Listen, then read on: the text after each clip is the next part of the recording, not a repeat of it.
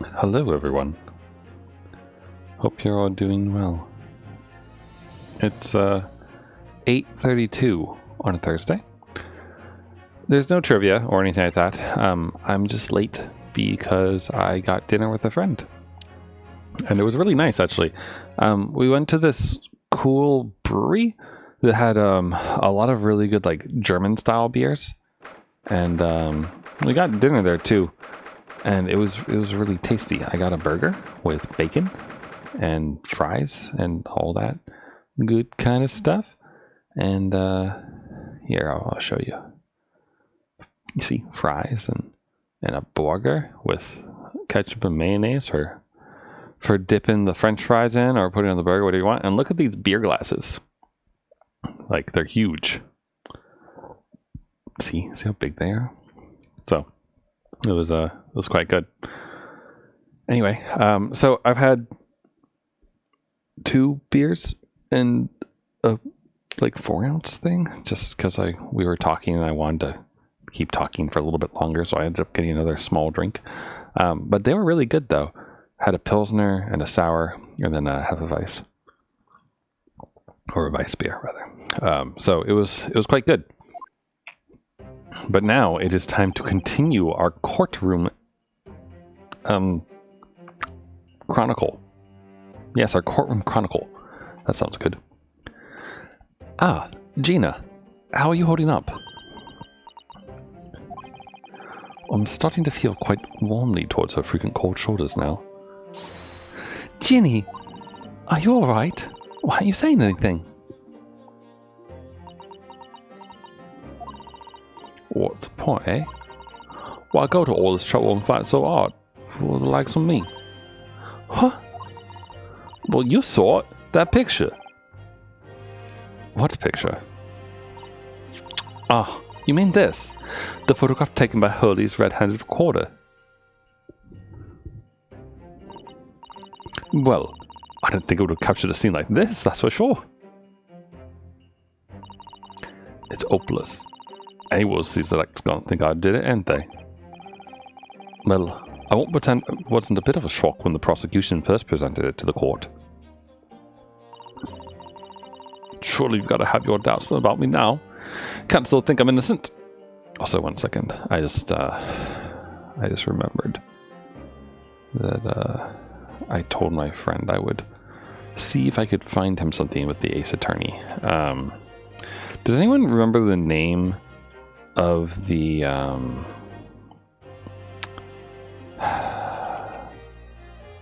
the president guy who was part of like the blackmailing thing and such? You know what I'm talking about? The guy who wears like a pink suit and all that stuff. Anyway, I'll try to find it later, tell you that. But I was telling my friend all about Ace Attorney because that is the thing that I generally talk about a lot nowadays, because I really do like this game quite a bit. And I was telling him about the anime as well, and how they had the president dude who speaks random English words in the middle of his Japanese, and it was good. Surely you gotta have your doubts about me now. Yes, you can't still think I'm innocent. Of course I can. Ginny, why don't you talk to us? Tell us what really happened that night. Runer's cleverly managed to piece together a lot of new information, but still, we'd really like to hear it from you. Alright then. It was after we had that dinner together at your place, right, Iris? Then we all had a chat up in your office, didn't we? Yes, I remember.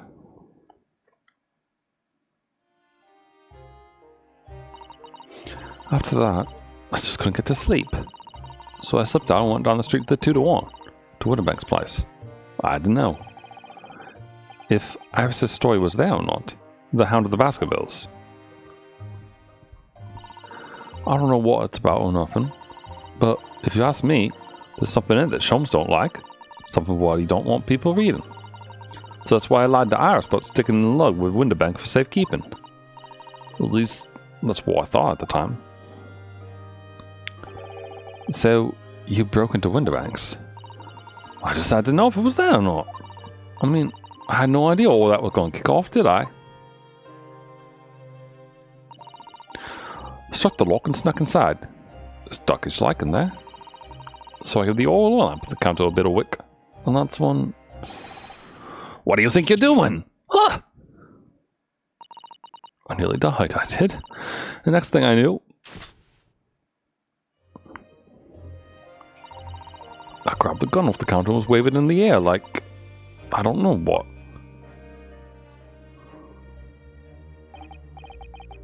Ah! You're the girl who was in here this afternoon. Didn't they pickpockets went in for armed robbery? The manuscript. Have you got it here? Did Sholmes leave a load of paper with you? A story? I beg your pardon. The hound over the something or other. If it's here, I want to see it. I'm sorry, young lady. But I'd sooner die than relinquish an article belonging to one of my customers. I don't want it. What would I do with it anyway? I just want to see it here, that's all. Oh, you want to see it, do you? I want to know if Sholmes really pawned it here or not. Please, just let me see it and I'll go. Oh, very well then. But for pity's sake, stop waving my gun around, would you? So, then the old cove unlocked the storeroom door and we both went inside. I was there, alright. The mental script. Sholmes went lying after all. You did all that just to check for me, Ginny. I know what, then there was a bit of a kick-up out on the main bit of the shop. The Skulkin brothers arrived on the scene, yes. What was that noise? Someone's breaking in! Dear me, is there some burglars convention here tonight that I don't know about? I think I forgot to shut the door behind me. Sorry. Oh, I'd better go and take care of it. Could I possibly have my gun back? Oh, well, I'll come with you and... Now, don't be foolish, young girl. You must stay right here. Don't leave this room under any circumstances. And with that, he took the gun out of my hands and walked back into the shop. I hung back in the storm, like he said. Straining my ears in the dark to hear what's up, what was going on. It sounded like I got in a bit of scrap. I started to think I should help, see. So I was just about to go up the storm myself when...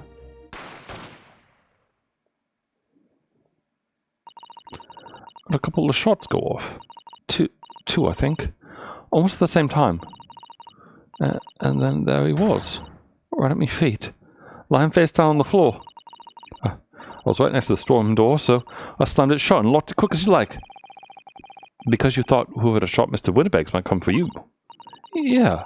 So I went to grab the old coat's gun. I figured I'd put up a fight at least. But when I got a better look at him, I knew.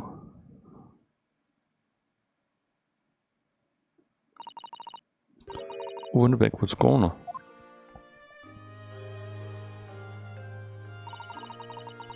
I felt funny in my head all of a sudden. Kind of dizzy. After that, I don't remember nothing. That must be when you passed out, Gina. If I hadn't done what I'd done, the old cub might still be alive. Did you tell the police everything you just told us? Of course I did. But they didn't believe a word of it, did they? All they said was, if I kept telling lies, it'd make things even worse for me. He'll be alright, Ginny. Don't worry. Just stay strong a little longer. Runa's about to put the real culprit through the mill. That cobalt was there in the afternoon. That Agate Benedict. I still remember how you looked at me. Like I was nothing. He was there that night. I don't know his real name yet, but I'm convinced that he's involved somehow. Anyway, thank you for telling us what happened, Gina. I appreciate your honesty. You what? You can leave it all in Runo's capable hands now, Ginny.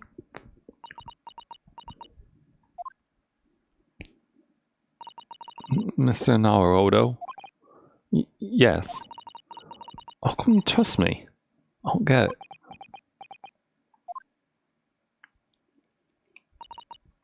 I mean, I've forgotten what happened here before. God, it was only 2 months ago. Me and McGill did. We told you a whole pack of lies. And you got the bog trotter off with him, even though he was a killer. No, I could never forget that. Oh. I did what I thought was best at the time. But the pain of that error of judgment doesn't get any easier to bear. Still, don't forget that I also made you a promise. I told you that I'd be on your side to the bitter end, no matter what. But what if I'm lying? You'll be working to get another killer off the hook for all you know. I was once in your position, Gina. I was the accused in a trial. You were? Before I left Japan, I was accused of murder. And strange as it might sound, the circumstances of the crime were pretty damning. I was sure that no one would believe it wasn't me who'd done it. Oh, no. But there was one person who stood up for me, who believed in me, was prepared to defend me. My best friend.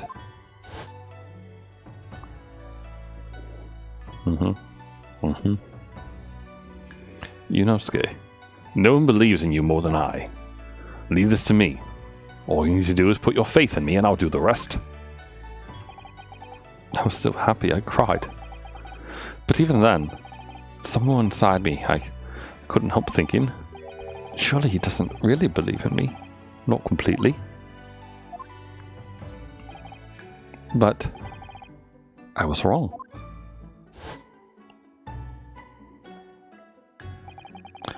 As soon as my trial began, it was obvious that he had an absolute, unwavering belief in me.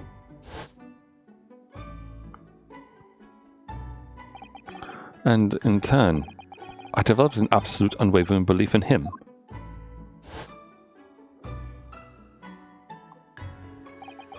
Since then, I came to realize, if you want someone to believe in you, you have to believe in the other person first. What are you saying? I promise you, Gina, that no matter what happens, I'll keep believing in you. So you don't need to worry. I won't let you down. Even though I'm a diver, you're no good liar. You're not like McGilded. I know that. Huh? That's right, you're a friend, Ginny. Iris. We know you better than you think. And we've come to the conclusion that you're someone we can trust. Yes. That's really all we need to know. Exactly!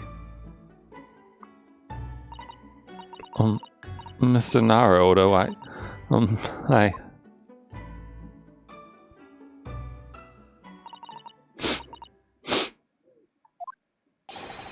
Defendant Sheila Lestrade and her legal representative. Court proceedings are about to resume. Please head to the courtroom immediately. Yes, of course. Thank you. You know, I like that we actually got to talk to the defendant and have her tell us what the story is. Because, weirdly enough, that doesn't happen that much. Not in the Ace Attorney games anyway. Most of the time it's the prosecutor calling witnesses and only that story being told until we figure out the truth of it. So, this is a nice change of pace, I will say.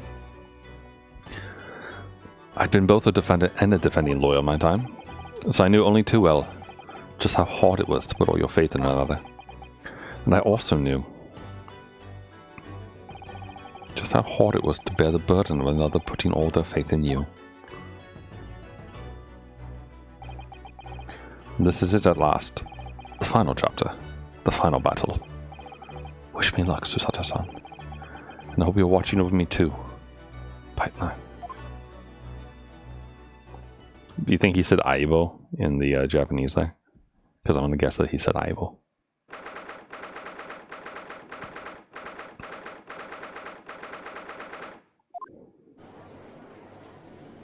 Or maybe even Kyodai, who knows? But probably Aibo, if they're translating it as partner anyway. I hereby call this court to order as we resume the trial of Miss Gina Lestrade. Lord Francisque, have you successfully subpoenaed the witness? The subpoena was delivered to the communication station where the man works immediately, my lord. However, the heavy rain has delayed the arrival of his carriage, it would seem. I see. Let us turn our attention to Inspector Gregson's presses of the case heard by the court this morning. The glaring omission of the third bulletin report is a serious blunder, Inspector. Yes, I only apologize, my lord. And although the defense's chemical analysis of the blood at the sea makes for a compelling argument, I cannot permit such untried methods to be used as evidence in my courtroom. It's a big mistake to cross Hurley and me. Very big mistake. My lord, this subpoena witness has just arrived in the building. Thank you, officer. Show him to the stand without delay. Mr. Agate Benedict. I didn't expect to be crossing paths with him again so soon. And certainly not like this.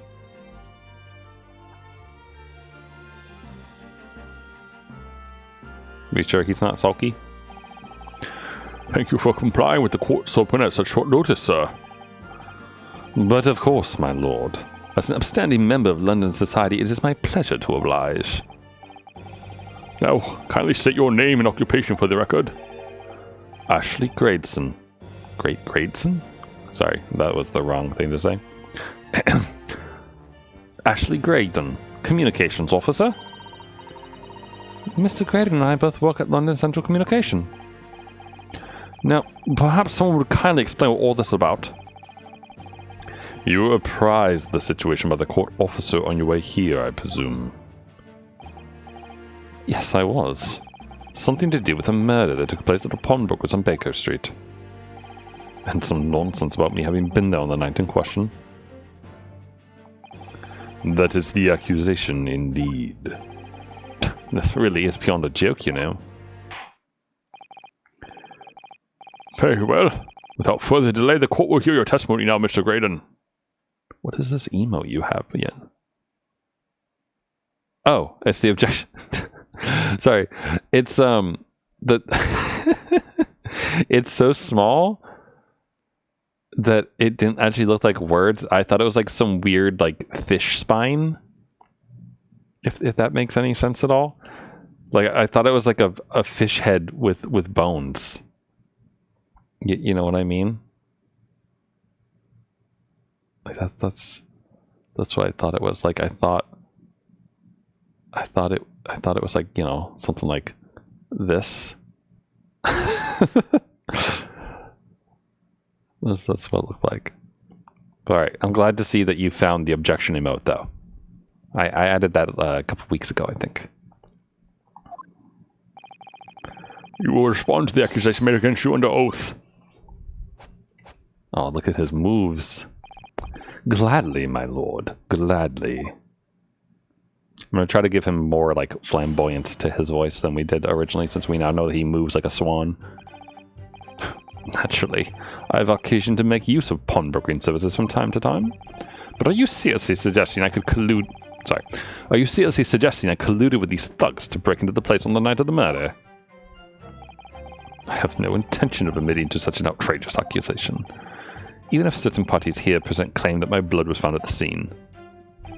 Some Scaramouche detective's homebrewed tincture can hardly be taken as serious evidence.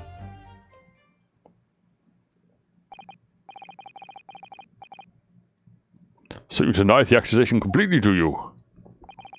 I must say I am dismayed. For the highest court in the land to be swayed by this self-professed detective's toy. It was the will of the jury, and our great British justice system demands that the jury's will is upheld.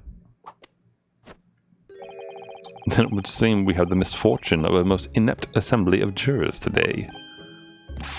By golly. How long am I expected to be detained here? If, following the defense's cross-examination, your involvement in this matter has not been established, you'll be free to leave immediately. Good. Then I shall be away in time for afternoon tea. Some small consolation, at least. Let us not hold up Mr. Graydon any longer than necessary, Counsel. Proceed with the cross-examination. So, we meet again, Mr. Eggert Benedict. Or is it Mr. Graydon? My apologies, you are. Yunosuke Naruhodo, defense lawyer. We have met. If you say so. Ashley Graydon. Enchante. So...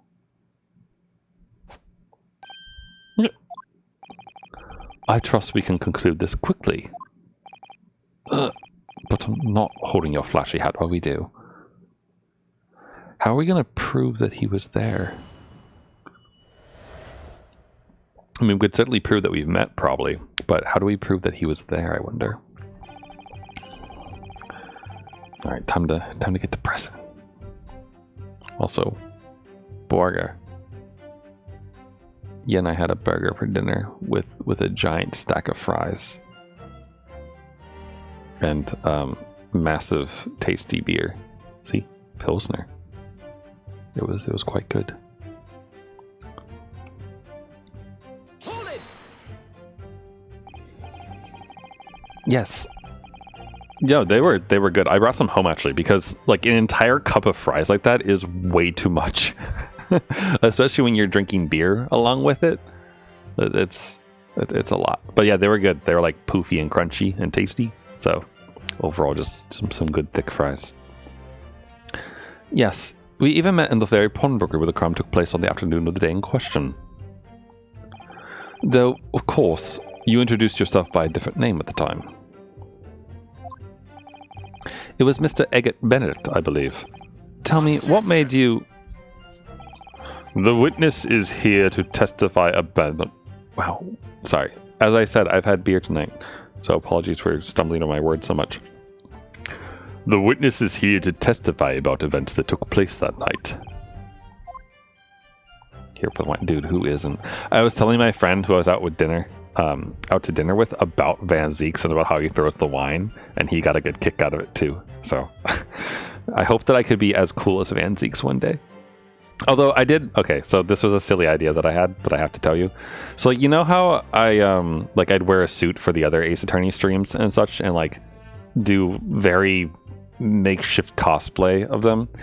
I was thinking like if I had like tarps and green screens and stuff, like how fun would it be to dress up as Van Zeeks and like throw wine across the room in the same way that he does?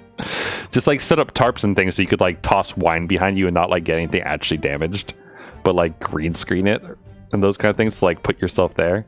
It would be so much fun. He is under no obligation to answer such unrelated questions. You can't be serious. Thank you, because I certainly do not feel inclined to answer such an inappropriate question. So he's going to be evasive, is he? In an effort not to give anything away. This could be tricky. Oops. I bet you the Skulkin brothers are probably going to be the ones who, like, make him realize that he was there. Or, like, we pursued them or something like that. It's going to be the thing that proves it. Yeah, that's what the tarps would be for, though. Like, you'd have to, like, tarp up the walls and stuff like that, too. Also, what the hell did that model just do when I looked around like that? Whoa. If I look behind me, the model just, like, breaks its neck. That's pretty cool. Maybe, like, we have to, like, find a good place with Wi-Fi or, like, really good internet and, like, rent out like a room and then do it. Have you seen these two men before? This pair? No, I don't associate with criminals. Said by a man who introduced himself as Eggert Benedict. I'd like to know who I have to thank for this. Who made this outlandish accusation against me? The young lawyer there in the black. This is a farce. Whose idea was it to permit an outsider to work in a British court anyway? Man, summer xenophobia all the time. Well, needless to say, the 1800s were wild. I have no intention of admitting such an outrageous accusation. Where were you at around 1 in the morning on the night in question, sir? That is past the hour at which I would normally retire. Certainly. I was not in the company of these rapscallions. You're able to prove that? Objection! What do you mean, objection? Listen carefully, my learned Nipponese friend. For you appear to be under a gross misapprehension on this point. What do you mean? The witness maintains he was not at the scene of the crime. He has no obligation to prove his absence. If your accusation is that the witness was present at the scene, the obligation lies with you to prove your assertion. Wow, why can't I speak words today? You will fulfill that obligation before putting any more unreasonable questions to the witness.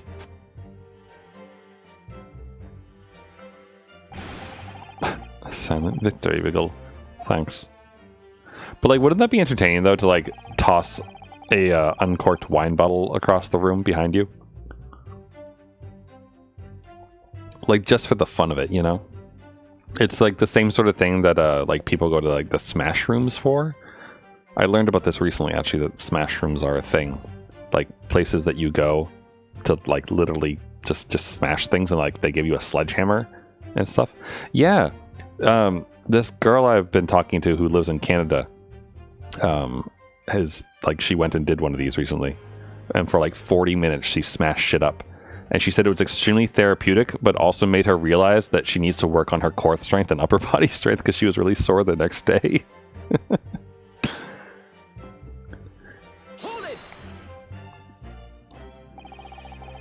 Blood was found at the scene of the crime. There's no question of that. Mr. Shum's chemical analysis has positively identified the substance as such. But I am not the only human to have blood running through my veins, am I? How can you be so sure that the blood is mine? It could equally be the blood of one of these two miscreants. Every individual's blood has a slightly different composition, it seems. Mr. Shum's chemical is able to differentiate different blood samples by... Spare me the science lesson. Who is this Shum's character, anyway? Oh, I assumed all Londoners would know the name. He's a renowned detective.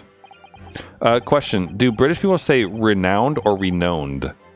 Renowned? Renowned? Renowned? Probably renowned, right? But I feel like they pronounce their O's more, so is it renowned? So, even you are unable to bring yourself to say great detective.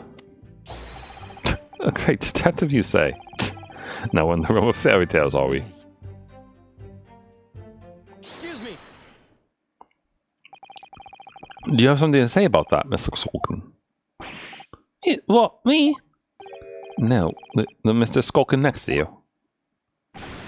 Right, I've had it up to here with this. How many times have I got to tell you? Yes, I know. You're not Big Bro Sulky. Mr. Nash Skulkin. Hey, God blimey, Governor. You what? Is it not the case that when Mr. Graydon just spoke, a thought went through your mind? Would you care to share that thought with the court? Me thoughts? I don't have none of them. Must have been him. Yeah, what? Mr. Nash Skulkin, answer the question, please. What went through your mind when Mr. Graydon just spoke? Nothing. Honest, Gov, nothing. I was just thinking. If he waved his arm around that much more, it opened the wound again, that's all. What wound? Well, he took the bullet, of course. It was only 2 days ago, ain't gonna be healed up yet. So I was, well, you know, I was worrying for him and... Oh, bells. Mr. Graydon, did you hear that? The President in Pikmin. You know, I never played any Pikmin games after the first. The president, though, huh? Hold on, I would like to see this character. Because there's been a couple of different various characters that like remind me of that's you know, you're not wrong. You are not wrong. Oh, of course it's a WebP. I think OBS can display WebPs though. Yeah, there he is. It's the cheeks, isn't it? Here, we'll keep the president right here. I'll pull him up again in a minute when next time we have the guy in focus. Although I do like this wiki entry that I just pulled this from, where it says known related characters, wife. Is that his wife's name? Just wife? What? Your comrade is worried about you, it seems. On account of your injured arm. My lord. Yes, Mr. Graydon. I have no idea what these two wretches are talking about. Certainly I shouldn't be expected to answer anything in relation to their mindless insinuations. We know that someone other than the victim was hit by a bullet at the scene of the crime 2 nights ago. And from the height of the bullet hole in the wall, that person was likely hit in the upper arm or thereabouts. Perhaps you'd allow a court official to examine your arm, sir. The left arm that you're currently clasping with your right hand, as if in pain. No, I refuse. You have shown no evidence whatsoever that links me to these common thieves. Accordingly, I am not obliged to permit any such invasions of my privacy. Or sorry, privacy is how British people say it. Privacy. As I've already said, I'm completely uninvolved in all of this. I've never had anything to do with the pawnbroker where this fellow was killed whatsoever. I take offense at the insinuation that I was in any way involved. You claim to have had nothing whatsoever to do with Mr. Windwag's pawnbrokery? My lord, the defense would like that last statement to be added to Mr. Graydon's formal testimony. Very well, counsel. Continue with your testimony, Mr. Graydon.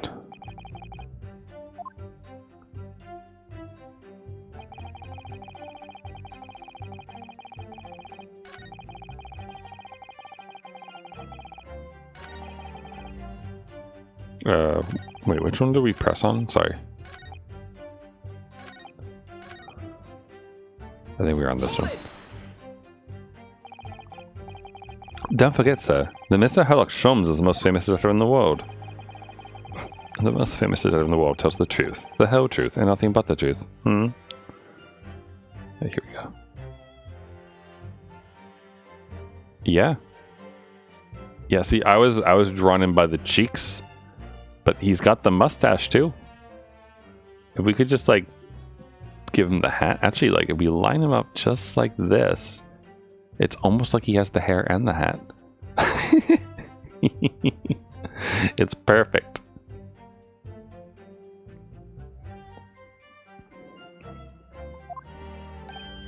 And well, I don't know. I can't think how to answer that. I once saw the world's most famous swindler thrown into jail.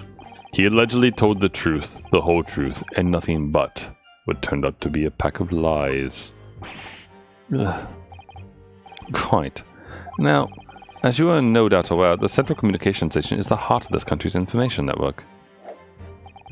My work there is of paramount importance. You have kept me from it for long enough already. The bottom line is, I've had anything to do with the pawnbroking establishment when the man was killed. Okay, so this is the new line of everything. So we'll press on it. And then we'll have to sit through Iris and Naruto probably chatting with each other about how we need to do something. And then we'll figure out what to do next. Never had anything to do with it. You forget that I was there, Mr. Graydon, on the very afternoon of the incident. Obviously, I'm not a complete stranger to the pawnbrokers. Currently on the lookout for an armchair to furnish my study. No, you were there to redeem an article. I have no idea what you're talking about. Oh, Graydon. Thank you. Gregson. Do you have something to add, Inspector? Hey, come again, Sunshine. Wait, I forget. Yin, were you here the other day when I showed the character that this guy, that Gregson's like chewing face reminded me of? I think it was him that was chewing anyway. Okay, hold on. I just want to point this out because, you know, reasons. Hold on, I need to find it again. You'd be amazed how hard it is to find certain things sometimes. All right, here it is. 1 second. We'll just we'll line things up again. Small display capture. And then it's here it is. Hush. Ready? Like when it shows the merchant for this again.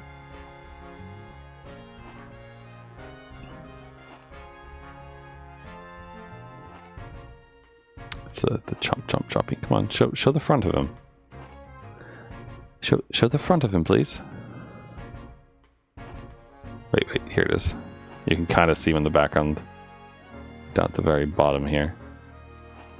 See, look at him go. Look at him go. Like the lip wiggles. It's the same. It's the same sort of thing. I think anyway. But like the moment I saw him like chewy like that and whatnot, my brain just instantly goes there. Come again, Sunshine. You were there too, in fact. Weren't you, Inspector? That afternoon? Well, yes. What, do you remember meeting yourself in the pawnbrokers that afternoon? You, your young Japanese assistant, and the accused were all present, as I recall. And at that time, this witness, Mr. Graydon, was trying to acquire a particular article. Yeah. Oh, no. I'm afraid I don't remember too clearly. What? But you must. I'm not going to lie and pretend I remember something that I don't. What's going on here? Gregsy showed us a picture before, didn't he? You know, from the cameras that Hurley installed in the window banks. Yes, of course. Indeed, and the gentleman picture bears a striking resemblance to the witness, I must say. Exactly, which proves that Mr. Graydon was in the shop on the afternoon in question. At no point have I denied that fact. I merely entered the shop to peruse the articles on sale and have a word with the broker. Nothing more. This makes no sense. I understand why Mr. Graydon might be trying to cover his tracks. But why would Gregson be trying to avoid giving testimony about what happened? That's all he's going to say on the matter, is it? What do you think, Funo? I think he has no intention of telling us anything. He's well aware that the less he says, the less chance he has of giving himself away. The complete opposite of Hurley, then. He seems to think that the more he says, the better. Well, at least I managed to praise a little more information from these witnesses' lips. All thanks to the Skulkin brothers. Yes, they were the key to it after all. So, he says he has nothing to do with the window banks. Oh, we know that's not true. Perhaps now would be a good time to have a proper look through the court record. Good idea. You don't know what tiny scrap of information will come of our weapon? Oh, that was thankfully a very short, like, end segment. When those are long, it always sucks. Okay, so this is true. So I colluded with these thugs to break into the place on the night of the murder. I don't think we could prove that, because I don't know if they were really part of the same thing. They probably both broke in at the same time. Or something similar. Maybe the metal disc will be what we need. No intention of admitting such an outrageous accusation. Some scammers did a homebrew tincture can hardly be taken as serious evidence. Never had anything to do with the pawnbroking establishment where the man was killed. So I'm thinking maybe we present the music box disc here, Because it's something that he clearly had something to do with the establishment, I guess. I'm going to try it. It feels like the right move, so. Have you ever seen this disc before, Mr. Graydon? Why? Is it supposed to mean something? This disc was, until the day of his murder, in pawn in Mr. Winbeck's shop. It was redeemed by the defendant, Miss Gina Lestrade, that afternoon. However, somebody mysteriously appeared to try to take it from her. And that somebody was you, of course, wasn't it, Mr. Graydon? As I have reiterated numerous times now, you're mistaken. That was not me. I've never seen that disc before in my life. It may have escaped your notice, but there's a small smear of blood on the disc. Oh, yes. Resulting from an abrasion of the thumb, perhaps. That's right. The surface of the disc is covered in hundreds of tiny metal bumps. In the skirmish to acquire the disc, the thumb of the person who tried to take it suffered minor lacerations. So, while the disc bears the remnants of that skirmish in the form of the smear of blood, the thumb of the person in question must bear the remnants also in the form of a scratch. Good gracious, indeed it must. Mr. Graydon, you refused to allow a court officer to examine your arm before. Are you now going to refuse to allow us to examine your thumb? Because I have no doubt that it bears a small scratch consistent with the smear of blood on this disc. Well. It would seem I underestimated you. Oh, what is the meaning of this? So you admit it now? You admit you have a scratch on your thumb from when you attempted to take the disc from the defendant? I don't know, 2 days ago? I feel like a scratch would heal. Don't you think? Oh, Mr. Graydon. It would appear there's been something of a misunderstanding here.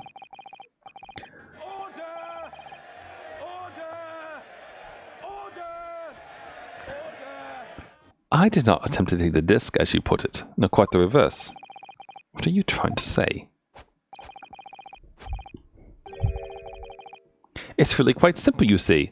The disc was mine from the outset. Is there some crime in taking an item that you own at a pawn? What? It would seem, Mr. Graydon, that in this piece of evidence my learned friend has established a link between yourself and the incident. Accordingly, you will tell the court everything you know about this disc now.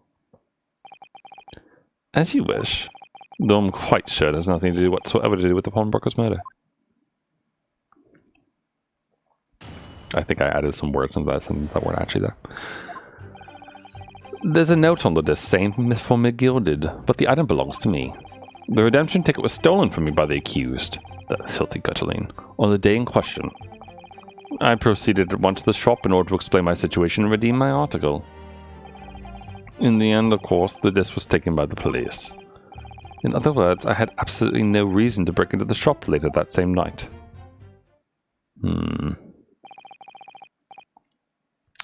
Did I hear you correctly, sir? McGilded, you say? The famous London philanthropist? Who perished in this very courtroom 2 months ago after being acquitted of a distinctly messy murder? Yes, my lord. The one and the same. Good lord! Mr. Graydon! Are you saying that Mr. McGilded and yourself were acquainted? Yes, that's correct.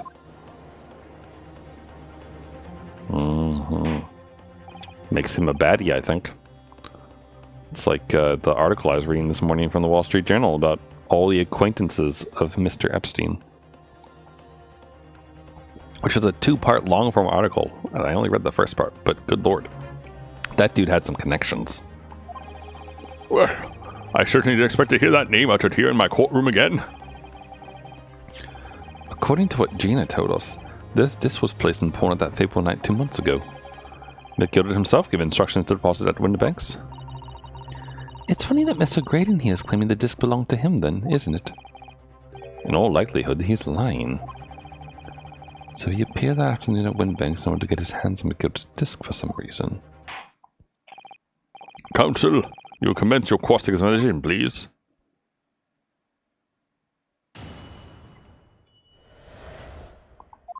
I wonder if that, if the receipt from McGilded is going to be the thing that helps us, like, fuck with him. Because he's saying it belongs to him, but we know it never did, and we have some degree of evidence that might prove it. Would you care to explain how this belongs to you? As you will observe, a communications officer such as myself commands a fine salary. You are certainly exquisitely dressed, sir. So you see, I have little need to make use of the services provided by the pawnbrokery trade. However, I did once find myself in difficulties having misplaced my purse whilst on an errand, which is why I pawned my fine black overcoat to the broker in question. You claimed that was your overcoat? Obviously. And in my haste, I clean forgot that the music box disc was in its pocket. And yet, there's a note on it that reads for McGilded. I'm a collector of rare and unusual music box music. I first met McGilded at a gentleman's club in the city. I was interested to discover that he shared my penchant in that area. So, the disc in question? It's a pre-production sample. I promised to let Mr. McGilded hear it. But then you forgot that it was in the pocket of the overcoat you were forced to pawn. Yes, exactly. Gina didn't mention any of that in her testimony 2 months ago, did she? No, because McGilded had threatened her to keep her mouth shut. Which means that if we dig too deeply here, it's going to expose Gina's perjury. Oh dear, this is complicated, isn't it? Alright, well there goes that. When they brought up Gina's testimony, I was immediately thinking, it's like, wait, we have Susato's notes about the case. But I guess we probably should let sleeping dogs lie. Do do do do do do do. Hold it! So you're saying that Miss Lestrade lifted the ticket from your pocket or bag? That's right. Despite being mindful of danger when walking in the insalubrious areas her kind frequent. Miss Lestrade did no such thing. Well, of course you would take that stance, but the girl is a regular offender. You came to this pawnbrokery that day prepared with all the information you needed to identify the defendant. You were looking for her. That's what brought you to Winterbanks. To get your hands on Mr. McGilded's disc. Objection. My learned friend is a veritable font of nonsense. Nonsense? I concur with the prosecution. Well, that's rude.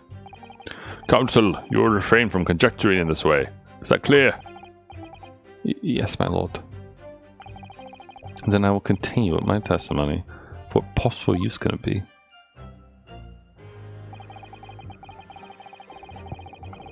Hold it!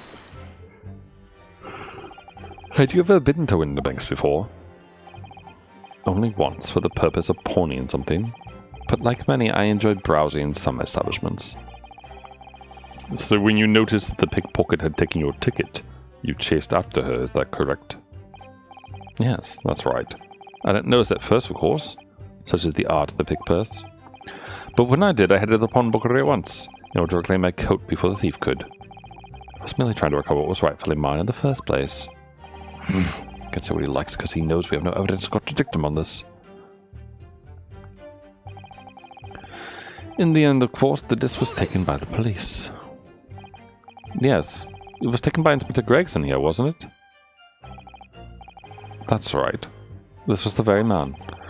Apparently the police are collecting anything that has a connection to Mr. McGilded as evidence. Excuse me. Is something wrong, Inspector? Well, what do you mean? The last remark Mr. Grady made in his testimony seemed to trouble you in some way. No, it didn't. It's nothing. Leave it alone. Let me ask you this, Inspector. Why is Scotland Yard gathering Mr. McGilded's possessions? I can't tell you something like that, Sunshine. What is it, Inspector? Investigative secrets? Yes, exactly. You should know all about that. Magnus McGilded, who died so unexpectedly after his trial 2 months ago. A man renowned throughout the capital for his great contributions to public life, yet he had a dark side too. Where are you going with this, Van Zieks? I suppose the police are dealing with the aftermath of his nefarious activities, are they? That's enough! Corporals like me have duties to carry out that we're not allowed to talk about. That's all you need to know. Duties conferred by Lord Strongheart, I presume. The Lord Chief Justice appears to have great faith in you, Inspector.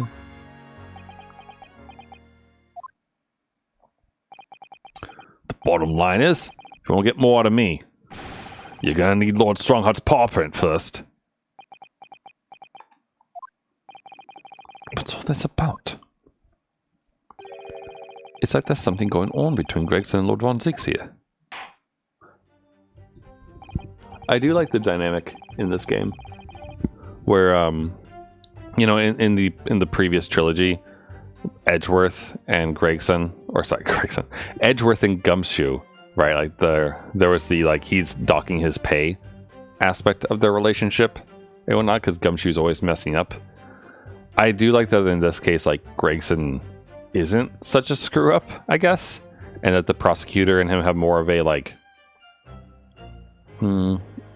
adversarial relationship to some extent. Like they obviously work together, right? But like also they're not like on each other's payrolls, which is nice. So they can be a bit more antagonistic against each other like they were just being. It makes it more interesting, I think. Well, it would appear that the inspector has revealed all he is at liberty to reveal. Mr. Graydon, this is returning to your testimony. Gladly, my lord.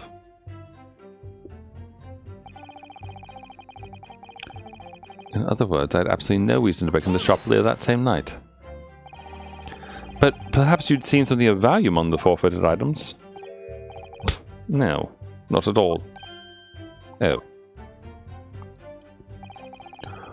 A valuer was brought in by the police to assess everything in the shop. Without exception, every article on the shelves was common or garden bric-a-brac. In that case, it's clear that you broke into the shop later that day in order to recover McGilded's disc. What? Wait, okay, even I know that's stupid. Yeah. Have you not been listening, man? Even if I had wanted to recover the disc, you may recall that it had been seized by the police that afternoon. There was no one in the shop that night than I. As I keep saying, I simply had no reason to break in.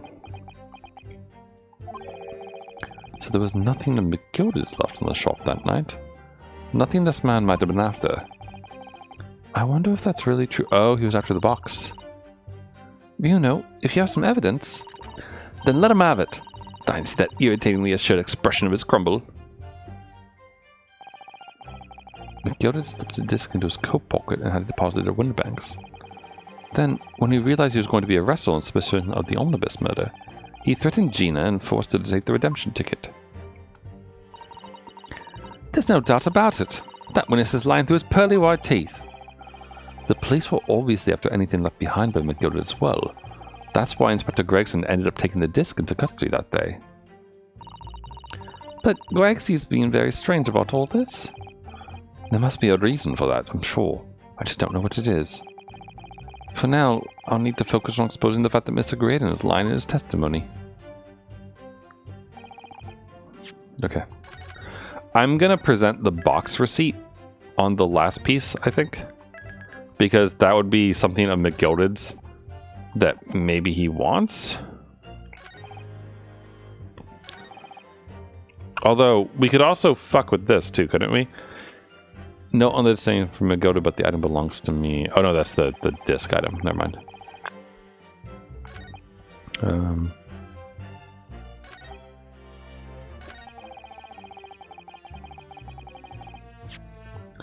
Okay. I'm thinking it's this. Objection. This disc was deposited at Winterbanks on Magnus McGilded's instructions. You knew that, and you went there with the intention of obtaining it for yourself. Objection. Conjecture again. In any case, the disc was taken into custody by the police that afternoon. The witness had no reason to visit the pawnbroker again that night. Sorry, my learned friend, but that's not true. I like how smug Naruhodo is now. Like, I really like that he's sassing Van Zeke's back with the learned friend thing. What? Mr. McGilded had another article in Pawn at Winterbanks. As this second pawnbroker's ticket proves. Ugh. There were 2 articles belonging to McGilded in Winterbanks pawnbrokery, and the reason you broke into the shop that night was to recover the second one. Together with your 2 accomplices, the Skulkin brothers. This is the second ticket, is it? What had the man deposited? The article described reads, 1 small box. A rather vague description, it seems to me. Are you suggesting that I broke into the pawnbrokery with these clowns in order to steal some trinket books? I believe there are adequate grounds to suspect that you did. This is absurd. Why on earth would I do such a thing? Once the article had been forfeited, I could just simply walk into the shop and purchase it. There'd be absolutely no need for me to resort to theft. That's a good point. Indeed. The witness makes a solid argument. So that means that for some reason, this Graydon fellow needed the small box that very night, does it? Objection! Maybe it's a music box that plays it. It's time to put an end to this nonsense, my lord. Could you be a little less cryptic, Lord Van Zeeks? I do hate to ruin my learned friend's argument, but the truth is quite incontrovertible. On the night in question, no small box was taken from Winterbeck's pawnbrokery. And the rest assured the prosecution can prove it. But? Good gracious! Inspector, show the photographic prints to the court, if you please. Yes, sir. What prints? These prints were taken from one of the detective's security cameras. Hurley's red-handed recorders again. As previously explained, using this plan of the shop layout. The victim's establishment was furnished with automatic cameras in 2 locations. One was set to capture the counter where Mr. Winterbeck received his customers, and the other was set to capture the shelves on which articles were placed for sale once forfeited. According to the information on this ticket, McGild's small box had been forfeited already. 2 days before the incident at 9 PM on 13th April to be precise. Which means it would have been all the shelves of forfeited items on the shop front. Now, all I have here is a print taken by one of the cameras about 2 hours before the incident. Well, that's at 11 PM on 15th of April. The victim certainly had a very full shop, it would appear. And then, here we have another print. This one was taken about 2 hours after the incident. I see. So we have 2 pictures to compare. Oh boy. It's one of those games where you have to find the difference between the 2.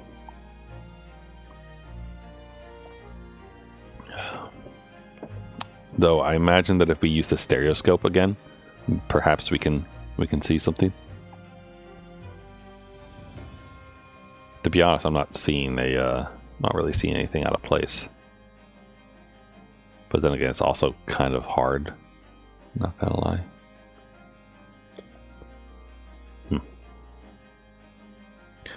Though I must say that placing them side by side leaves me cold.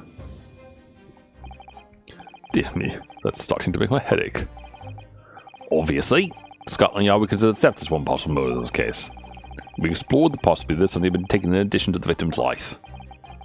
So your men have already compared these 2 prints thoroughly, Inspector? Yes, sir. We counted every single item into these 2 photographic prints. And the Yard's conclusion is that exactly the same number are present in both. In other words, Nothing was taken from the pawnbroker in the night in question, and my learned friend's assertion is nothing more than a hopeful fantasy. I don't believe it. I could have just shown that he'd stolen McGilded's pawn box. Well, he doesn't have to steal the box. He only has to steal what's inside, I assume. Right?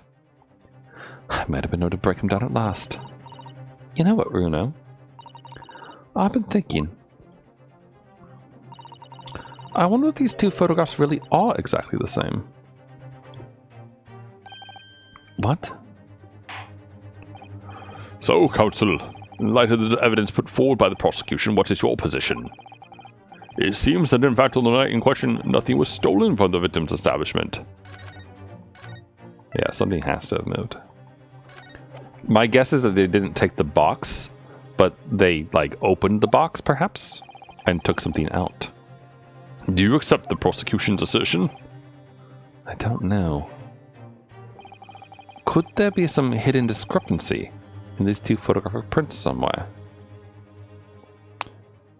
Can I actually see these two? Like, no, we can't. Of course we can't. Why would they let us see it and examine it more closely? You see it though, Ian? Use a piece of evidence. I'm gonna use the stereoscope. Before I give my answer, my lord, I'd like to try something if I may. Try something? What do you mean, counsel? I'll need to use a certain piece of evidence from the court record to identify the discrepancy.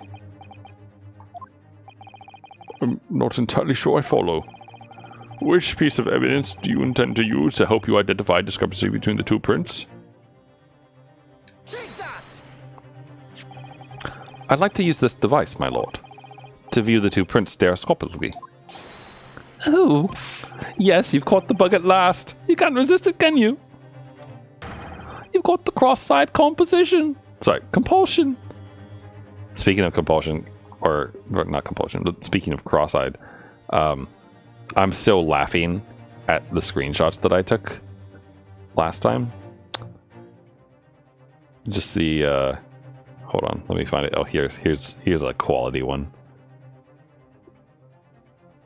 Look at this. Like, how can you... Just Iris going totally cross-eyed. It's so good. And then even better, like Susato going cross-eyed like this. I fucking love it. they look so derpy, you know?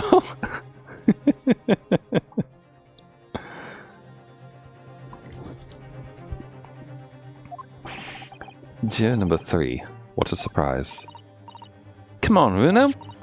Let's put the pictures in place and see what this wonderful concoction shows us. Alright, it should make something stand out.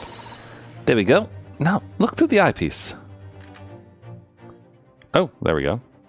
Is that what you saw, Yen? I wasn't sure at first, but... there's a clear discrepancy between these two prints. What? You must identify the location in question for the court, counsel. Indicate the precise location of the discrepancy of which you speak.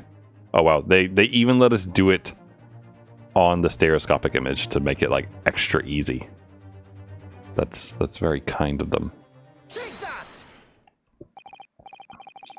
Granted, these two prints are almost identical. However, there's one minor discrepancy between them. What?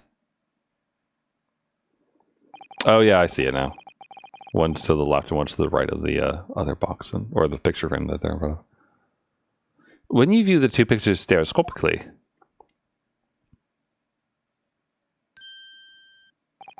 a single area stands out as being different. The location of this small box. And it's... exactly. Let me... wait. Unbelievable. I love that he, like, you know, holds up and the judge sits across, I think. By Jove, you're right. How extraordinary. What this tells us is very simple. Mr. McGilded's small box was indeed not stolen from Winterberg's on the night in question.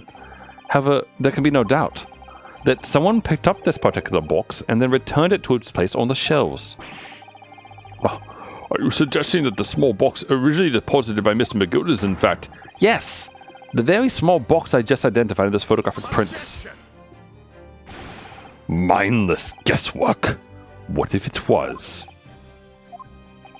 So a box was moved on the shelf. Nothing was stolen. Which means, quite simply, that nothing has changed. That may be true, but... Alright, McGilded's box wasn't stolen then. But doesn't the fact that it was moved like that change things?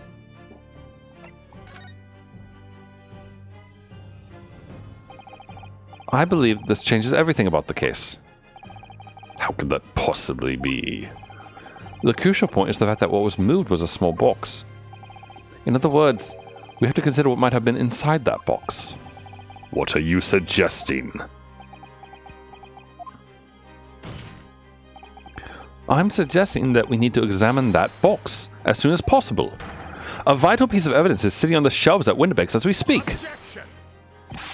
That won't be necessary. Some little box belonging to a man who died 2 months ago can't possibly be relevant to this trial. The court does not uphold your objection, Lord Von Zeeks. Bailiff, arrange for an officer to go to Baker Street at once. Obtain the small box in question and bring it back here for further examination. Man, I love that the judge is actually like on our side a bit here. What does it say about the court in the Ace Attorney games 100 years in the future from this game? That their judge is so much stupider than the one that we have now. Oh, how society has fallen. The British, if only. We should have a report within half an hour. I think perhaps we should recess for a short while until the evidence is brought forth. To be hoodwinked by such farce. Disappointing. I beg your pardon, Lord Von Zeeks. This is nothing but a smokescreen. A Nipponese specialty, it would seem. What are you trying to say? My learned friend has persisted with the same line of reasoning from the very beginning. That this witness's intent was to steal an article belonging to Mr. McGilded from the pawnbrokery. Yet common sense tells us that none of the articles have value enough to be worth stealing in the first place. Exactly. It would be beyond absurd to break into a place for the purpose of stealing such commonplace property. Oh, here it comes. Here it comes. If your lordship recalls, Mr. McGilded perished 2 months ago, immediately after the conclusion of this trial. A trial in which he was found not guilty. A trial in which it was established he was the upstanding member of society his reputation implied, in fact. So I propose a toast to my learned friend in his most insightful defense. The articles this upstanding member of society pawned were entirely ordinary. A black overcoat that just happened to have a music box disc in one of its pockets. In a small box. I assure you, I wouldn't accept even if the man tried to make a gift of such things to me. Wait, did he just fuck himself up? Because he just admitted that McGilded pawned the overcoat and the disc, not himself. Did he not?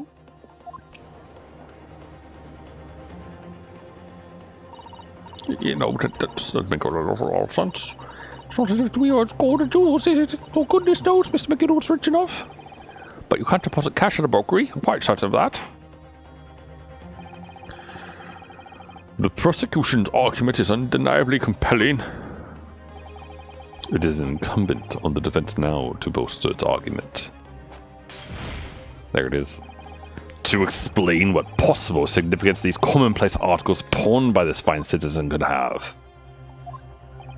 Well, I guess we're going to have to make Gina commit perjury. Well, counsel, is your argument in fact demonstrable? Are you able to show proof that the disc or the box are in any tangible way related to this case? Well, What's the matter, Bruno? We know that they're related, don't we? They're both vital pieces of evidence. Yes, of course, you and I both know that. We know McGilda's true character, and we know the disc is significant, even if we don't know why.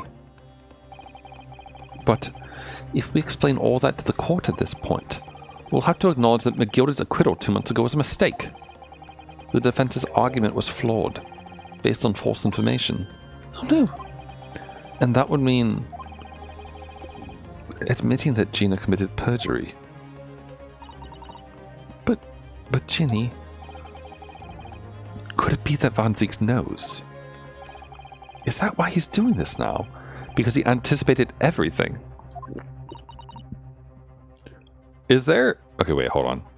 This is kind of a dumb question, but like, you know the math meme thing with the formulas and all that stuff? With like the lady who looks very confused and she just has like formulas floating around her head.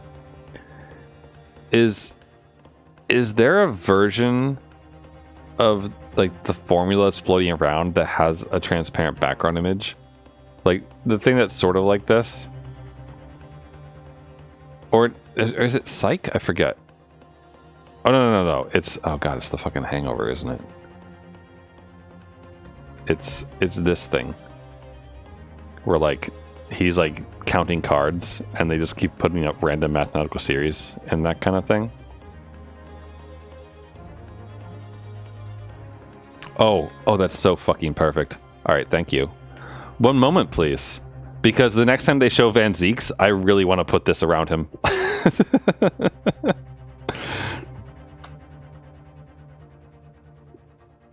It just seems so perfect to do. 200 IQ math background green screen. What a good name. All right, hold on. I'm grabbing the video now. Okay.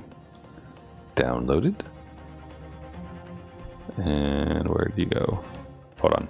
I just want to set this up so we have it, you know. So there's the green. Filter properties, audio video filters, yada yada yada. Chroma key. There we go. Oh god, that's so good. It's already funny to me. Alright, perfect.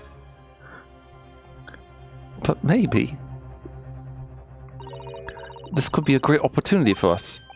Sorry, what do you mean, Ias? Well, what is it you always say, Bruno? Sooner or later, the truth comes out. Every time. Alright. The exact significance of the things that McGilda deposited with Mr. Windbanks is something that only Gina can explain to the court. But if I put her on the stand to testify about that, it could critically damage our chances of winning this case. What's the right thing to do here? I mean, obviously have her testify, right? I don't think we can leave it. My lord, the defense would like to make a proposal. Oh, what proposal, counsel? While the court awaits the arrival of Mr. McGilda's small box, I would like to call the defendant, Miss Gina Lestrade, to the witness stand. The defendant? To what end? It's to do with the various articles deposited at Winterbanks by Mr. McGilda, my lord. Miss Lestrade has information relating to them. I believe it would be beneficial for the court to hear what she has to say. It will prove the significance of the articles in question once and for all. Well, things are becoming interesting.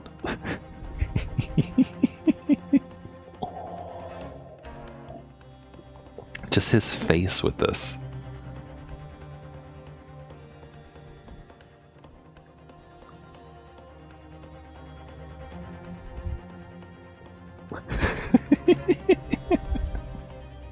It's so perfect. Oh, that's fantastic. Thank you for finding that. I presume you've considered the implications of the testimony you're proposing. In particular, the impact it will have on the accused's standing, and indeed your own. I have.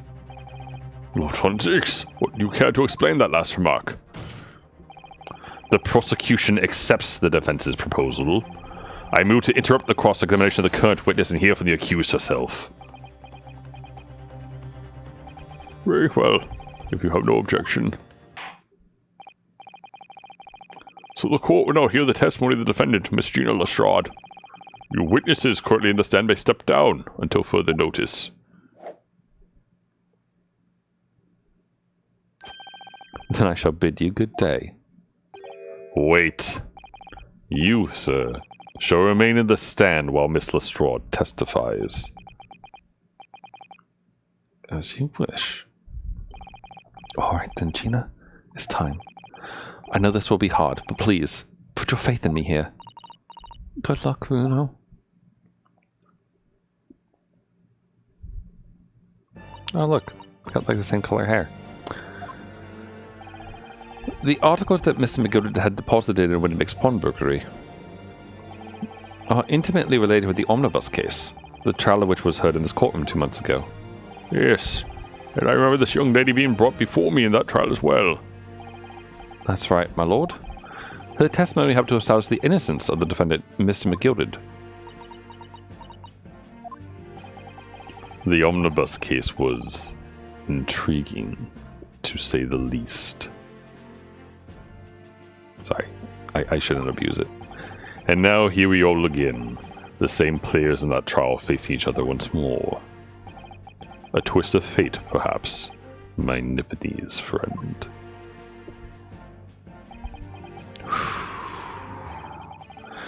Allow me to recap the events of 2 months ago. An old brickmaker was stabbed to death in an omnibus running along London's winter streets. Apart from the victim, there was only one other person in the carriage, Mr. McGilded. Naturally, he was the prime suspect for the murder, but as the trial progressed, another possibility emerged. That the murder in fact took place above the defendant's head on the roof deck, with the body then being dropped through the skylight into the carriage below. It was Miss Lestrade whose testimony brought that possibility to light. At the time of the incident, Miss Lestrade was concealed under a seat in the carriage, hoping to pick the pocket of unsuspecting passengers. Then, immediately after the trial, having been acquitted of the murder, Mr. McGilded died in this very courtroom in the most extraordinary of circumstances. A mystery that remains unsolved even now, 2 months on. Who the fuck lit that shit on fire is my question. That's what I want to know. As indeed does the omnibus murder itself. Be that as it may, I recall neither the disc nor this small box being mentioned in the course of those proceedings. Miss Lestrade, would you tell the court now, please? What really happened in the omnibus 2 months ago, I mean? I don't know what you mean. I already said all what I know. And what about everything you told us yesterday from inside your prison cell? Please, Miss Lestrade, this is extremely important. But... Remember, little girl, if it transpires that you willfully withheld information in the trial 2 months ago, the Home Office will seek to prosecute you for perjury. And naturally, you will lose all credibility as a witness.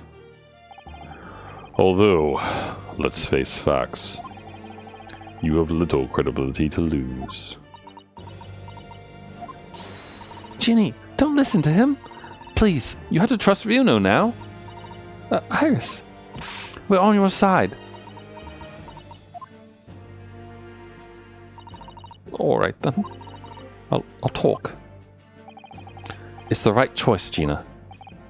Well, it would seem that my learned friend is hell-bent on bringing the entire courtroom down about his ears. So be it. I must confess that I'm struggling to understand what's on earth is happening here. Yeah? Yeah, well, tell me more about that, Judge. Sorry, this is a great little way for me to get a sip of water and whatnot in between lines. Just him thinking real hard. However, sorry, wrong voice.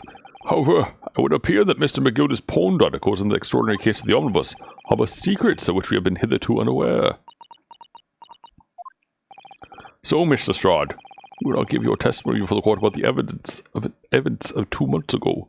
I can't say the word events right now, apparently. You have revealed the truth, a commodity sorely lacking in your original statements. This is it then. Everything's going to come out. Like Von Ziek said. This could bring the whole courtroom down about my ears. But as a lawyer, I'm prepared to take that risk. I mean, it wasn't our fault.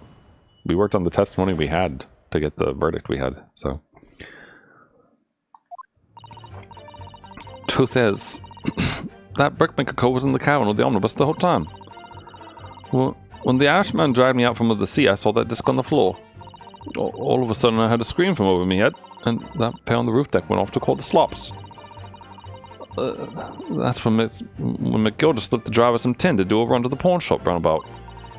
He threatened me not to snitch, not to say nothing to no one about what I'd seen or heard.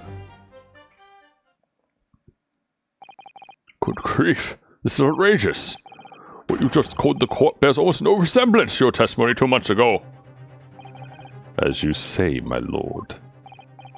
Then there's every chance I may have abdicated in error in McGilda's trial. It sounds very much to me as if the man deliberately deceived this court in an effort to cover the most wicked of schemes. Without doubt, your lordship is correct. A great injustice was done in this courtroom 2 months ago. The actions of the accused in that trial, of this witness, and of my learned friend are entirely inexcusable. I don't believe it. The whole trial was a farce. It was all lies. Tim McGilden fellow was brought into the court, just like that pickpocket. Don't forget that lawyer from the east. They were all in on it together. You're wrong. The lot of you. Mr. Naruto, the lawyer, he didn't know nothing about it. Humbug. I don't think so. Are we really expected to believe that? He really stepped everyone up, didn't he? What an operation to let the man off scot-free. Unforgivable. Stop. The lies have to stop. Stop. Yes. The defense made a terrible error of judgment. I intend to take full responsibility. Wow, hold on. I intend to take full responsibility and suffer whatever consequences are deemed appropriate. However, it's imperative that the court allows the witness to elaborate on her testimony. Yes, she just... Yes. Yes. Yes, she most definitely probably did. Because the true significance of McGilden's pawned articles must be brought to light. Very well, my learned student friend. Given the depths of calamity you have just plunged yourself into, this may well be worth hearing. Oh look, we're gaining Van Ziek's respect. Words fail me. This situation is utterly deplorable. Mr. Naruhodo. Yes, my lord. I will decide upon your fate following the conclusion of this trial. Of course, my lord. Blimey, Mr. Naruhodo. Now, counsel, proceed with the cross-examination. I had to imagine that this one is like full pressing, not contradictions, because she's telling us the full truth. So, or rather, no, she's definitely telling us the full truth. But I wonder if McGilda's notes or the omnibus murder notes will be the thing maybe to present. We'll see. Let's press. Although I wonder if something will make what's his face like tweak out. Eggert, I mean, or Ashley rather. And you were hiding in the cabin at the time as well, weren't you, Mr. Strahd? If I remember rightly, in the storage compartment underneath one of the seats. Yeah, that's right. Pitch black under there, so you can't see nothing at all. Oh fuck, they're talking to each other. Look at them go. Look at these whispering sluts. What are you doing over there? Playing footsies?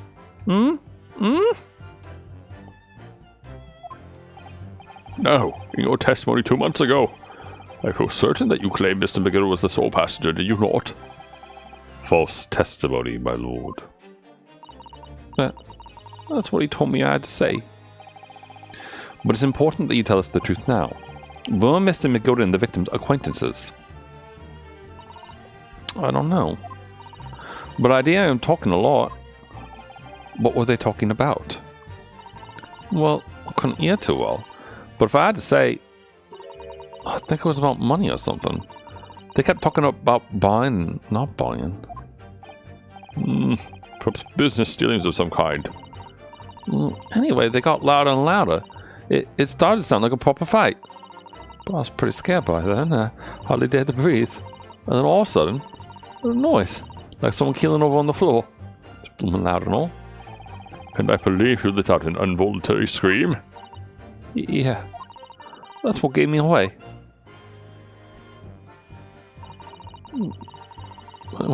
When the Irishman dragged me out from under the seat, I saw that disc on the floor. Was the disc you saw this disc? Yeah. I reckon it probably was. It was right next to the cove line on the floor. Could this disc have belonged to the victim, perhaps? I don't know, but McGilda picked it up pretty smartish, and then he sat at the cove with the knife in his belly up on the seat. What did he say to you at that time? He told me not to say a word about what I'd seen or heard to no one. About the disc and all. I was dead scared. The way he was looking at me, I thought, if I didn't go along with it, I get stuck with that knife too. And then he started asking me loads of questions, like what my name was and where I lived and that. He asked me about being a diver too. But after a while, what happened to the carriage was noticed. Yeah, that's right. First there was kind of a rapping noise. All of a sudden I had a scream from over my head. And that pair on the roof deck went up to call the slops. There were two gentlemen occupying the seats on the roof deck, I believe. That's right. They must have looked down to the skyline and noticed the coat with the knife in his guts. When they screamed, the driver pulled up the horses and McGilda got me out of sight. Out of sight? There. Back on the seat where I started off. Well, once the carriage came to an halt, the two coats on the roof ran off to fetch the slops. If they immediately left to fetch the police, it would appear they were entirely unrelated to the incident. So that left McGilden, the driver, and you still at the scene. Yeah. Only the driver didn't know I was there because I was under the seat. I heard the cabin door open and a voice from inside. The driver, yes. He also testified in the trial, I believe. A fellow who went by the name of Beppo, if memory serves. Man, this judge is on it. Like, he's so much better than the judge in the other games. Like, he remembers things. He's not completely incompetent. He listens to both the defense and the prosecution. He makes, like, judgments against the prosecution. Like, even when, like, maybe we aren't the bestest, you know, but so to give us the chance and such sometimes. Like, he's good. He also shuts us down sometimes, too. But, like, he seems pretty good. He's pretty fair. What did McGilden and the driver say to each other? I don't know what happened and stuff like that, mainly. That's when McGilden slipped the driver some tin to do a run to the pawn shop roundabout. That pawn shop obviously in Winterbanks on Baker Street. Just a moment, counsel. Do you mean to tell me that the driver gave false testimony in that trial as well? Perhaps the excursion to the pawnbrokery slipped his mind when he was in the stand. He did, Lord Von Zeeks. McGilden took off his coat and gave it to the driver. He folded it up all careful-like before handing it over. When I saw him do that, I remember thinking, that coat and what's in it's gotta be worth a few bob. Yes. Gina was sure the disc must be worth more than Mr. Winterbeck was suggesting, wasn't she? I remember her quibbling with him over the price that afternoon at the pawnbrokery. Driver looked pretty happy when McGilden flashed some brass in his face. He went off running out of lick. Then the bog trotter called to me and told me to come out from the drag's cabin. Bog trotter. What a slang. I want to start using that word. Bog trotter. But I don't know if I should, like, obviously it's slightly insulting. But, like, also, the dictionary definition is such garbage. A person who live or works among bogs. Like, really? Wikipedia, though, says apparently it's a derogatory term for some types of Irishmen, which is probably what is being used here, considering that McGilded's Irish. So that's good. I've learned a new way to insult Irish people from this game. Don't say you never learned nothing from video games. It didn't mean not to snitch. Not to say nothing knowing about what I've seen and heard. Why bog trotter, though? Are there a lot of bogs in Ireland or something? Threaten you how exactly? Told me you'll only be able to scop her if I did exactly what he said. Which included giving false testimony in court 2 months ago. Yeah, that's it. There was one other thing he said. Which was... He told me I have to hang on to the ticket from the pawn shop and make sure not to lose it. The ticket? Well, I never. So that if he didn't show up to get the ticket off me before 2 months passed, I had to go to the pawn shop and pay the money to keep it in lug, to stop it from being forfeited. You left me with some brass to pay for it. But really, why on earth would Mr. McGill have done such a thing? Depositing his overcoat with a pawnbroker before the arrival of the police? It makes no sense at all. There would seem to be only one logical explanation, my lord. What McGill had the driver deposit at Minster Windbanks was something he didn't want the police to see. Something very important that he needed to hide at all costs. Yeah, the giant fucking blood splain across it, maybe? Actually, do we have that? Before I read real quick. No, okay. We did, like, test it on Ginny to see that it had a bunch of blood on it, but... Anyway, after that he let me go. So I liked it before the coppers showed up. Well done, Gina. It can't have been easy to tell the truth like that. Ginny's really putting her faith in you, Runo. Yes. And to thank her, she'll have to face a charge of perjury once this trial's over. So I need to use the time we have now to get as much information out of her as possible. It's time to really go for it. Press her on every statement. I suppose I should. Oh, another thing. What's that? Take a look at those two. Isn't it strange that they've been whispering to each other the entire time? Yes, that is strange. It looks like they're having a secret discussion about something. Not sure I'm completely comfortable with that. Wonder if there's anything I can do about it. Should we just pursue them immediately off of nothing? Just to interrupt them?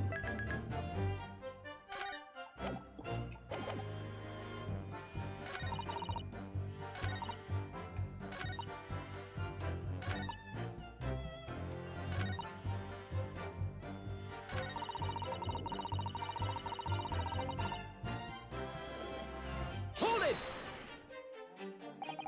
Threaten you how exactly? Hold on. I just wanted to get to the point where she says this bit. Excuse me. Is there something you'd like to share with the court, Inspector Gregson and Mr. Graydon? Inspector! Mr. Graydon! What? Oh, blimey, you're trying to give me a heart attack? You have been whispering to each other for quite some time now. Tell us, what is the discussion about? Discussion? With this fella? Pull the other one, sunshine. They got anything to talk about with this shady gent like this? I have nothing to say to this uncouth detective after he deprived me of that disc that was rightfully mine. But they've clearly been talking the entire time of cross-examining Gina. It's as if they've been negotiating.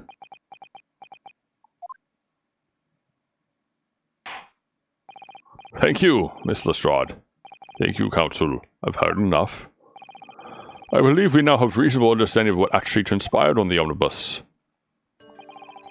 It would appear on the night 2 months ago, a negotiation was taking place on the omnibus. A negotiation concerning this disc. However, matters did not run smoothly. When the parties involved began to quarrel over price, McGilded took what he wanted by force, at the expense of the other man's life. Which proves my point. The disc is clearly extremely valuable in some way. although I don't understand why as yet. And 2 days ago, precisely 2 months after the omnibus incident, McGilded's coats and its contents were due to be forfeited. I don't know what I should do with the ticket. I mean, the cove died right after his trial. I know that. So you decided you would try to claim the articles as your own. Well, why not, eh? They're only going to be forfeited. Why shouldn't I have got them? Anyway, you can't blame me for thinking about it. Thinking ain't no crime. Mr. Lestrade, it would appear Mr. McGill was prepared to kill in order to take possession of this disc. Do you know why that would be? Yeah, I ain't got a clue. But I reckon it must be worth a fair bit of brass. I was probably going to sell it. And you can't blame me for thinking that. Thinking ain't no crime. My lord, says the bailiff. Yeah. The evidence your lordship requested has been located and is ready for the court's inspection, sir. The box. The box is here. The box. I'm kind of wondering if it's a music box and it's going to play the disc. Because that would make sense. But, like, how that would actually relate to anything is a little bit beyond me. Unless it's, like, somehow a recording of someone talking. The mysterious little box. Deposited by McGilded 2 months ago. There's no doubt in my mind that's a key piece in this far-reaching puzzle. To be continued. At this junction? At this time of night? In this season? Aurora Borealis?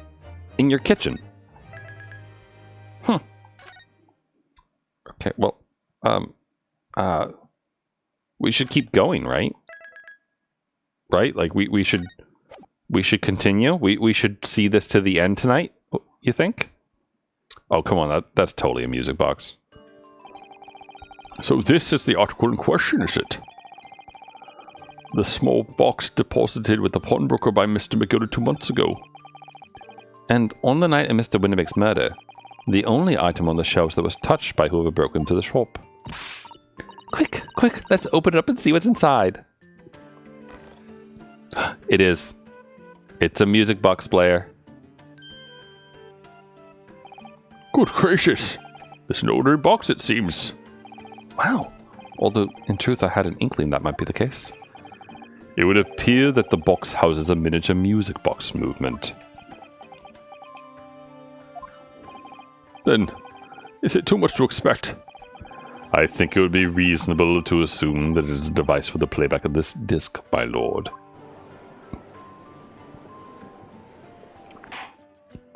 So, here we have the means to play back Mr. McGill's disc, deposited at Winnebeck's at much the same time.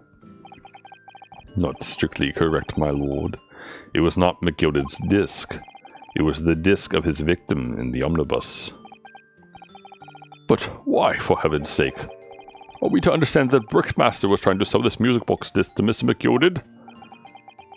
No, it was information on the disc, I assume. I believe the answer will become clear if we listen to the music on the disc, my lord. Yes, very well. Let the court now listen to this curious disc at last. Wait, my lord. Also, is that the first time we've actually heard Gregson's, like, real voice?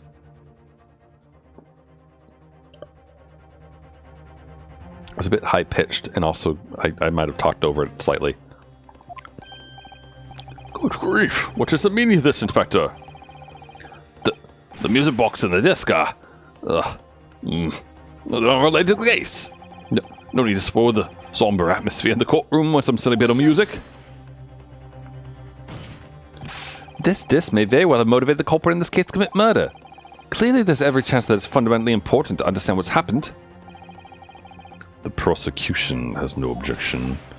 But that piece of evidence is police property.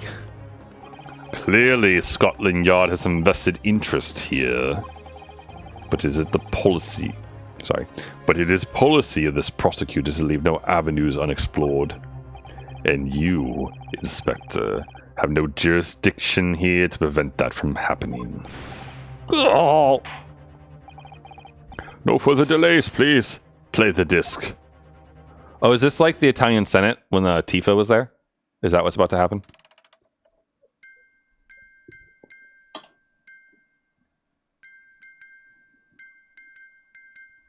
Oh, it's Morse code, isn't it? Oh, that's clever.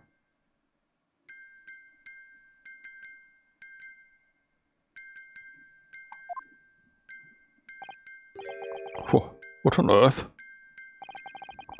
That's certainly not what I would call music. No.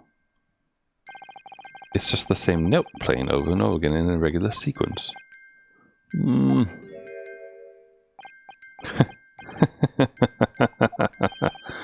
Mr. Craydon. This. This really is priceless. Nice dance again.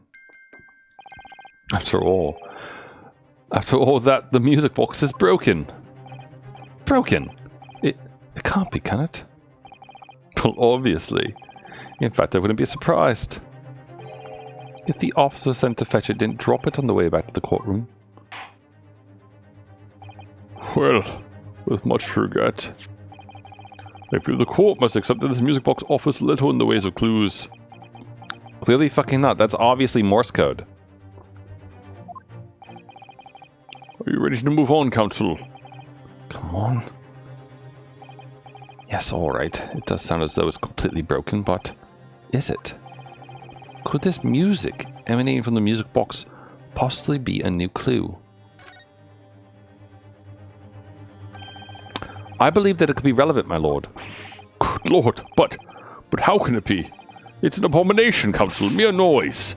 I fail to see how it could have any meaning whatsoever. It does sound strange, I agree. But there's one thing bothering me. While Graydon stands there chortling victoriously, the inspector beside him has a rather telling expression on his face. It's as if Gregson recognizes the sound, as if he's familiar with it somehow. And that's making him appear extremely on edge. If that's the stance of the defense, my Nipponese friend, answer me this. Oh.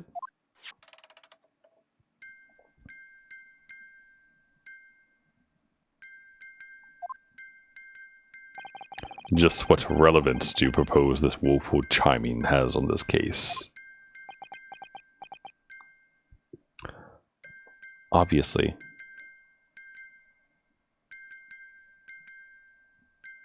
Hold on.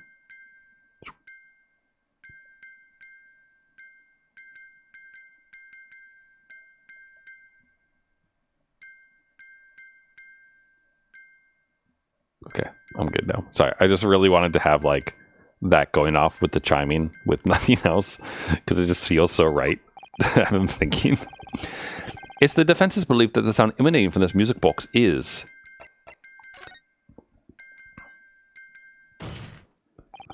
just because this is a music box, it doesn't necessarily mean the sounds we're hearing are music. Look at that. The smile vanished from Graydon's lips as soon as I said it. I'm on the right lines here.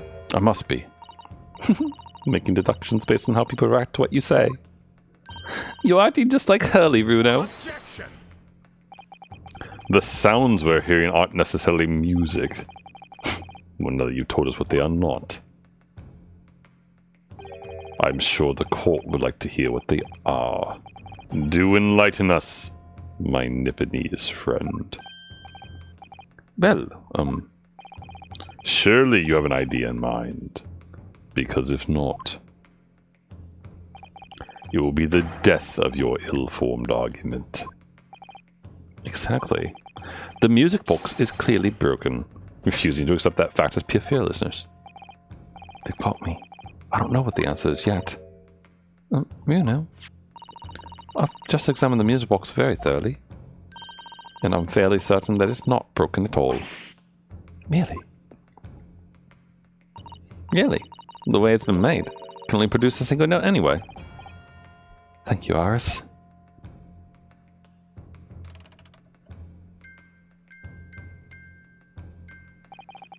Alright. If the music box isn't broken, it must mean that the sound it's producing have some significance that isn't musical.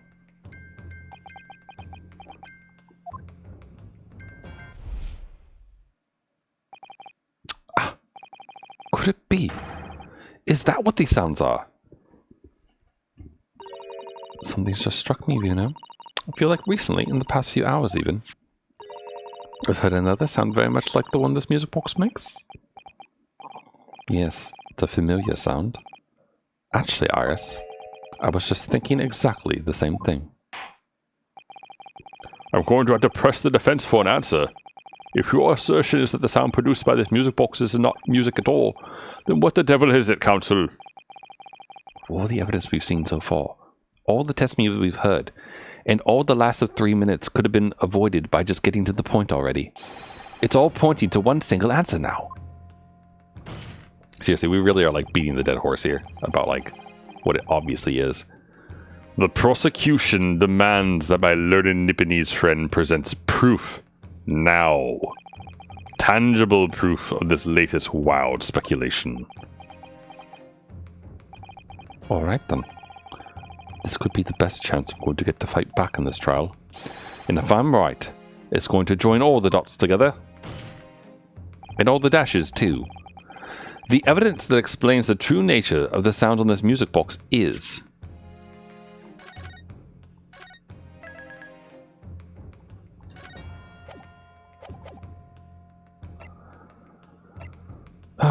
something that says Morse code. Could it? I feel like it's today's paper.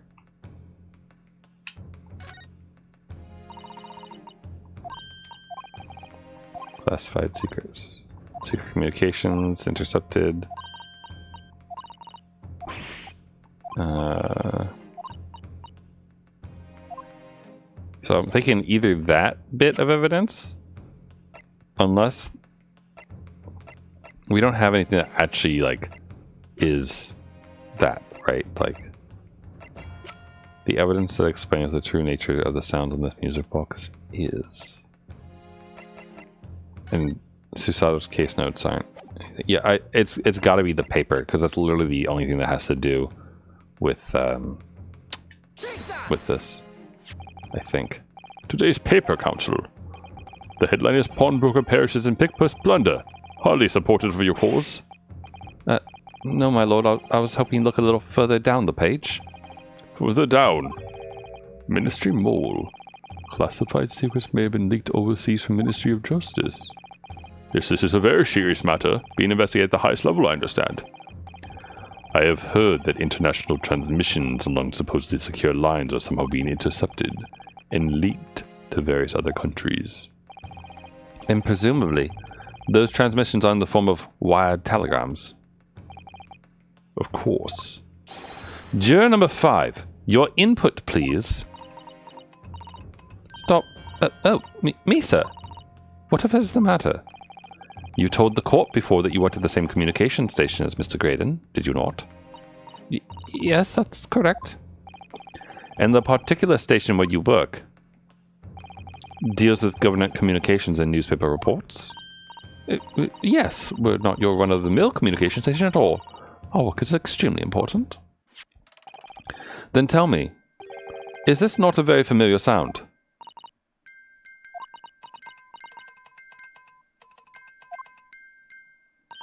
You don't mean to say, is it?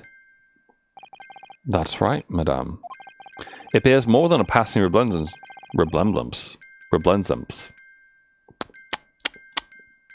It bears more than a passing resemblance to the sound made by your telegraph machine as you type it. I believe it's called Morse code. But I don't believe it. Now, correct me if I'm wrong, but when it comes to leaking telegrams from government departments, there could be nobody more perfectly placed than a highly skilled communications officer. Ah, are you suggesting that the music box disc contains stolen government secrets in Morse code? Well, it certainly doesn't contain your 3 sizes, Zeeks. Order! Order! Please, everyone, order! But, yes, this is high treason, Counsel, deserving the capital punishment. Too much new vocabulary. What is this treason? And what is capital punishment? I just noticed the mouse is also reading the book as he flips through it. That is wonderful. He's my favorite juror. The sorts of words I have to expect you to know. For all the sovereign government's confidential information, hostile nations would surely pay almost any price. Yes. And on that night 2 months ago, that was the very negotiation that was taking place inside the omnibus. But in the end, McGilded perished, and the all-important disc lay unclaimed in the pawnbrokery. My word! In which case, whoever stole that information in the first place must surely have been beside himself with worry. Because if the disc were to be discovered before it found its way out of the country, it would reveal an act of high treason, punishable by death. So the culprit had no choice but to retrieve it. And in order to do that, he would have to gain entry to the pawnbrokery illegally in the middle of the night. Because the article left behind by Mr. McGilded would incriminate him too much if it got into the wrong hands. Isn't that right, Mr. Graydon? You think I've been stealing government secrets? Preposterous! Absolutely preposterous! So, in response to the defense's accusation, you claim complete innocence, do you? Well, of course I do. I've had to stand here in silence while that pretentious foreign lawyer has been prattling away. Objection! Ooh, Van Zeeks is on it now. Then by all means, counter the charges, sir. The prosecution demands the witness testifies in response to the accusations brought by the defense. Delighted, I'm sure. The witness is reminded that the crime under scrutiny in this trial is the murder of the pawnbroker, Mr. Winterbank. I don't know, are we? Like I said before, I like Van Zeeks. Like, he's a good dude. Just because all the people who don't get guilty happen to also die at some point relatively close to their trial date doesn't mean that he's secretly Batman. That's not why we like him. We like him because he seems like a pretty upstart good dude. And also he throws wine into the public gallery. That's also the reason I like him. But no, I think over the course of this trial that like we've started to gain a little bit of his respect, especially with like the perjury stuff with Gina and admitting essentially that we fucked up. Because Van Zeeks definitely seems to the type to just be like kind of going hard after the truth and wanting justice for the truth. So I don't think he's a bad dude. He's no Von Karma, that's for sure. That being a most words. Flagitius? Flagitius?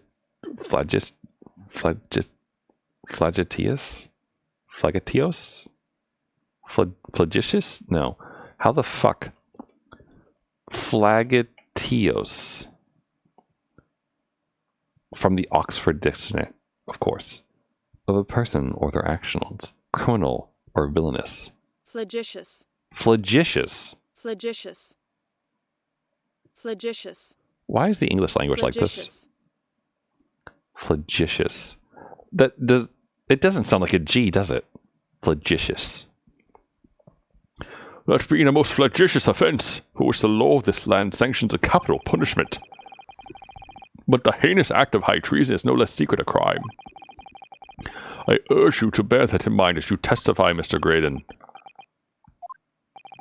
So then, let us proceed. You may. Who? Whomst? Them? What? What? Why? What?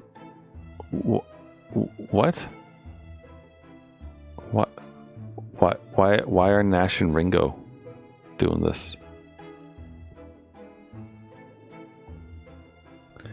You gotta let us have a rabbit and pork here, Governor. We got things to say. I beg your pardon. Who do you think you are? Name's now Skulkin. Occupation is professional baddie. Name's Ringo Skulkin. Boy, you bears enough to sell our motherland. That's right. What they call the three skulking brothers.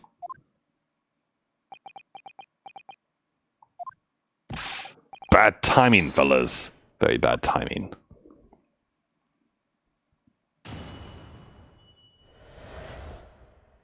Graydon's counter. Here it is. A mere communications officer couldn't possibly steal confidential government information. Besides, the sounds produced by that music box aren't even Morse code. It was some low-class brickmaker negotiating with McGilded anyway, was it not? No relation to the man. Look, all we done is break into the gaff the other night like what he told us to do. If we'd known there was dodgy government secrets involved, we wouldn't have touched it. Oh shit. Look at the Skulking Brothers being handy. Do we even need his counter if the Skulking Brothers are incriminating him? Mr. and Mr. Skulkin. Well, Mr. Governor, what's up? Do I take it that you now admit to the crime? That on the night in question you did indeed gain entry to the premises illegally? And moreover, you did so as a party of 3, in collaboration with Mr. Graydon here?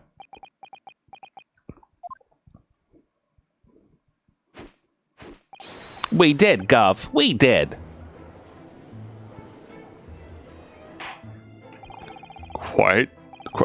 Quiet down, please. What say you to that, Mr. Graydon? I have no idea what these two ruffians are referring to. You little rotter! Getting us mixed up in all this monkey business. You never said nothing about no government secrets. It was supposed to be a straight-up job.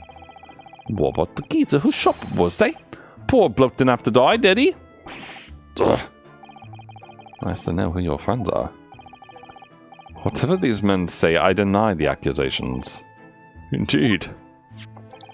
Well, I certainly wasn't expecting this little music box to become so significant in the proceedings. However, it has, I will admit. Excuse me.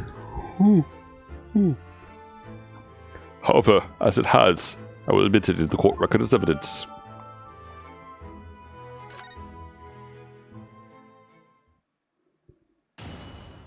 I really do love how all these cases come together.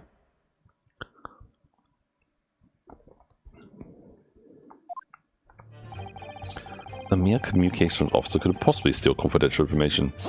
I guess we're just pressed on everything, but also, like, I know that we, like, disproved how reliable the Skulkin brothers were before, but, like, if they're just straight up admitting to crimes at this point for this, I don't know, like, wouldn't you believe them? Like, they're dumb, but they're not, like, they're not traitors. So, is this is this newspaper headline accurate? Government communications are being intercepted. How could I possibly know? What do you mean by that? Any important government communications are handled by high-level officers, by specialists. General members of staff in the station where I work would never be entrusted with sensitive information. Oh, no, stop. Must say something, stop. Let me guess. Juror number 5.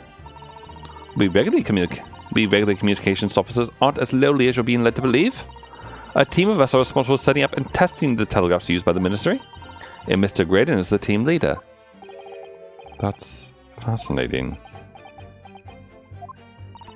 Graydon is highly skilled operator. Stop. Currently in presence of idol. Stop. Do you see her eyes shining? So you had access to the equipment used for these confidential communications, Mr. Graydon? Well, what of it? The transmissions are always made behind closed doors, so they can't be heard. In any case, all messages are sent enciphered. Normal employees couldn't possibly understand them. Oh, no, stop. Must say something, stop. Mr. Graydon regularly attends meetings with the ministry technicians and the ministry communications team. He assists them in ensuring that there are no errors in important international communications. He's received the top prize at the Cipher Cracking Convention 5 years in a row now. That's fascinating. Yes, it is. Very fascinating indeed. Very, very fascinating.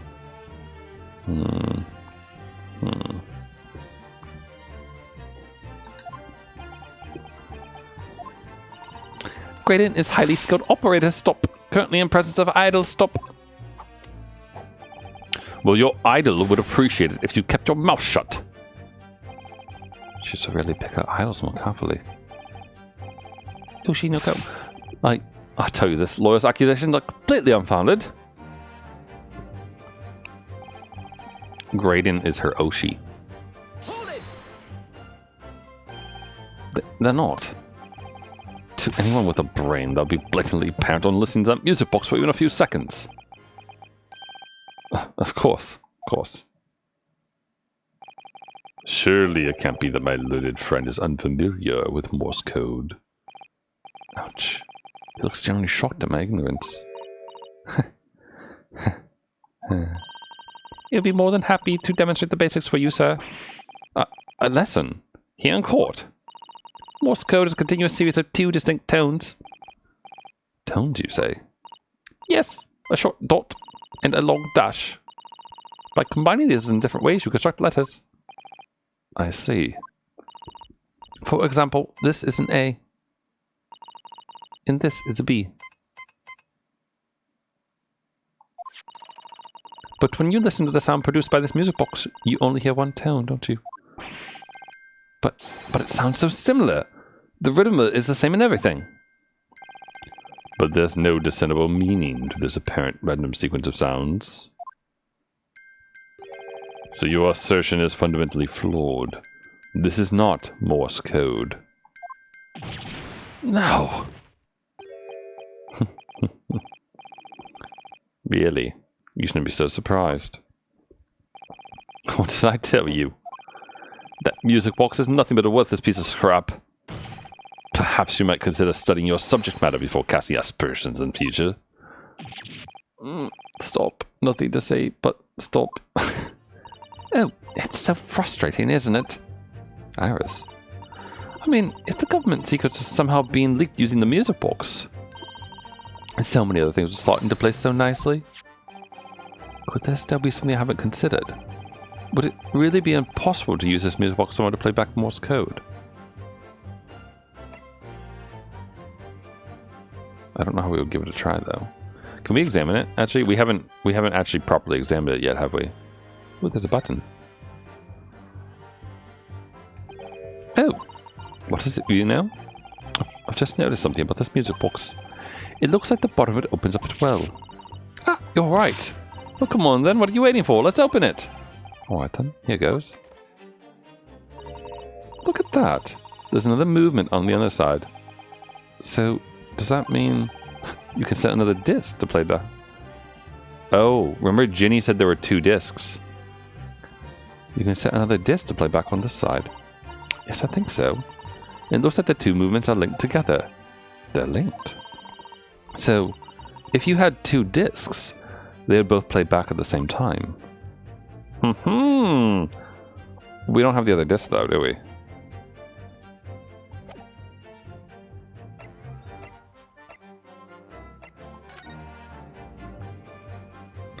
I kind of feel like we need to say it's impossible for now though, but there's still every possibility that this music box was instrumental in the leaking of government secrets.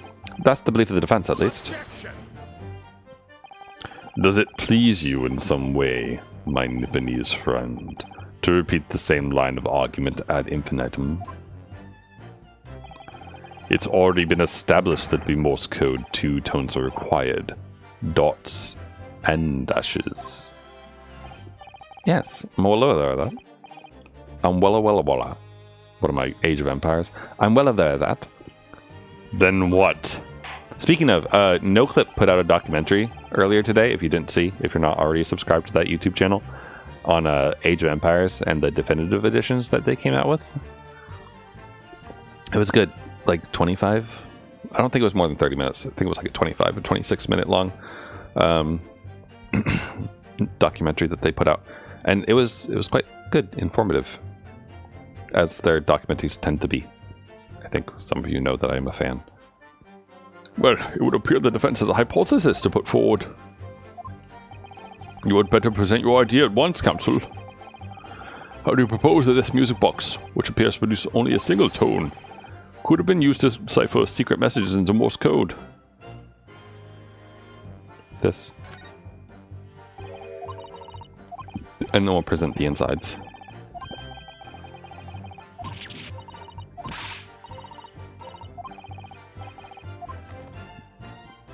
Here you are.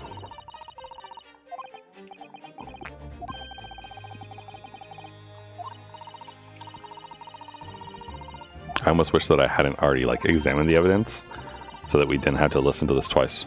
Or read it twice, rather. Got it! Good gracious! What am I looking at here? Another movement on the underside of the music box. What? It appears, my lord, the two movements are linked together. In other words, you can put two discs in this music box, and the sounds of both will play it back at the same time. Good heavens! As the court has heard, Morse code comprises of two tones, a short dash and a long dash. A short dot and a long dash and a small brain. With a second disc in place, this music box could be used to generate Morse code and convey a message.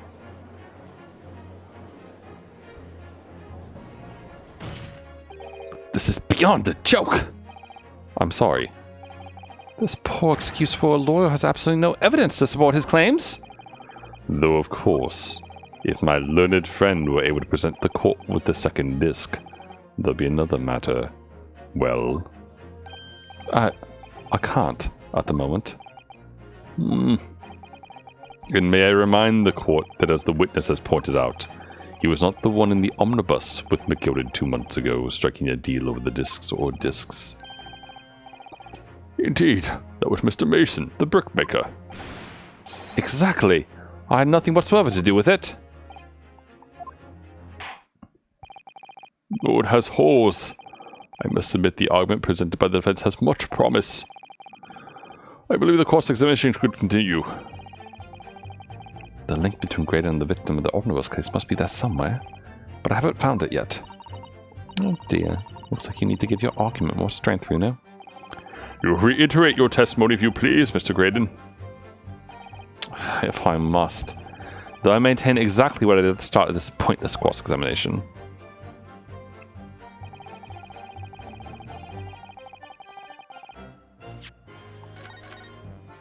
I wonder how he is related to the brickmaker. So, 2 months ago in that omnibus, McGilda killed the man. Sorry, McGilda killed the brickmaker and stole the disc. Mr. Mason was a single man with almost nothing to his name. It seems he lived in an artisan quarter some years ago, but people there remember little about him. That doesn't make much sense though, does it? How would a humble brickmaker come to acquire secret government information? How indeed. There must have been somebody else involved behind the scenes in all of this. Somebody who acquired the disc and gave it to Mr. Mason, in order to take it to the meeting with McGilda and negotiate a deal. Dear me. You may have it in for me, sir, but I assure you, I have far more class than that.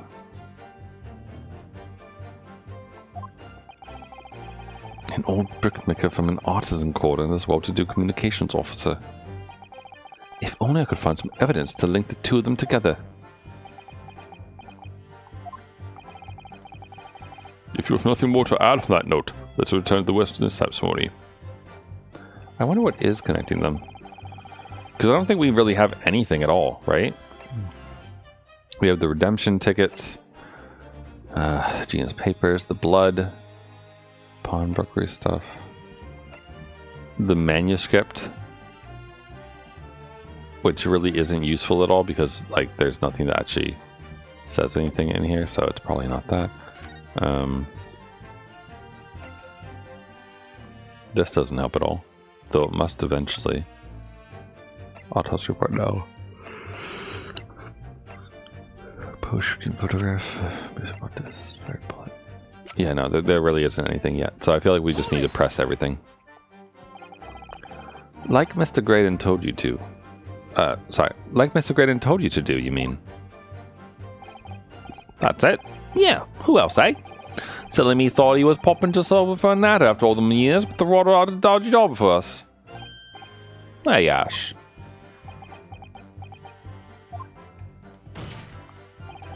Let me stop you there, Mr. Skorken. After all them years, you say? Do you mean to tell me that Mr. Graydon is an acquaintance of yours? Well, they're sociable kind of bodies, you know? Sure, let's say Graydon's no China. Excuse me. Is something wrong, Mr. Skulkin? Yeah. Now, the other Mr. Skulkin. Ha! Oh, me? When your brother was testifying just now, he said something that seemed to cause you to react. Ew. I was just remembering the old days, that's all. Oh, we used to have a right old laugh together way back when. Together? With Mr. Graydon, you mean? Yeah, with Ash. I mean, you look at him now.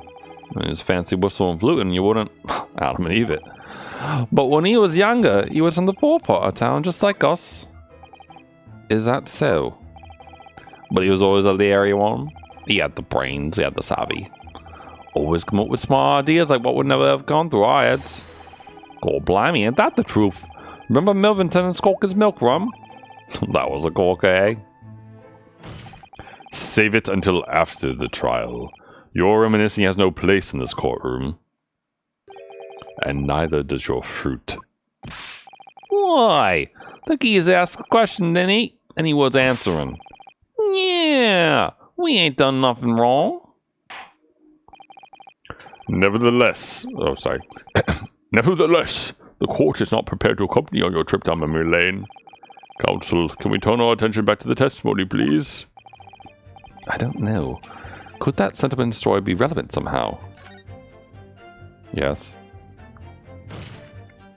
My lord, Yes, counsel. the brother's last sentiment statement could hold vital information relating to this case. Very well, counsel. I will permit the brothers to supplement their testimony with that detail. Briefly, I hasten to add. Say no more. Skulkin's never skulkin'. Milverton and Skulkin's milk runs. Go them with the days. Okay. Okay. So wait, we pressed on this one to get that extra information? Let's press on this one too. Hold it. Obviously, like the last one is something we need to dig more into, but still. So did you know nothing about this music box? We don't know nothing. We still don't know nothing. And we ain't planning on knowing nothing about it either. But 2 nights ago, you did indeed break into Windbag's pawnbrokery, didn't you? In your original testimony, you said that the door of the shop was ajar, and that it was like some kind of a sign, begging you to go in.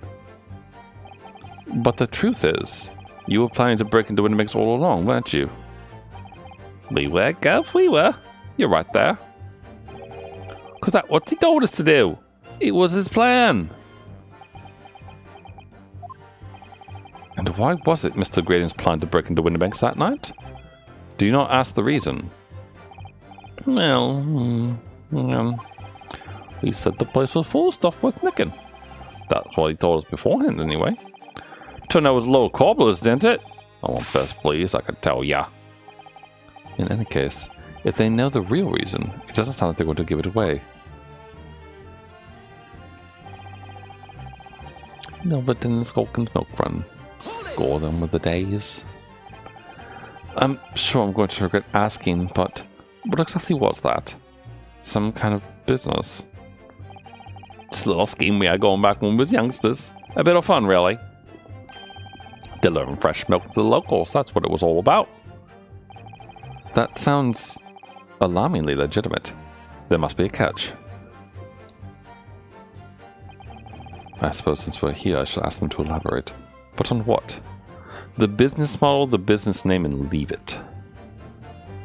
I suppose the business name. So this business was just a bit of fun, you say? It was just yourselves and Mr. Graydon involved? Yeah, that's it. Milverton, Skulkin's milk run, was it? Wait. Milverton? Milverton. Mason? Milverton? The victim of the omnibus? And where did I hear... Where did the Milverton part come from? Oh, right. I thought Clever Claw looks like you'd worked that one out. That is... Enough of this. How much longer are we expected to listen to this great war? Let me guess. You don't accept anything these two witnesses are saying. Tell me, why is it that it was only at the mention of the name Milverton that you decided to interject? Because well... It wasn't the happiest of homes that one came from. Yeah, his old man was struggling for money so much his wife walked out on him. Just the name Graydon then, see? But Ash will always be Milverton to us. Milverton. So that used to be your surname, did it? Of course not. This is all bunkum. Been a Graydon since I was born. Do you really think you would rely on the testimony of those two thieves? Your communications officer touched the civil service. As such, your personal details have been thoroughly checked at the time of your appointment. It would be a very simple matter indeed to subpoena those records, Mr. Graydon. Well, it would appear that Mr. and Mrs. Skulkin's testimony has been reliable, for once. You were born Ashley Milverton, then. Is that correct? Very well, yes. So Ashley Graydon was once Ashley Milverton. That information could change things, and could turn out to be extremely important.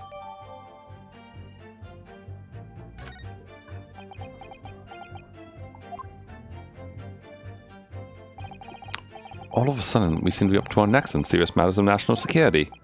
Although, all this talk about interception of secret government messages is still just conjecture at this stage. It would explain a number of things, though, wouldn't it? The negotiation Ginny overheard on the omnibus 2 months ago, and the break-in at Winterbanks. But the trouble is, it wasn't Mr. Graydon in the omnibus with Mr. McGilded. No, that was Mr. Mason, the brickmaker who was so horribly murdered. If only there was some link between the two men somehow. I know, but Mr. Graydon's testimony seems to be as watertight as ever.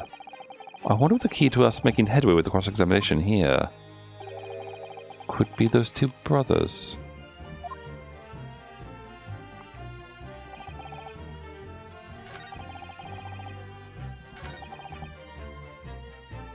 Here it is.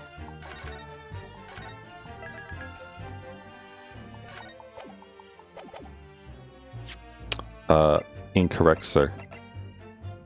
Objection. Mr. Ashley Milverton, tell me, why did you try to hide your former name from the court?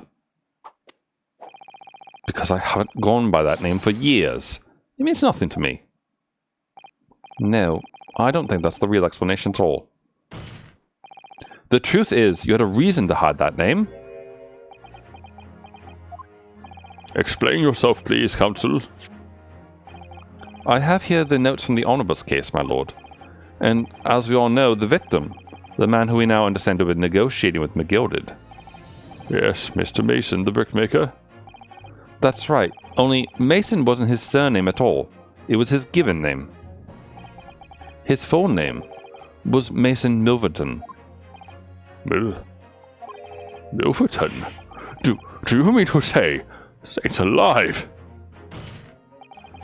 Mr. Ashley Milverton, is it not the case that the brickmaker, Mr. Mason Milverton, was your father? I don't. As I believe I mentioned earlier, your family history will have been thoroughly checked when you joined the civil service. And it really wouldn't take no time at all for the court to subpoena those records. The truth is, you have been illegally acquiring highly confidential government information. And selling it on to McGilded in collaboration with your father.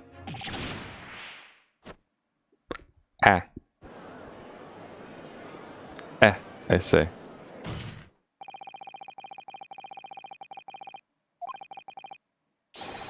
Oh fuck. I just realized that my scrolling over on on OBS to try to find this. Just made the stuff go. Oh, no, it didn't.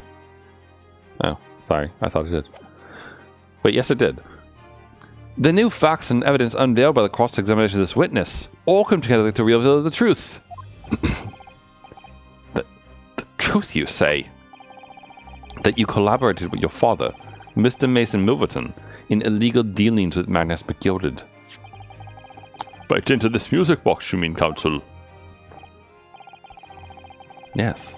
Stealing information being sent in secret government communications and selling it on to McGilded.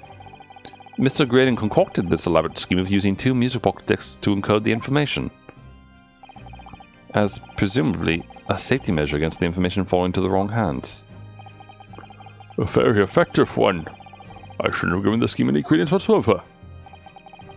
But the deal with McGilded went sour, and the brickmaker met his end. Yes, but before he was arrested, McGilded managed to temporarily dispose of the stolen disc of the pawnbroker. Then, having learned of the situation, you appeared at Windbeck's 2 days ago, in an attempt to recover the 2 articles McGilded had placed in pawn there. But that attempt failed. One of the discs was seized by the police, and the other you never found. So that same night, you enlisted the help of the Skulkin brothers and broke into the pawnbrokery. This time, determined to recover the second disc. Oh, are you suggesting that the second disc was inside the music box? We never knew nothing about that. On the night that Mr. Winterbeck was killed,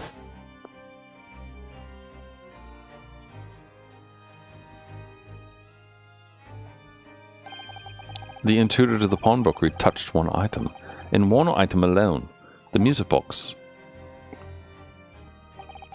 It's rather ingeniously demonstrated. It's rather ingeniously demonstrated using the 2 prints from the security camera indeed. So, the question that naturally begs answering is this. Why was only the one article disturbed? The answer is obvious, because it contained the second disc, which the intruder was desperate to retrieve. Since, if it were to fall into the hands of the police, it would be proof of high treason. Well, Mr. Graydon, do you deny that all this actually began on that fateful night 2 months ago? I refuse to accept any of this nonsense.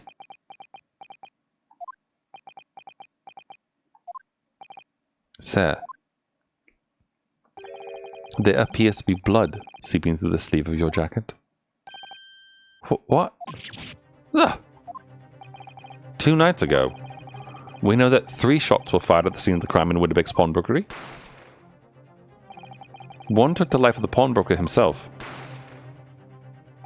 One struck the pouch around Mr. Shelm's waist.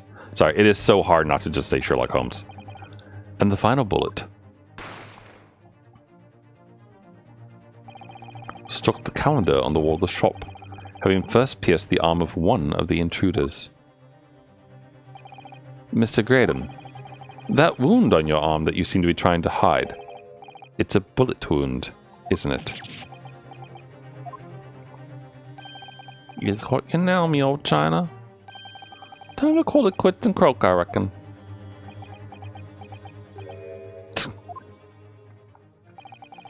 Don't acknowledge my presence there under any circumstance whatsoever. Those were my terms, remember? And I paid you handsomely to comply. Clearly I was a fool to think I could trust some common backslum thieves. Fine. I admit it. I was there in Winterbanks that night. I paid this pair 10 guineas to accompany me. And as you've noticed, I've sustained an injury in the course of my adventures. 10 guineas, wow. But that is all.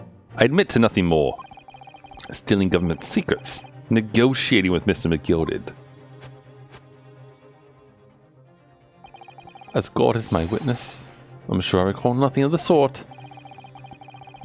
He's not going down without a fight. Not until I can show hard evidence, I suppose.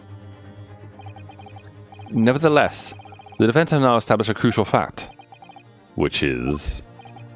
Well, we know that one bullet was fired from each of the two firearms we have in evidence. The bullet from the Skulkin brothers' gun hit the pouch on Mr. Shum's waist. And the bullet from Mr. Winbeck's gun clearly must have been the one that caught Mr. Graydon on the arm. Indeed it must. We can rule out the possibility that the man shot himself. Which means that his gun shot Windebank. And that leads us to only one conclusion. Mr. Windebank was shot by a third gun, which can only have been fired by the third intruder. Goodness! That's right, Mr. Graydon. The only person who could possibly have shot Mr. Winbeck that night is you! Hold it!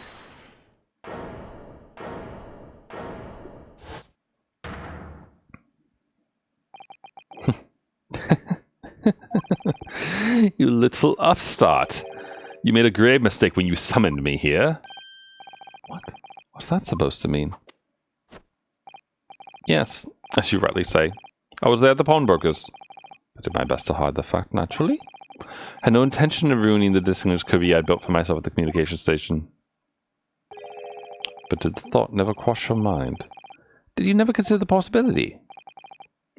What do you mean? What thought? What possibility? The possibility that if I was there at the scene, I may have witnessed the crucial moment. You see, this makes me a key witness in this case, and that my hands firmly are on the neck of your client. What? Oh, are you suggesting? I saw it all. I saw the very moment that pickpocket girl pointed the gun at that poor defenseless pawnbroker and shot him. You what? Wow. What a, bold-faced lie to attempt to avoid his own, damning shit going on. Wow. Wow. Well, it would seem we are finally entering the last act of this theatrical trial. Mr. Graydon. Mr. Graydon. Yes? I trust you are fully aware of the implications here. If it is shown that your claim is false, you have incriminated yourself as the killer. Oh, I understand fully. Then I must ask you to give your formal testimony once more. You explain to the court precisely what you saw at the moment the defendant allegedly shot the victim. Oh, this gonna be good. Nothing will give me greater pleasure. How watertight do you think his excuse is gonna be? Because I feel like it's not gonna be very good. He is definitely clever, but I don't know about that. I feel like it's not gonna be very good. While these ruffians were jostling with the broker, I was still near the entrance to the shop. Not true. When Windebank threw Nash with the counter, I felt a sharp pain in my arm. I pursued the man, but he shut himself in the storeroom. Could see him through the peephole in the door, though. The accused, in a black coat, shot the man in the back as he was trying to flee to safety. In a black coat, you say? I saw the blood spatter all over that wretched girl. Then she tossed the gun out of the peephole, so I picked it up and made my escape. Why would she toss the gun out, dumbass? Also, I think I already know which evidence contradicts him, because he's specifically said that she was wearing a black coat because he's stupid and is remembering 2 days ago in the pawnbroker shop when she was wearing McGilded's coat. But in the picture that we have, not so much, I'm pretty sure. Good gracious, this is quite extraordinary testimony. You claim, sir, under oath, to have clearly seen the defendant pulling the trigger. Oh, order! Order! Order! It wasn't my intention to testify in this way. But neither is it my intention to be found guilty of a murder I didn't commit. So you see, my hand has been forced. I tell the truth now as an act of self-preservation. Sorry, I was trying to dance like he was. The truth. Until now, the prosecution was completely unaware of these details. Well, I'm sorry about that. Having shot me in the arm, the pawnbroker was then shot in the back by the accused. And as I said, she was showered in his blood. You say the blood splattered over the accused's coat. Are you sure on that point? We have contradictory stuff to that too, because it's Mr. Mills's blood, but okay. Oh yes, quite sure. All of the black overcoat that pickpocket girl was wearing at the time. Really? If her coat could someone be shown to harbor vestiges of blood, there'll be conclusive evidence here. So we shouldn't show that, considering that our chemical analysis is not valid in court. Such an investigation is entirely possible, my lord. What? Only very recently, a German scientist has developed a technique to identify human blood. So here's the true science, not some amateur detective's dubious foray into the world of chemistry. There's nothing dubious about Hurley's work. His ideas are all sound. Ideas are no use to us here. In science, as in law, theories must be proven before they stand.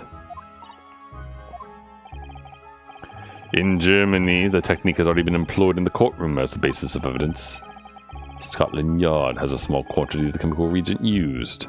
With your lordship's permission, we could shatter all vestiges of doubt within minutes. This doesn't look good, Reno. Why not?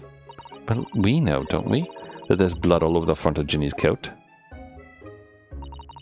If they test it with their chemicals... Oh, help, you're right.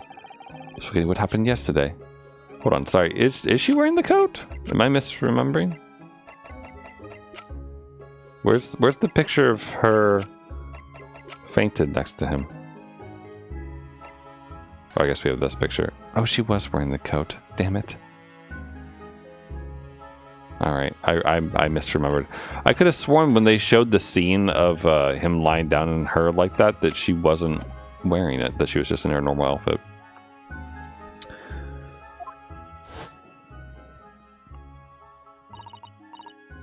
Don't move, Jenny. I'm going to shoot.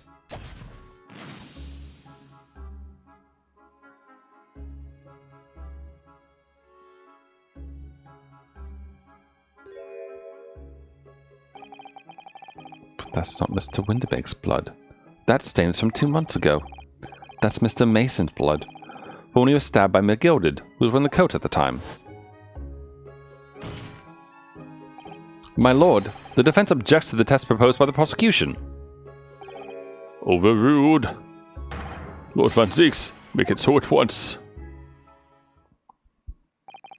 If my blood tests are shit, then so should his be. Just because he says it's from Germany doesn't mean that it's good. With pleasure, my lord. And while we await the results, the defense may proceed with the cross-examination. Once they find that blood on the overcoat, Gina will be... Counsel! Yes, my lord. Your cross-examination. Of course, my lord. If this cross-examination doesn't go well, if I don't manage to uncover some decisive evidence or a really compelling clue now, I have a very bad feeling about the outcome of this trial.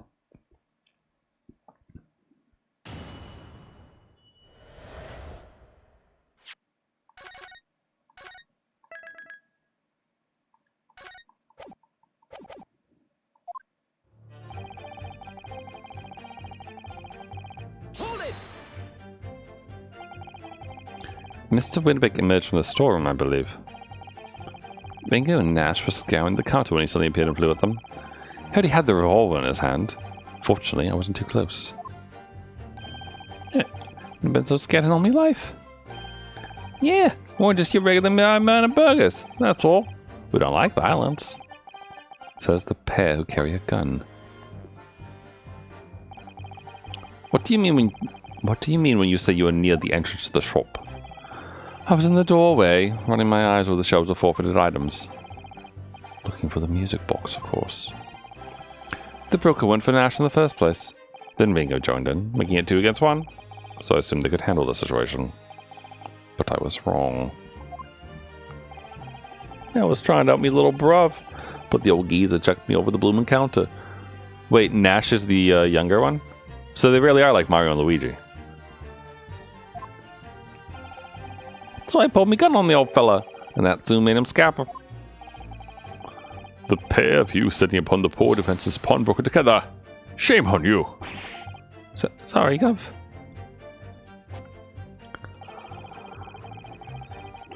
Hold it!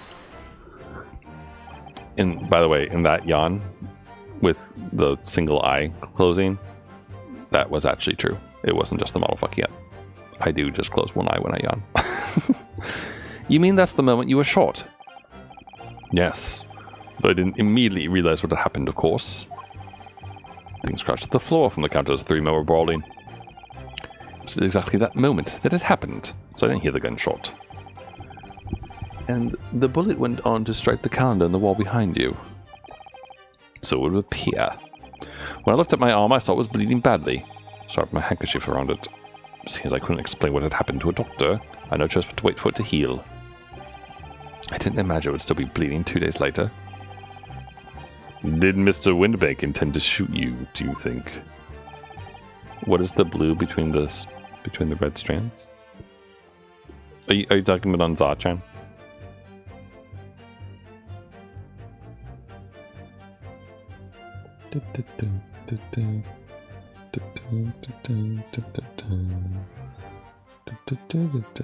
Yeah. Yeah, sorry, I'm not like huge. Za. Za. Shoo.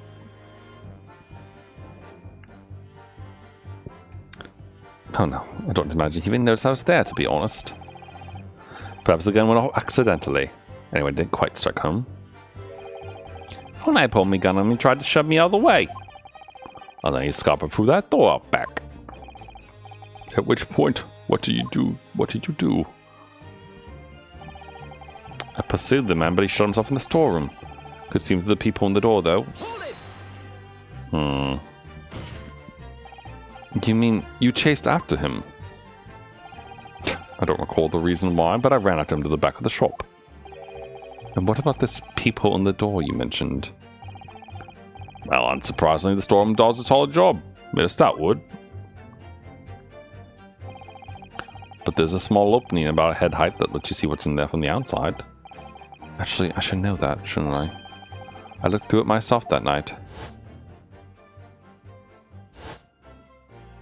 Oh, okay, I guess she was wearing the coat. And what about you burgling brothers? Did you see what went on through this peephole as well? Well, Shorty definitely did. Not likely, Gov. Didn't see nothing of the sort, Gov. I doubt these two buffoons were even aware of the peephole's existence. So the Skulkin brothers were there, but they didn't see the killing of Mr. Windbank take place. Inside the storeroom, I could see the broker and that young girl standing there. The defendant? Yes, though neither of them noticed that I was looking. The girl raised her gun and pointed it straight at the man. And then, what did you see next? If you look at his scenario, she's pointing at him.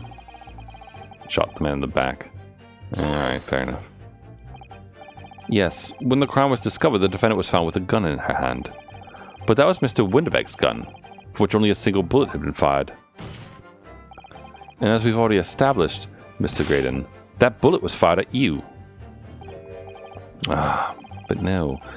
It wasn't the broker's gun that the pickpocket had when I saw her. Yes, the bullet from Winterbeck's gun grazed my arm. And yes, the Skulkin's gun grounded the detective.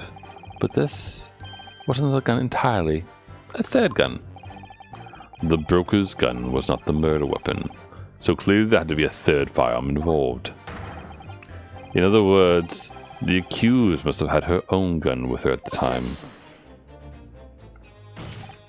But no other gun was found at the scene.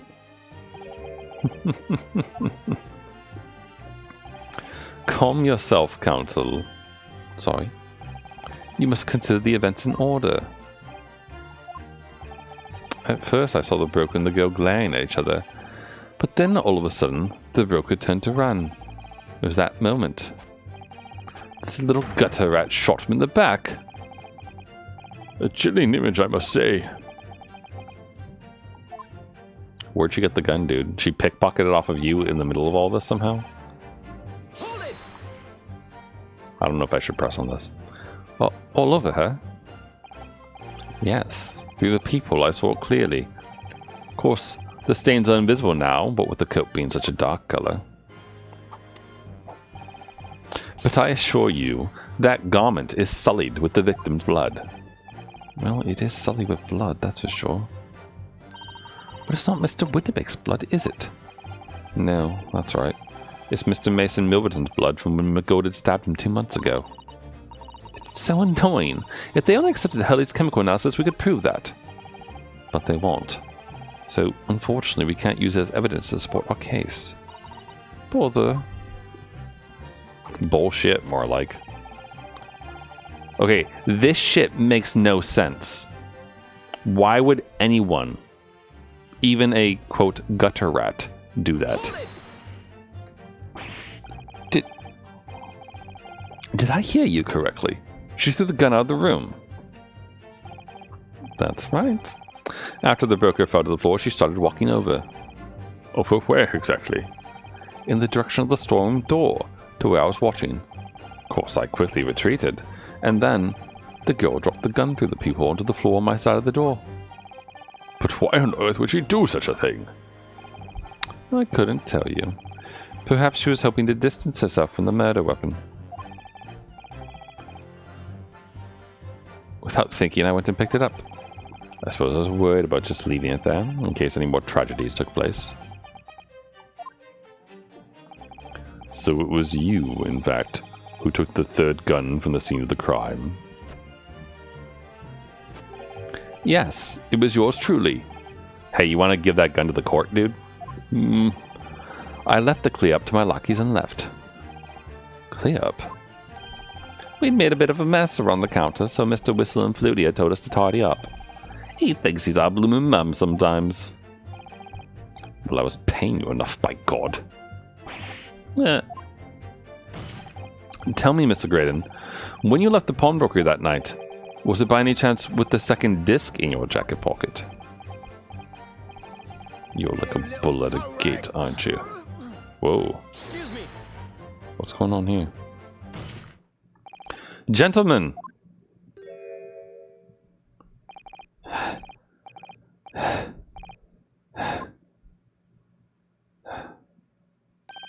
Something wrong, sunshine? That should be my line. You do realize you were just violently shaking Mr. Skulkin. Blimey. He's a bit of an hooligan, ain't he? What was going on just now? You saw him? He grabbed me whistle.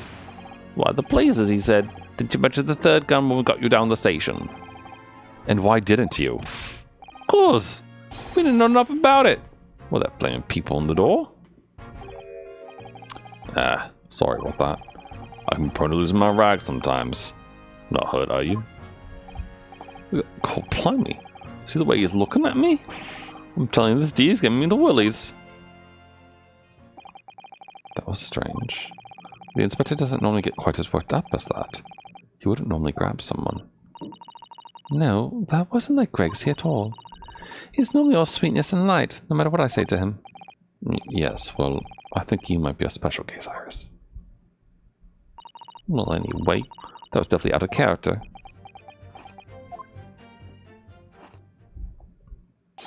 My lord! Oh, shit. Requesting your lordship's permission to interrupt the cross-examination. Explain yourself, officer.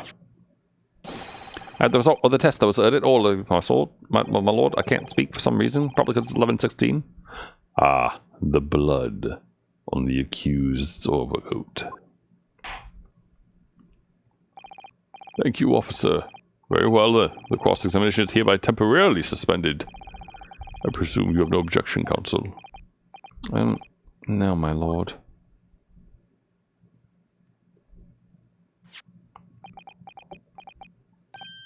Well, there you have it. The report, please, Inspector. Yes, sir.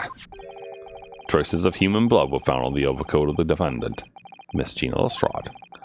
From the extent of the stains, it appeared that they were the result of splattering following gunshot wound. End of report. Goodness me. Splattering, you say? Splattering. Could that have really been done by a gunshot like that, though? See? What did I tell you? No, the blood on that coat is not Mr. Winterbank's. What on earth makes you say that, Counsel? The coat originally belonged to Madness McGilded. Just before his coat was deposited at Winterbank's, McGilded had fatally stabbed Mr. Mason Milverton. So the blood on that overcoat is the blood of the brickmaker from the omnibus case. Well, the dead cannot speak. Isn't that right, my Nipponese friend? Sorry? 2 months ago in this very courtroom, do you not argue fervently for McGilded's innocence? And yet now that the man is dead, you brand him as a murderer. Your conduct shatters any shred of respect you may have earned for yourself in this country. But that was... I call it a bally disgrace. Treachery, that's what it is. How to determine whether the blood on that coat is 2 months old or not? Even a stereoscope couldn't help to answer that problem. Pop out. Can't be done. But... We used Mr. Sholmes' specially formulated chemicals. Mr. Sholmes is a detective, not a chemist. Would you put such faith in the chemical formula advised by me, for example, one of our communications officer? I held up Piroskis to a starving boy, and he ran away crying. Herlock Sholmes is barely more than a figment of the public's imagination. His name carries no weight in this courtroom. No weight at all. Dude, I would love it if Herlock Sholmes shows up in the courtroom and does a detective, like, reasoning spectacular. That would be fucking amazing. Imagine him doing his little dance all across the courtroom and, like, spotlighting people. Would that not be the best? How could you say that? Also, I'm really hoping that Van Zieks is going to throw that wine bottle again at some point. Victory is sweet indeed. This proves that my testimony is the whole truth from start to finish. How do you arrive at such a conclusion, sir? As the witness said, the accuser's coat was spattered with the blood of the victim. The only way Mr. Graydon could possibly have known that fact is if he saw it happen. In other words, his testimony is solid, and the conclusion singular. It was the accused who shot the victim in this case. That is the whole truth. It's not, though, you fuck. I'm pretty sure there was no spatter. Like, there's Windebag's blood. All right here. None of it at all in this picture. Not to mention autopsy report, I think. Maybe. Instant death. Bullet enter the body from the back of a gently rising diagonal trajectory. Like, blood doesn't splatter like that, right?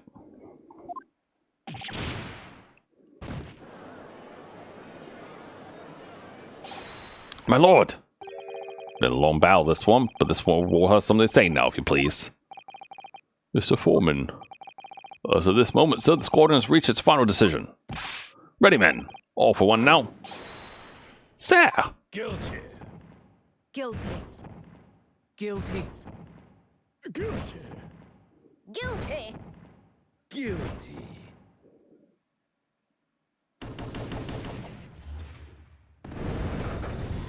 How do they do that? What British wizardry allows them to do this? Well, it would appear the ladies and gentlemen of the jury have reached a unanimous verdict.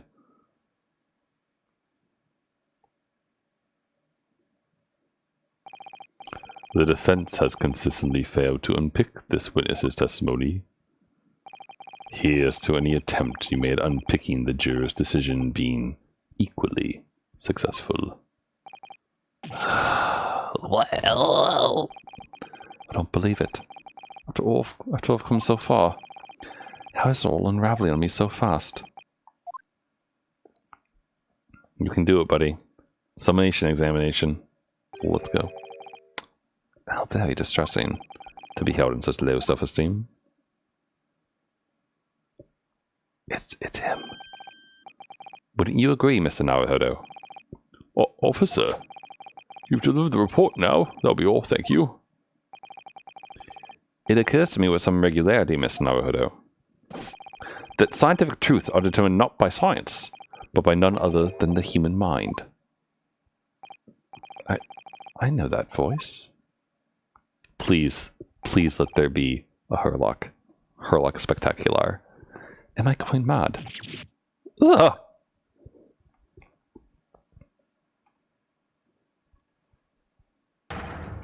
Mr. Sholmes! What is the meaning of this? Look at that dashing pose he's doing. Order! Order! Order! What business do you have here, detective? The last I heard, you were recuperating in hospital. As well I would be, had I not been set upon an errand. What errand? Holy, it's really you. You're awake at last. Yes, good day, Iris. I appear to be rather late to rise. My apologies. Now, my lord, if you will humor me... In what manner, sir? I have something of great importance I wish to give to the young lawyer over there. I need no more than 5 minutes. Would you be so kind as to spare us the time? What say you to this, Lord Van Zieks? This trial has taken many hours of the court's time. Having spent so long already... Exactly! Having spent so long already, we don't go waste any more precious time. As I was saying, having spent so long already, it would seem churlish to deny the defense a mere 5 minutes. Eh? Again, dude's on our side. Very well then, counsel. You have 5 minutes. What is he going to give us? Like a patent that says his shit's okay? Like what else could he give us? My dear fellow, I apologize for my tardy arrival. Mr. Sholmes, are you all right now? All right. I'm all wrong. Sorry. I've only just managed to summon the strength to stand, man. I asked the judge for 5 minutes. But I fear even that may prove too much for me. Pray forgive me should I pass out. Let's make this discussion as short as possible. Hurley, this place is full of idiots. None of them can see how wonderful your chemical blood analysis is. Ah, well. That concoction of mine was really just a bit of sport to assist me in my investigations. I never took the trouble to refine it for appraisal by the scientific community. An oversight on my part. Right. Modesty? Surely not. But enough of that. I'm here to give you this, my dear fellow. What's that? A lavender furoshiki wrapping. He brought me lunch? A leaving present from Miss Susato. From Miss Susato? If possible, matters were to be settled without me giving you this. Those were her instructions when she asked me to do her this a favor. I don't understand. Miss Susato foresaw today's events, I believe. Fucking how? How? In my brain right now is all the fuck. How did she... How? Yeah, did she now? We're just gonna... I just want you to take this image in real quick here. Just think about this. How could she have possibly... I don't understand. Not that I don't love Susato, but like how? She knew that the culprit would attempt to escape justice by means of both devious and underhand, and that you, Mr. Naruhodo, fighting fairly as you all want to do, will find yourself in considerable peril. At that very moment of Christ, you were to be given this small parcel. Those are the dear lady's instructions. A leaving present from Susato-san. Whatever could it be? The kitty door maker? What is this? Oh, it's the machine I made. What? I'm sorry. Why? I'm sorry, did someone make a cat door on Windibanks' storage room or something? Look, I use this. It's my latest invention. What is that? I call it the cat flap-o-mat-it. It can make a cat flap for a little furry friend like Waggy in 10 seconds.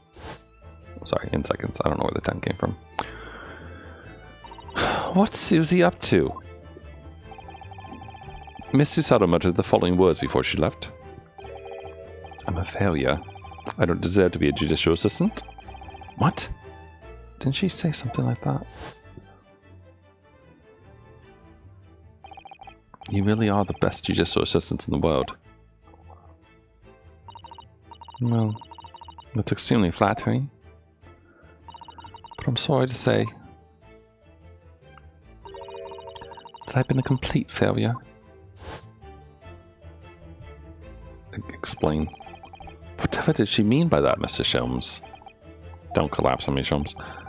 That night, when you left Windibanks in pursuit of the thieves, Miss Susato made use of this contraption for a certain purpose. That is your answer, dear fellow? Not at all cryptic, then. Susato-san used this cat flap-o-mat-it that night. But why? I am so lost. How is this related in any way? Alright, time's up. Your 5 minutes is over. Out of time already.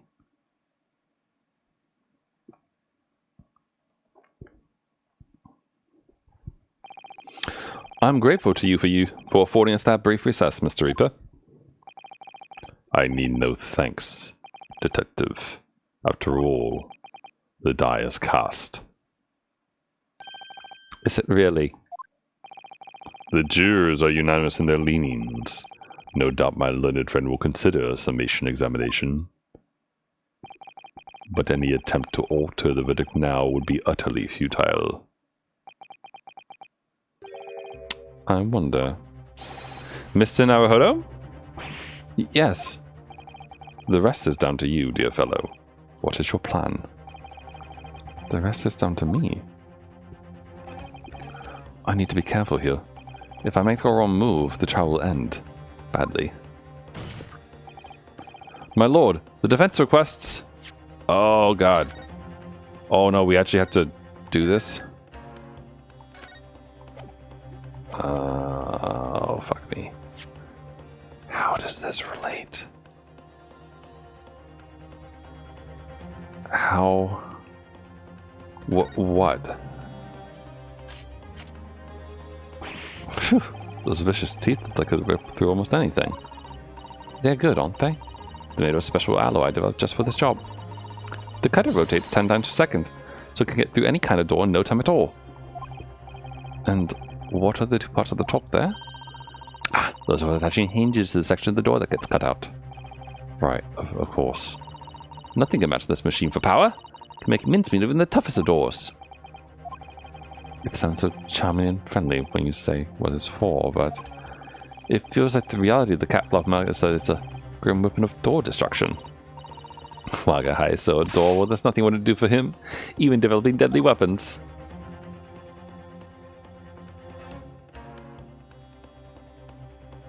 How does this relate?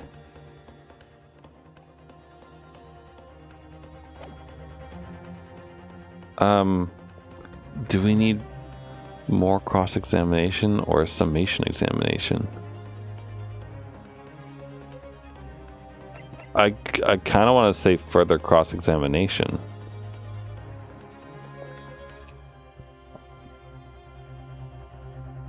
The time to think obviously would be useful, but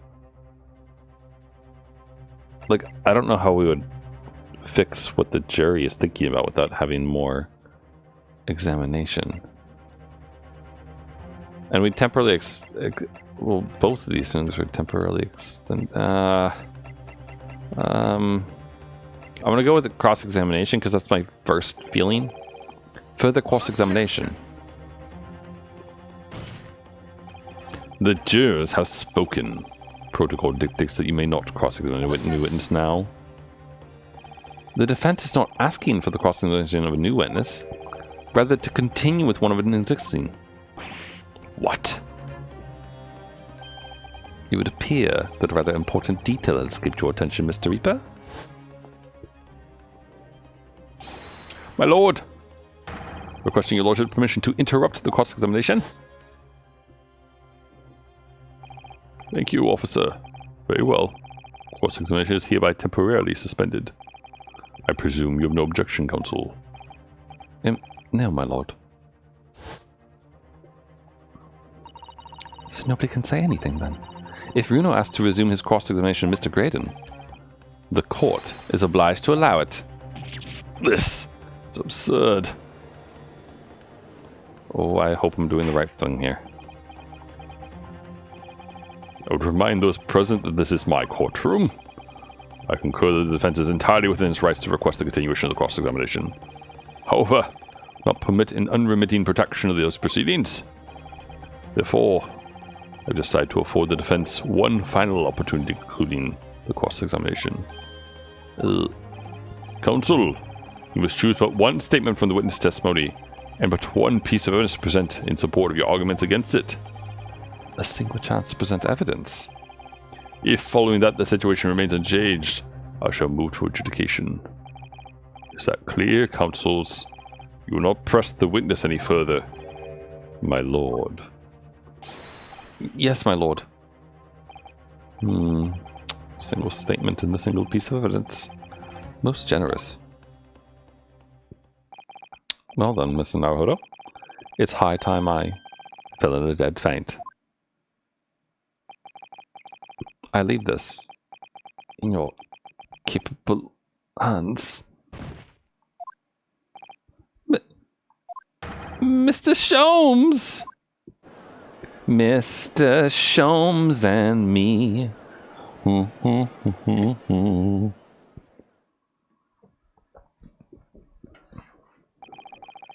Has anyone made that like parody song yet? Because they should. To stand so insouciantly before the court in a state of such high fever. Again, we are learning words today. Insouciantly. Insouciantly.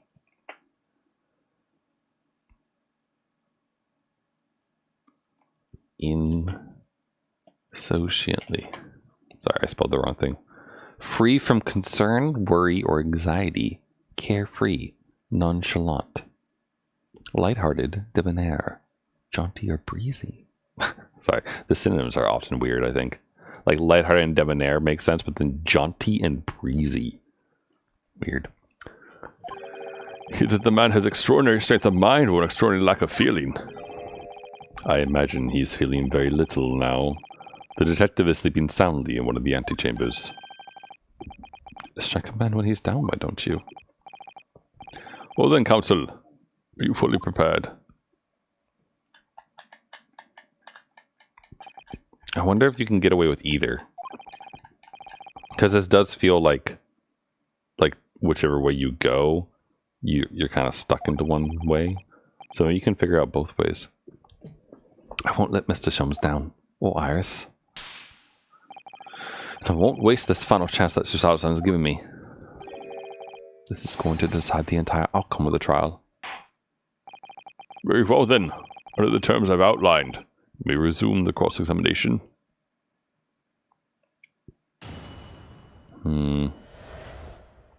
The moment of the shooting again.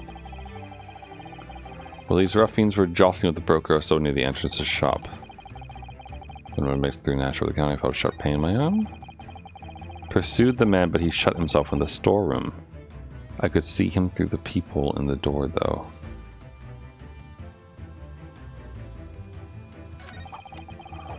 The accused in a black coat shot the man in the back as he was trying to flee to safely. Trying to flee where? I saw the blood splatter all over that wretched girl. Then she tossed the gun out to the people, so I picked it up and made my escape.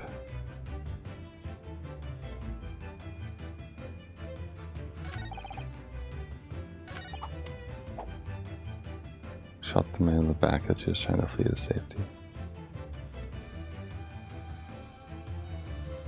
But it was instant, wasn't it?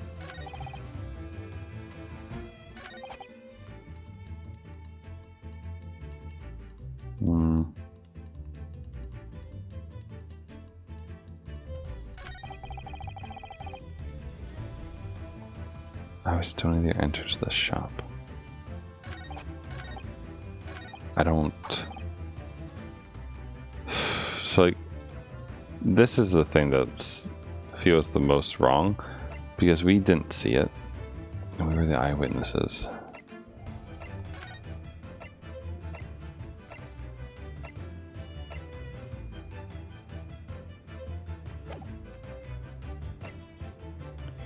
If there was blood splatter, wouldn't it also be everywhere else? Objection. No, the music didn't change. I fucked up. Nope. Not this.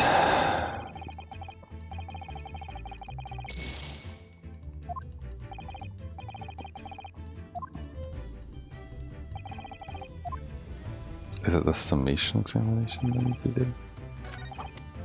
She tossed the gun out of the peephole. So I picked it up and made my escape. Tossed the gun out of the peephole.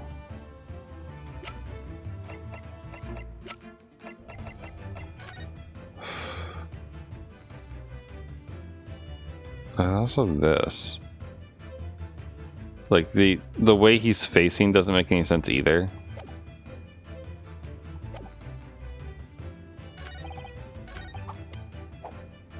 As he was trying to flee to safety. But he wasn't facing that direction.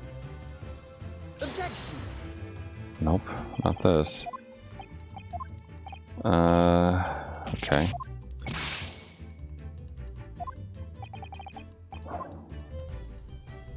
What am I missing? I could see him through the peephole in the door, though. Could you? How does this thing do anything? To allow cats to go and roam freely. The cat Flapomotic, given that it is the new evidence, must be what we're supposed to deal with? Maybe? But also, how the hell does it relate?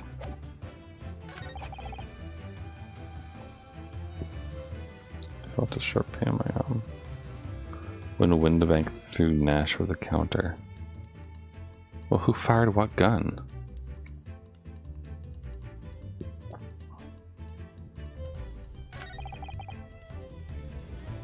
I was still near the entrance to the shop. Is that a contradiction of any kind? No, right? I mean, he was still near the entrance because he got shot and his blood hit the calendar. Pursued them and he showed himself at the storeroom. I could see the people in the door, though.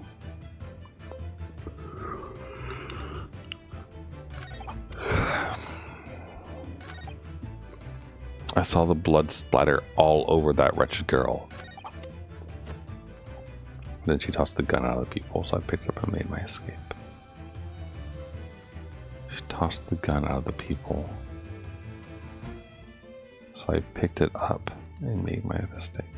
Would he not have been able to do that for some reason? Not really, right? I mean, his arm was fucked up, but he has the other arm. Tossed the gun out of the peephole. Doesn't make any sense. How would that relate to... I don't understand it. I have no idea.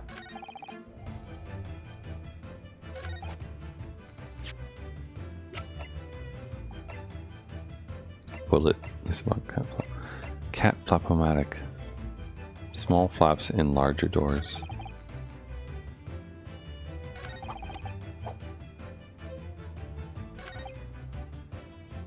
Put myself in the store.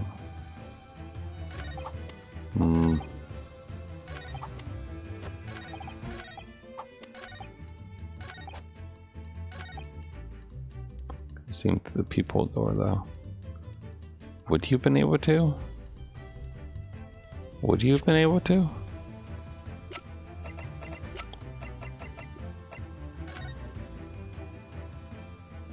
Not unless he got really, really close. Which he wouldn't. Gosh, I have no idea. I'm wondering if I should reload and go back.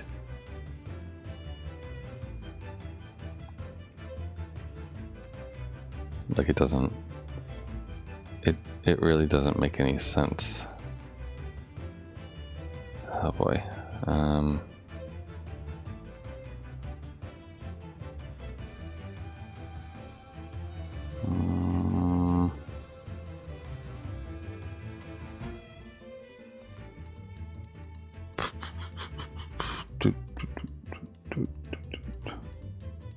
I don't understand.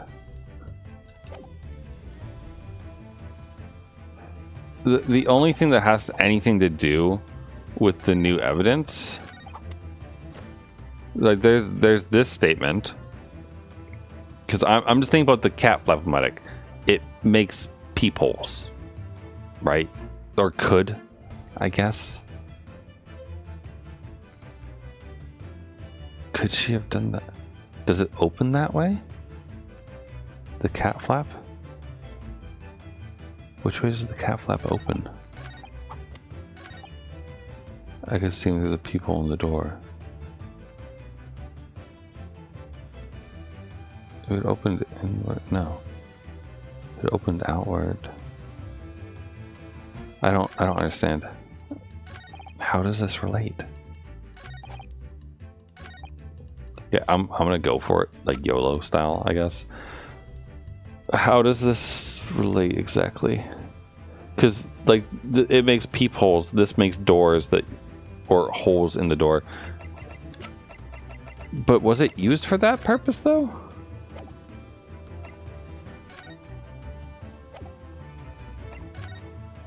Wait a fucking minute. Hey, look. See this door? There's no peephole here. And then if you look at the other one, there's now a flap. So that peephole was made by who?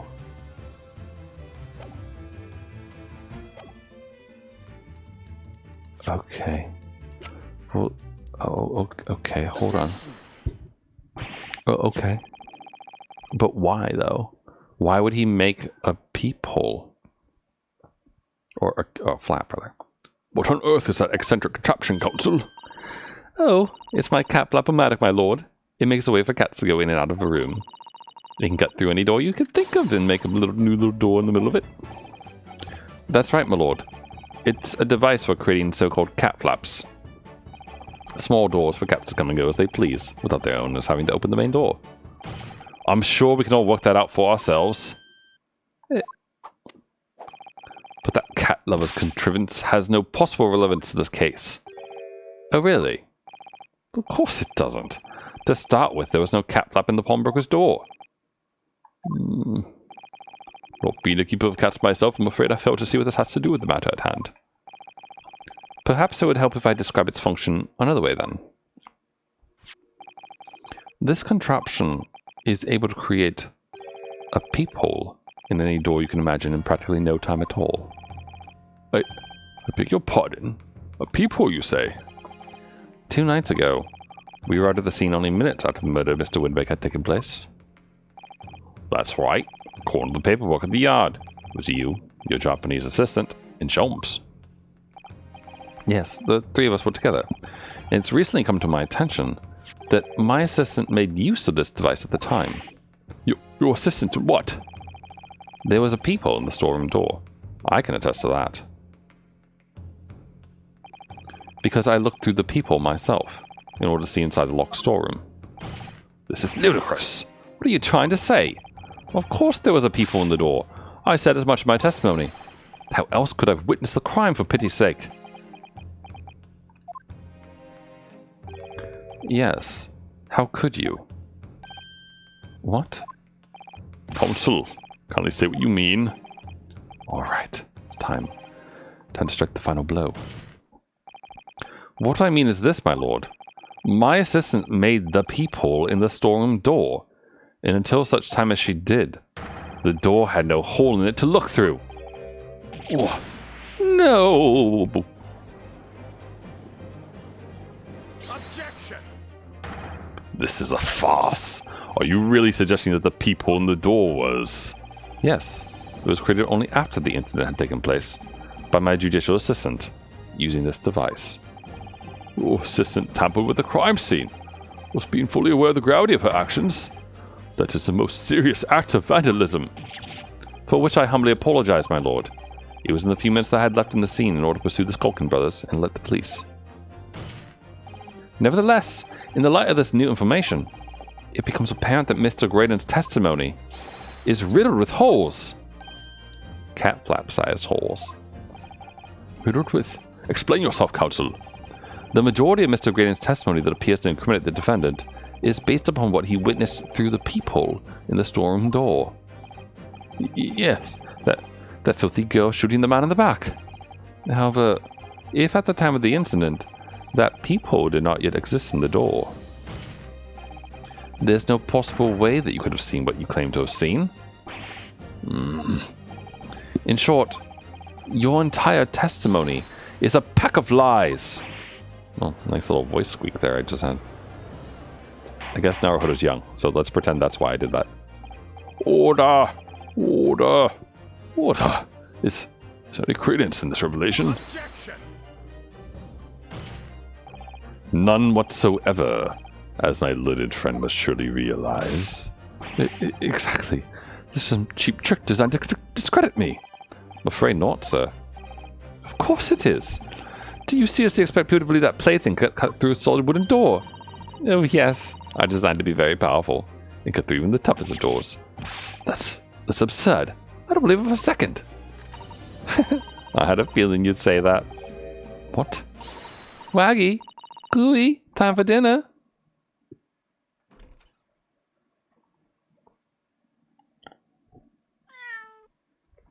What up, Wag? Hi. Well, Young lady, this is the Old Bailey. What does not make cat flaps in the oak paneling at the Old Bailey? I'm not done yet. Don't worry. This doesn't mean that the peephole in the storeroom door at Winterbeck's was made by your machine. And there's no way you can prove that it was. No, but it's easy. What? The cat flaps my cloud of flap-o-matic creates are all fixed size, and the dimensions of the people at Winterbanks are an exact match. Old Silky's lost for words. Excellent work, Iris. Thank you. We also have photo evidence of it. And now it's my learned student's friend's turn to be lost for words, I feel.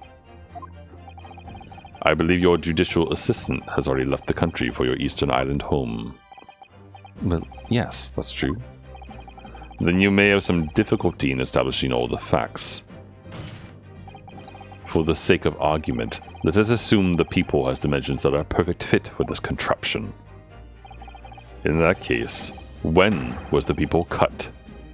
The prosecution demands proof of your answer. What is the purpose of your line of inquiry, Lord Von Zieks? It's very simple, my lord. The defense argues that the peephole was created after the incident using this device. But now that the perpetrator has returned to her native land, she cannot testify to the fact. There's no proof. And for as long as the defense remains unable to prove when the peephole was made, my learned friend's claim amounts to nothing more than a baseless accusation. But that's not true. I have proof. It's right over here. Gina. Peephole. 1:30 a.m. So it happened between 1 and 1:30.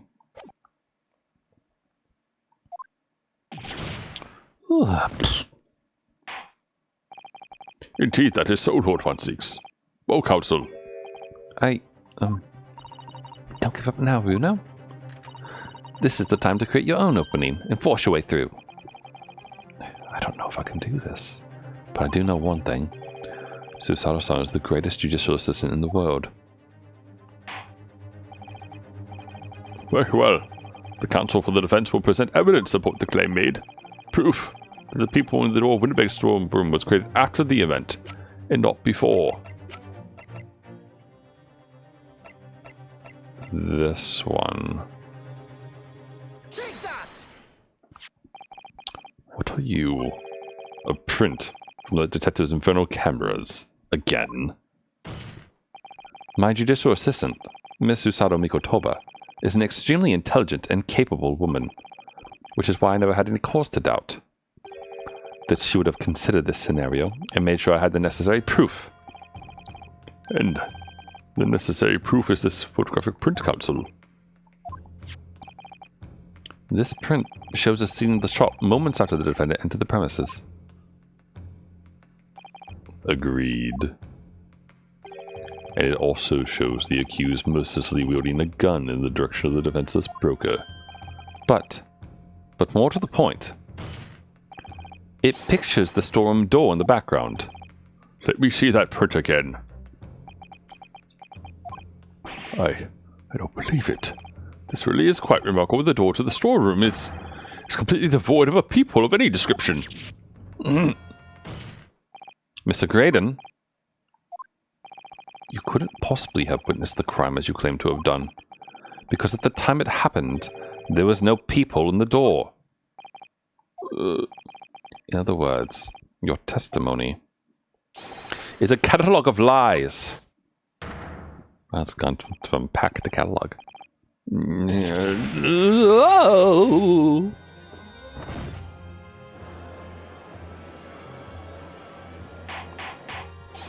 Order! Order! Order! I am satisfied that the defense has substantiated its claim beyond all reasonable doubt. This witness's testimony was entirely fallacious. That's not the only thing we now know beyond all reasonable doubt. My learned friend's assistant guilt can no longer be denied. The woman tampered with the crime scene. But more importantly, good lord, there's more, Valard Van Zieks. The defense may have established a reprehensible instance of perjury, but that is no proof that this man is the victim's killer. Yes, that's right. What? I was there at the scene. It's true.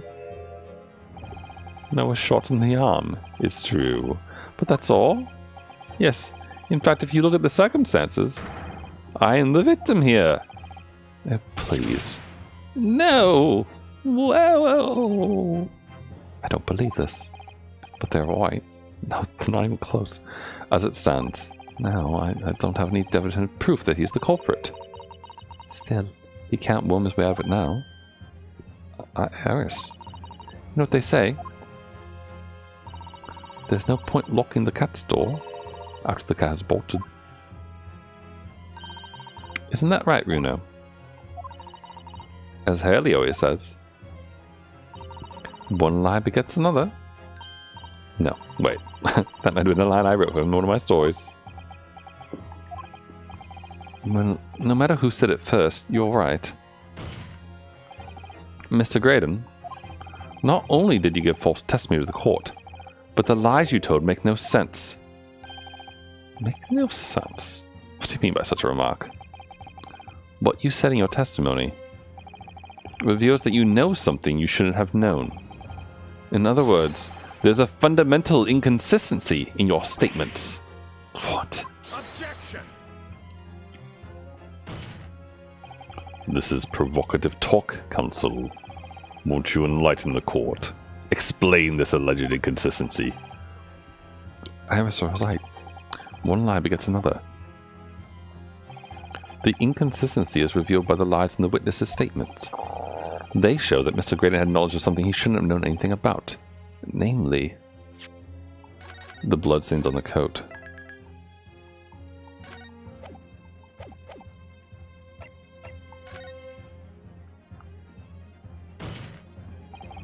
The bloodstains that were present on Miss Lestrade's coat.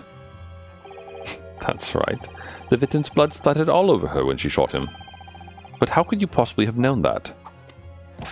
Obviously, because I saw her do it through the peephole in the...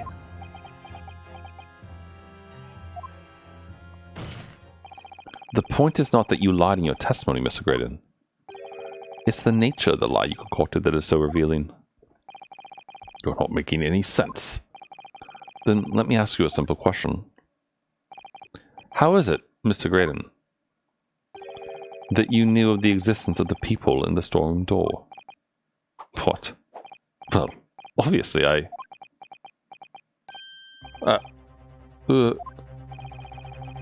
Has the cat got your tongue, witness? The people in the door was made after the incident occurred. And once I returned to the shop having failed to catch the two burglars, Scotland Yard's investigators arrived immediately. Since that time, the police have been at Windibanks constantly, carrying out their investigation. Isn't that right, Inspector Gregson?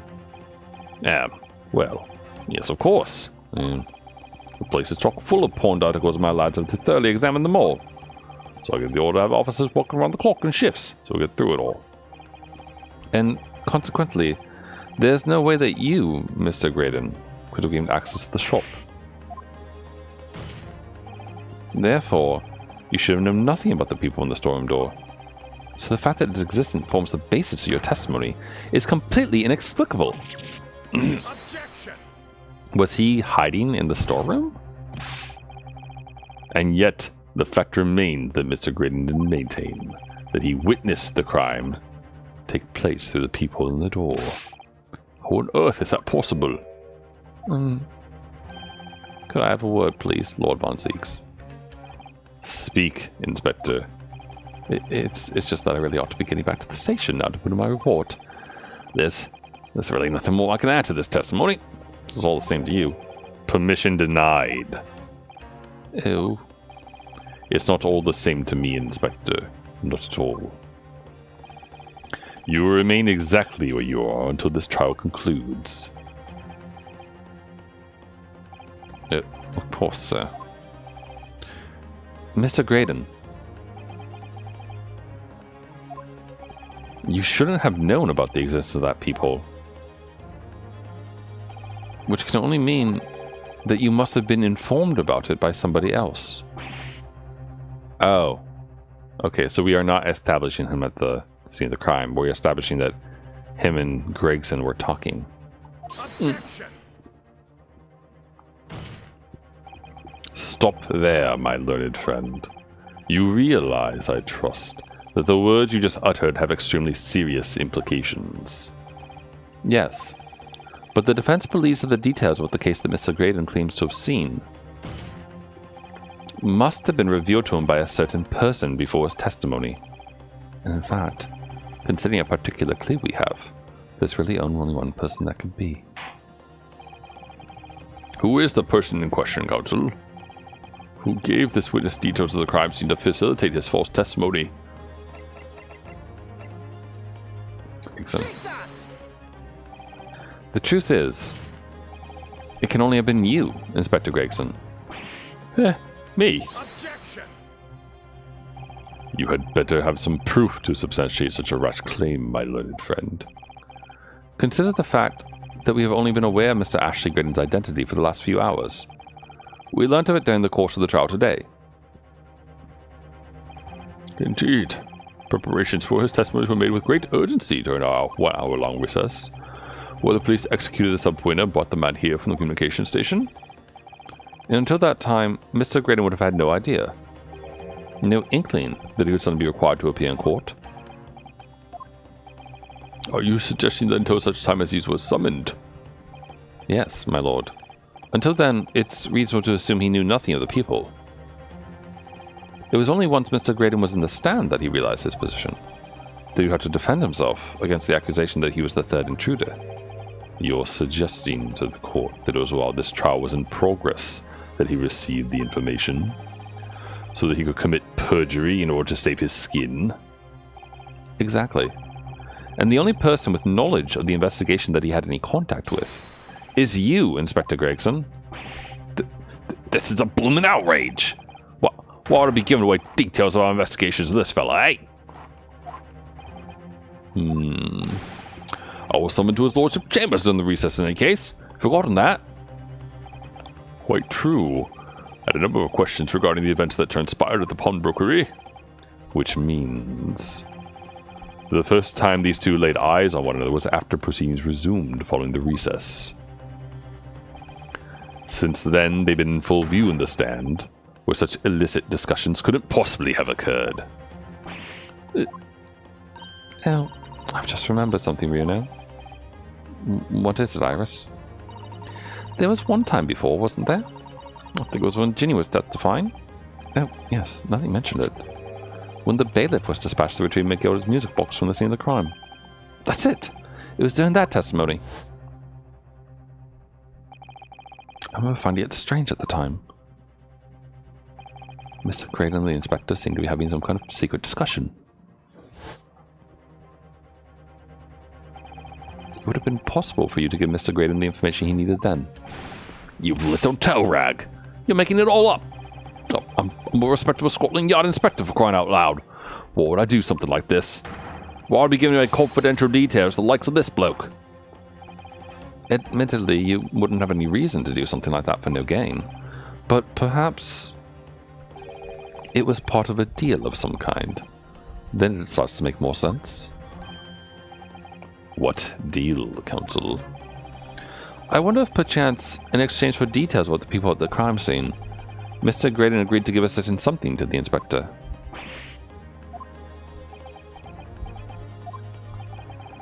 I'm sure I need not remind the inspector that if found true to be true, striking a deal of any kind with a witness will be considered a gross case of malfeasance. Well, aye. Objection! It's becoming clear that jumping in with accusations is this Nipponese student's speciality. I don't do that. But with the stakes so high, the prosecution is not prepared to listen to baseless charges. It is incumbent on the defense now to present evidence in support of this diabolical claim. Evidence? Just what are you proposing that the inspector demanded of the witness in return? The court must see proof of this alleged deal. If Inspector Gregson really did strike a deal with Mr. Graydon, then logically there's only one thing he could have asked for. That must be it. You know, do you think it could be? Yes. It's the missing link that would join all the dots together in this puzzle. Did that just not make any noise? I must press you for an answer now, Counsel. What evidence explains the nature of this alleged deal that Inspector Gregson made the witness? Oh, gosh, I don't know.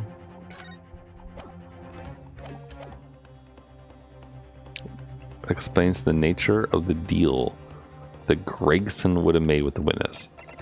I assume he doesn't want Iris's manuscript.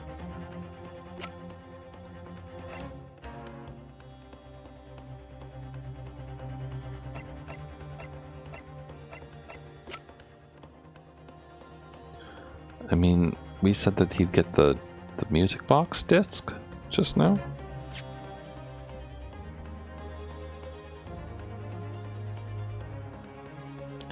What would the inspector demand of the witness in return?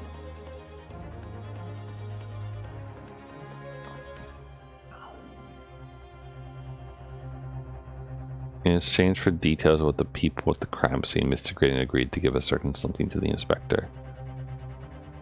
Wait, does this even make any fucking sense at all? Mr. Graydon agreed. Graydon would give something to the inspector. What does Graydon have? What does Graydon have that the inspector would need?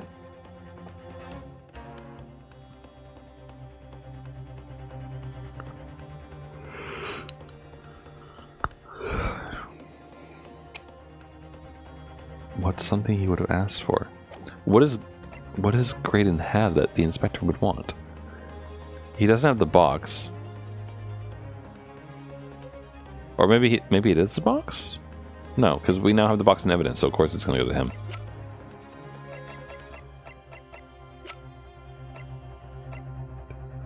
The notes. I mean, he would want to read this, right? Like, as stupid as it is, would he not maybe want this? Or is it, or am I overthinking it? And it really is just the music box or the disc or one of those things. Oh wait, well there's 2 discs, right? Now that I think about it. There's 2 discs, right? So maybe it's for the second disc? Because that would make sense, right? Because What's-His-Face knows where the second disc is and they need it. Inspector Gregson, besides this murder, is it not true that you've been working on another very important case? What are you getting at now, Sunshine? Is it possible this other top-secret case is what's alluded to in this newspaper article here? The classified secrets being leaked overseas from the Ministry of Justice. How the bleeding law could you? We discovered during the course of this trial the music box deposited with the bags by Magnus McGilded. A special music box designed to play 2 discs at once. It would seem very likely now that encoded on the pair of discs that were in McGilded's possession are the leaked classified secrets. So I put it to you, Inspector, that in order to recover the second of the discs containing those secrets, you covertly made a deal with Mr. Graydon in which you exchanged the disc for details of the case. You little...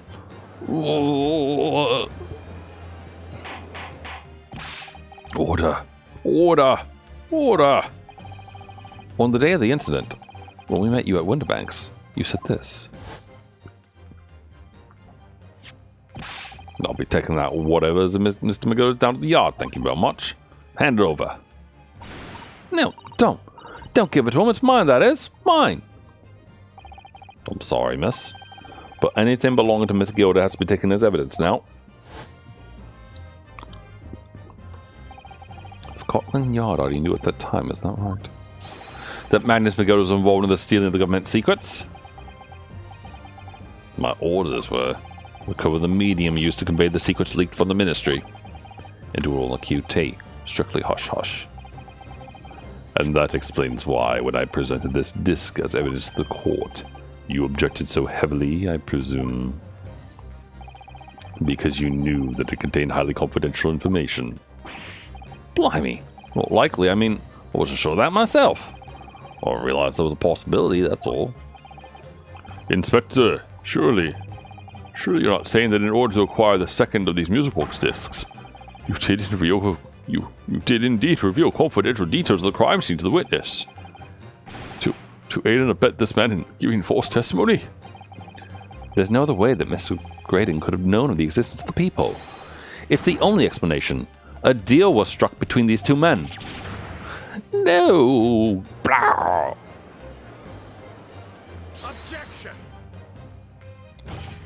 If, and I stress if, this sobering assertion turns out to be founded in truth, it would mean that the second disc is, as we speak, here in this very courtroom. Wait, what? In this room? How could you possibly make a claim like that? Because Inspector Gregson is a Scotland Yard detective. What? What's that supposed to mean, eh? As a seasoned policeman, the inspector will have approached this alleged deal with caution. Certainly he would not accept a gentleman's agreement in this matter. No, he would have insisted on having the article agreed upon in the palm of his hand. Good gracious, that you mean to say Inspector Gregson already has the item in question in his possession? He has the second disc actually on his person. The defense demands that the inspector is searched at once. Definitely. They could only have struck a deal with each other when Ginny was testifying before. And Gregsy hasn't moved from the witness stand since. My lord, please. Order an examination of his personal effects immediately. Well, Inspector.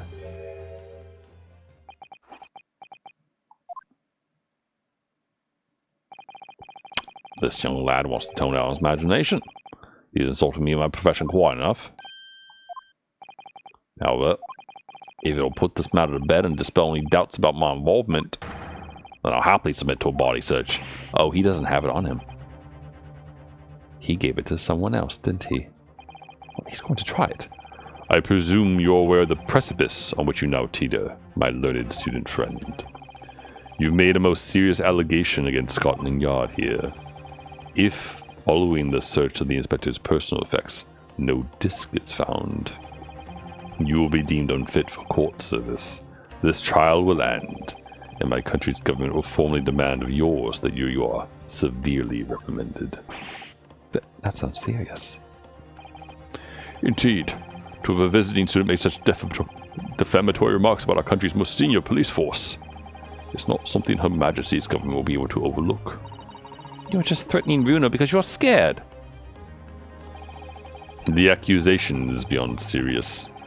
You must be prepared for grave consequences. It's true. I can't imagine Gregson would have accepted a gentleman's agreement for something so critical.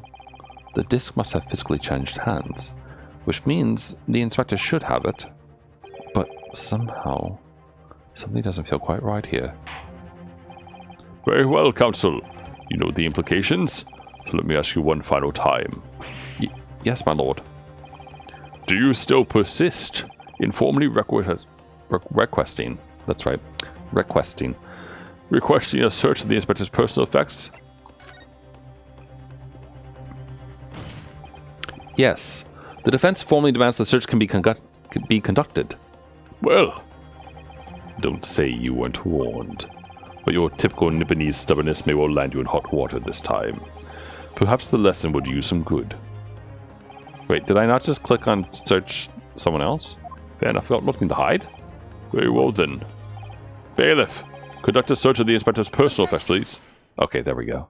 I thought it would just... Oh, I wasn't expecting that. They did the bad slap again. The defense demands a search, but not of Inspector Gregson. What? Now what's all this? I'm the one you're accusing, aren't I? Thought you wanted to search me. No, Inspector. Not you. Somebody else. What's the meaning of all this, eh? Lost it at last, have you, sunshine? The court shouldn't have put up with this nonsense. You're being completely irrational. Be quiet, all of you. Guessing this is Iris, maybe? No. Who's saying this? Oh, it is Iris. Okay. I guessed right.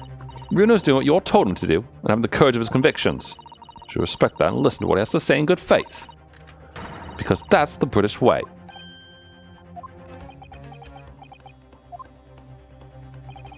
Well said, young lady.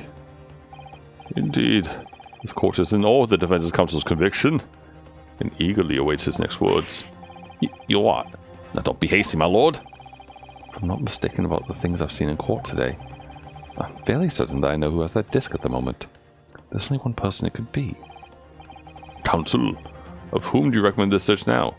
I'm gonna go with Tall Lad, because he's next to the he's next to the inspector right now, and also like looking up into the corner. So I'm guessing this is it. Of my lord, Mr. Nash Skulkin. Well, I never. Yeah, blimey. Me? Him? Very well then. Bailiff, restrain the witness and conduct a thorough search of his personal effects. But please, my lord. Inspector, Scotland Yard has to object to this search. Objection. Unfortunately for you, Inspector, your objections carry no weight here. In this courtroom, only the prosecution and the defense have the authority to object. But Lord Von Zeeks. I have no idea what forces are in play that might influence your actions. But personally, I have no intention of obstructing the course of this trial. Ah. Bailiff, carry out the search. Yeah, look at this. Now, hold on a mo. I don't know nothing. Nothing about no disc. Cut it out! Was I right? Yeah, my lord. In the witness's pocket. I found this. Good lord, that's another music box disc. Yeah, I don't know nothing about it. Nothing.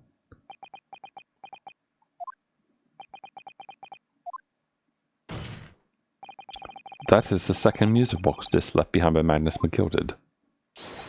Is it not, Inspector Gregson?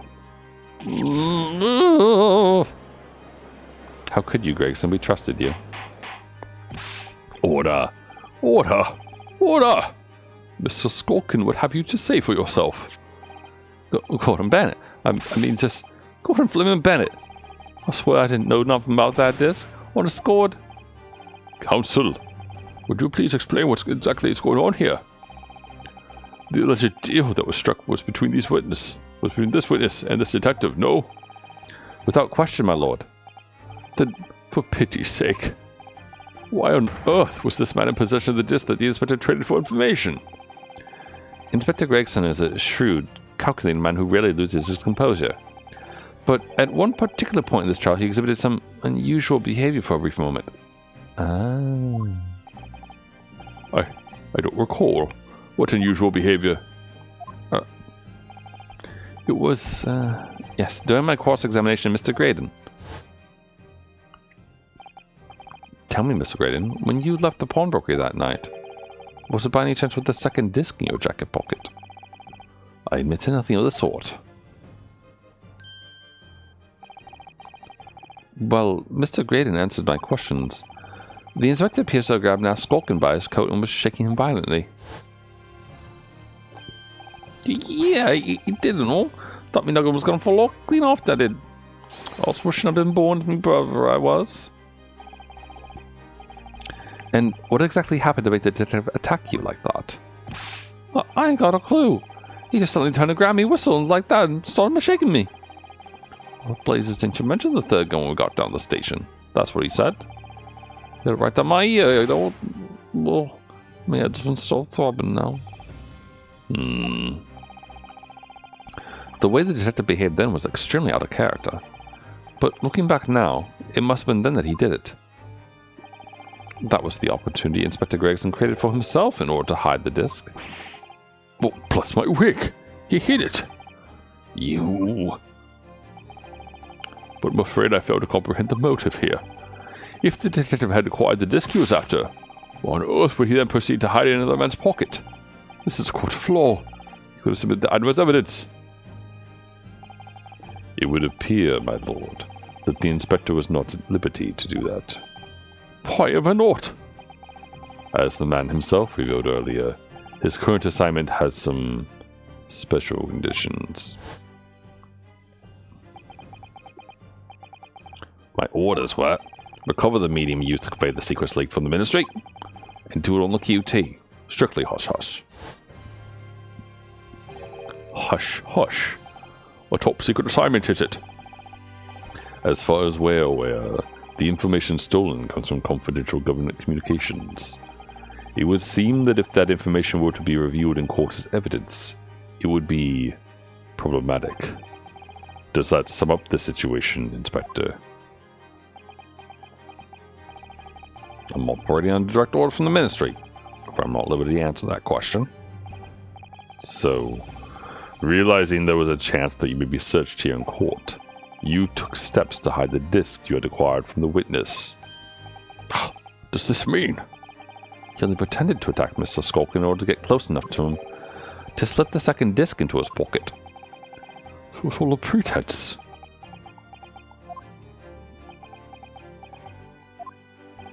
Oh, now, Inspector Grayson, and you, Mr. Graydon, are you prepared to admit to the accusation made against you on this alleged deal?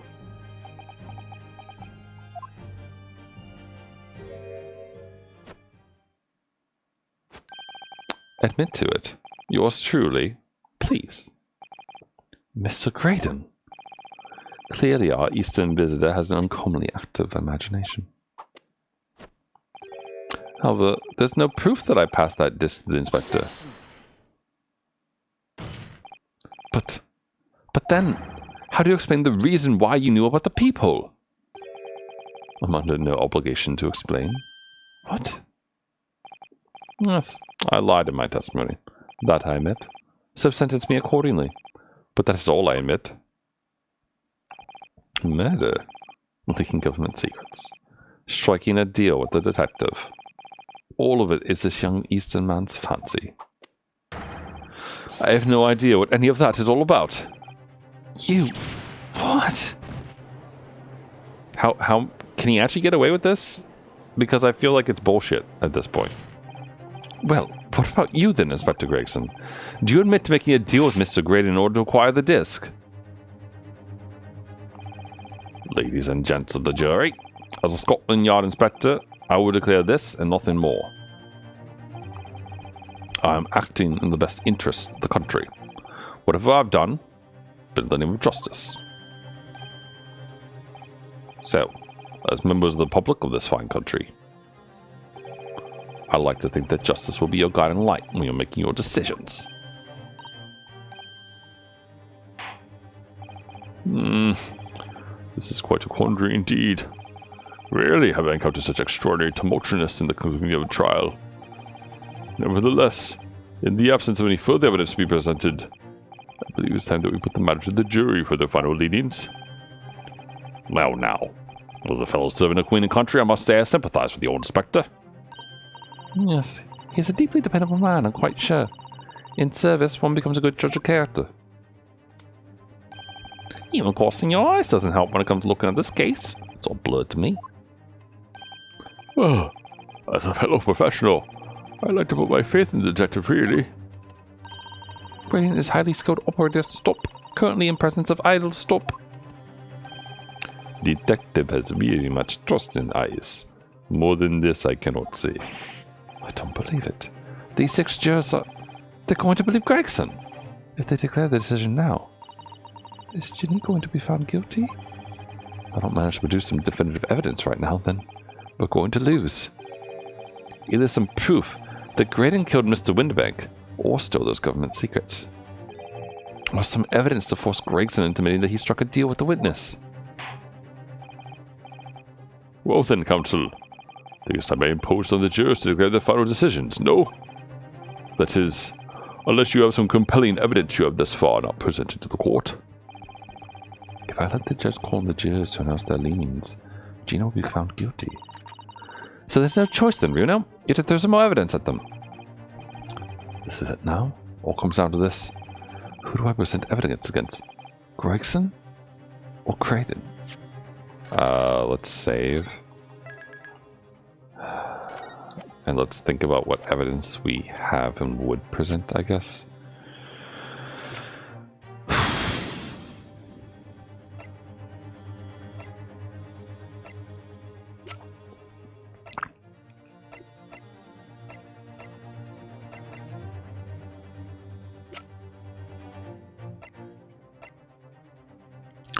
We can't bribe Gregson, can we?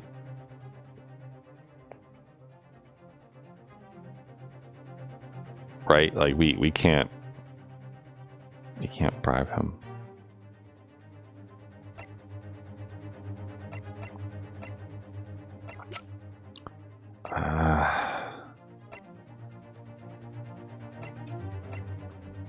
I don't think we have anything else that like points to what's his face as the murderer.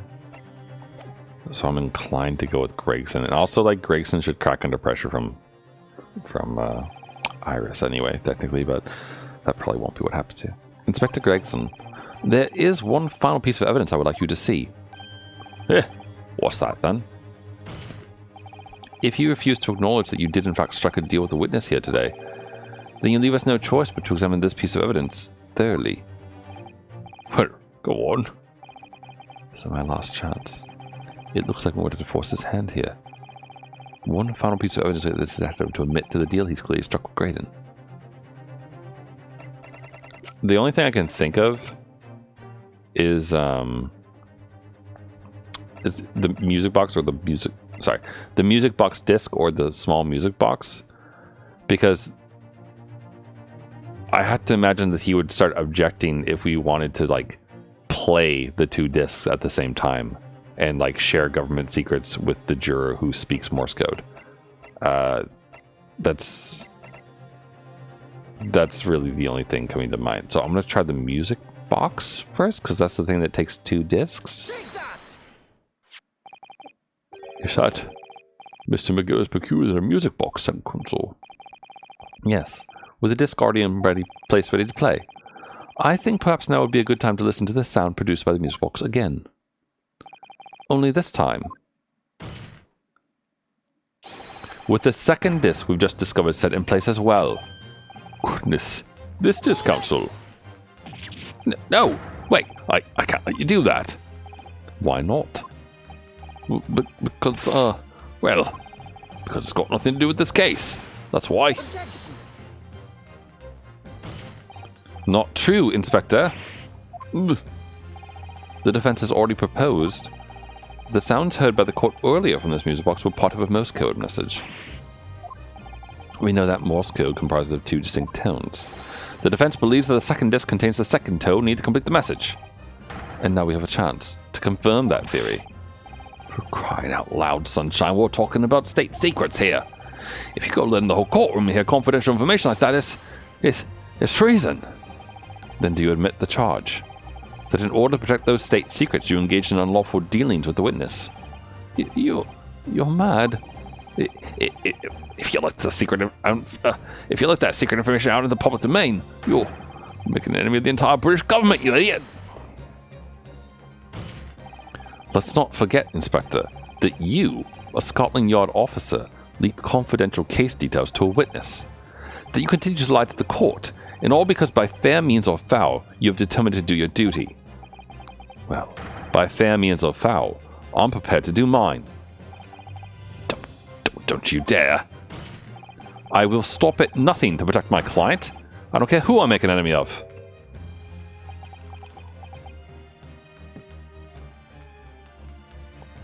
Come on, bro. Give me that. Give me that. Give me that hallowed chalice line. My lord, if you please, the court must hear the sounds made by that music box. Come on, Van Zeeks. For Pete's sake, stop him. Objection. Fuck yeah, the foot. Inspector, you should know my methods by now. I'm a prosecutor. I'm no Scotland Yard puppet. God, I love Van Zeeks so much. In this courtroom, my duty is to the law. So let me propose a toast to uncovering the truth by fair means or foul. No! This music is so good. Very well. The defense's stance here and that of the prosecution has been made very clear, I feel. Therefore, in accordance with the defense's request, the court will now listen as this music box is set in operation once more. This time, with the second disc in place, and both displaying simultaneously.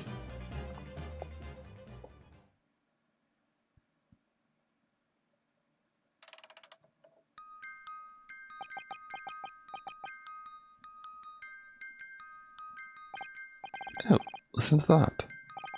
It's unmistakably now. It's Morse code. Oh, all right. Or I admit it, whatever you want. But for the love of God, shut that bloomin' box up.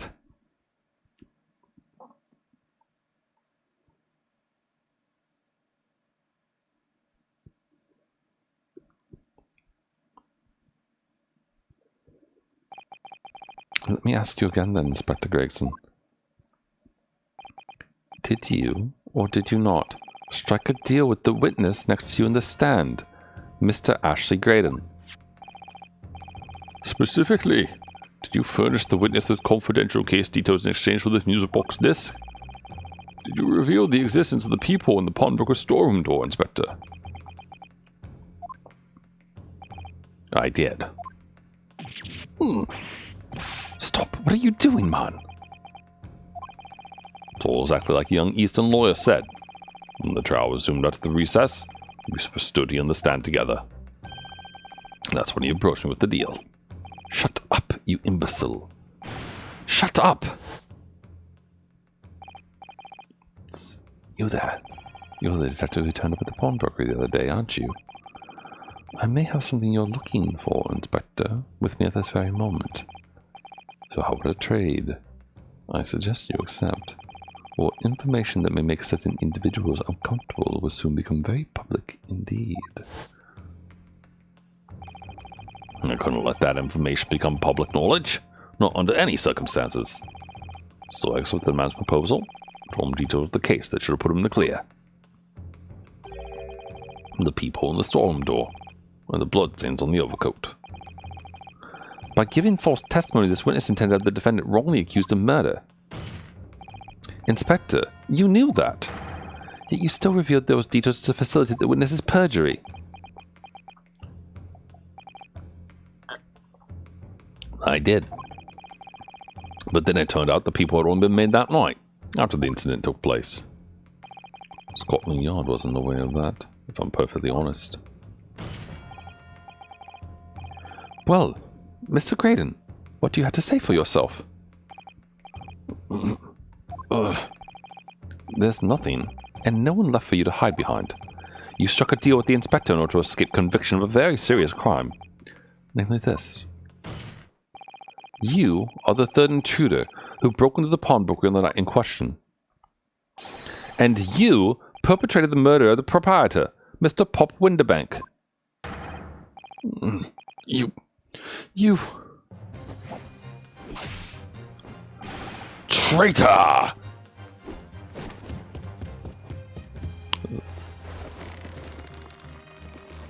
Bailiff? Bailiff, you around anywhere? This man just assaulted an officer in court. Bailiff! Bailiff! Restrain that man! At once!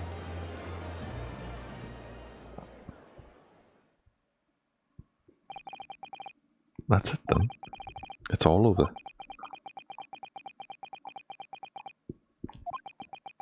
Well, I mean, Gene's being tried for perjury. Probably. Who else is getting a court sentence? I despise my life growing up. Those slums are vile places. I was cursed from birth. Born into poverty. The son of a penniless artisan. My parents did nothing but quarrel all day long. What little money they had was never spent on me.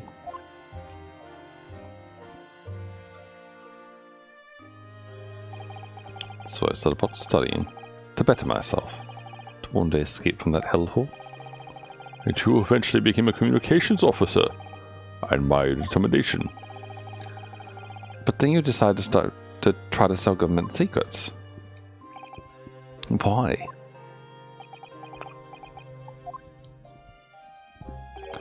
Isn't it obvious?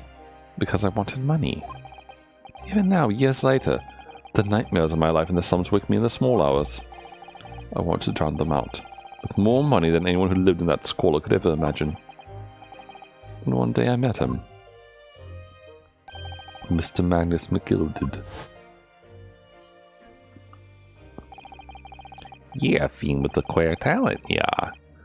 I have money to throw your way if you're interested. All you need to do is go along with me little plan now. I was to steal the ministry's telegraphic message logs, and McGilder would buy them for a handsome sum. As I was responsible for inspections of the ministry's communication office, it was a simple enough task. The lure of the devil's offerings. How easy it is to succumb. But you must surely have realized the seriousness of the crime you are committing. And for that reason I took great lengths to ensure that my actions were untraceable. By using the music box. My father was a brickmaker, though my mother divorced him when I was still a child. Yes, Mr. Mason Milverton. That's right. He was very skilled with his hands. He was made of music box makers. He'd once been a music box maker's apprentice. I imagine his skills would be sufficient to create a machine that could generate Morse code. So I sought out my father again, to employ his services. It was the first time I'd seen him since I left slums 10 years ago. 10 years earlier. look at you, Ashley. What a fine gent you've become, mate. He was a different man to the one of my memory. A thin, frail old man. But poverty had never broken him, never corrupted him like it had me. I was sure that he wouldn't help me if I told him the real reason, so I made up a story. I've got some work for you, Father. I need some music box discs made. Music box discs, eh? A musician friend of mine has written some music he wants to sell to the public. I brought the score with me. There are two, actually.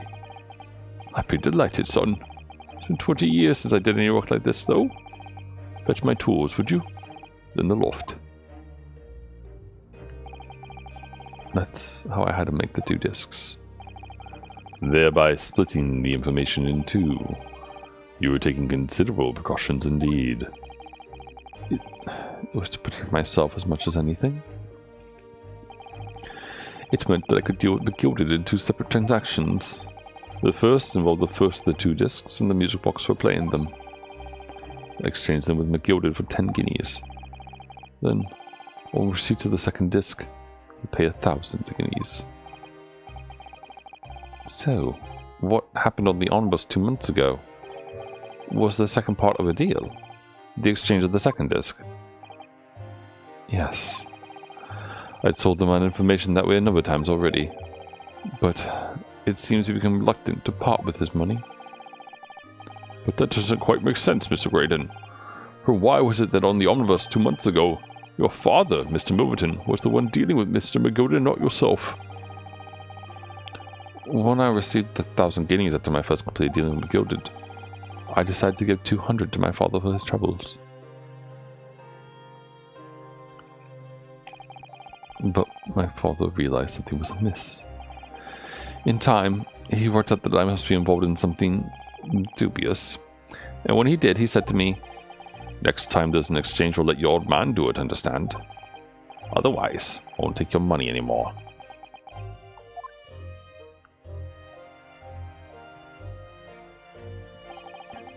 That was my father's way of dealing with it, I suppose.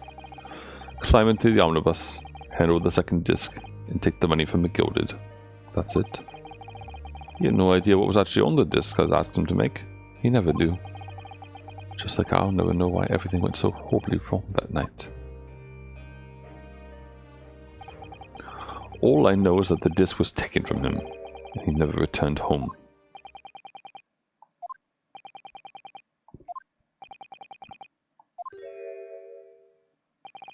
It was only then that I found out what sort of a monster McGilded really was. So for 10 years and not once utter it, I swore on my father's name.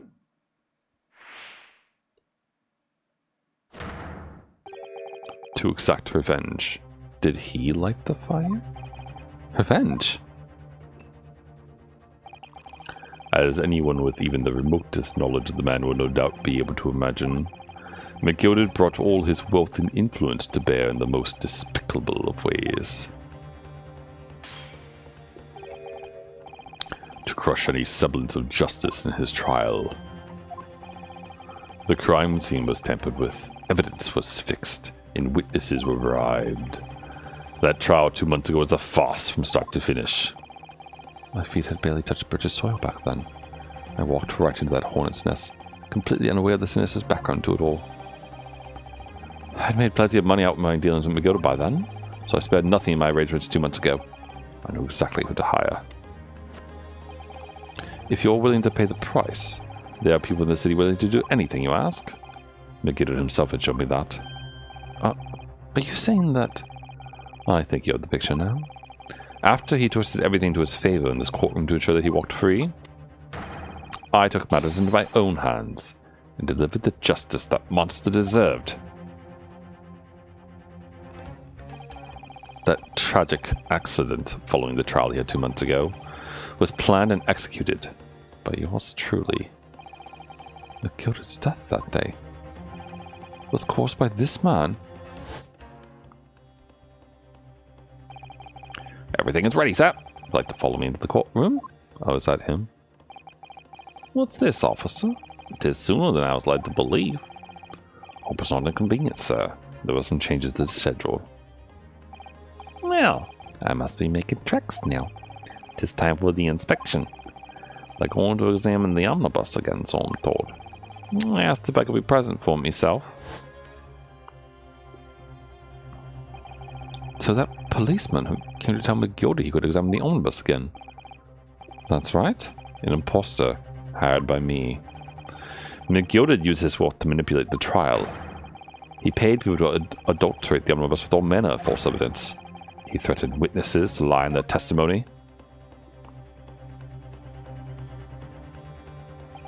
So I gave the man a taste of his own medicine. Once the omnibus was doused in paraffin, one of my sham policemen ushered McGildy inside and sent him on a one-way journey to hell.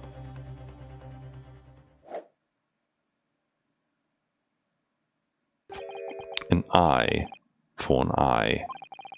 That's how I avenged my father's death. A spine-chilling account indeed. But that wasn't the end of it for me.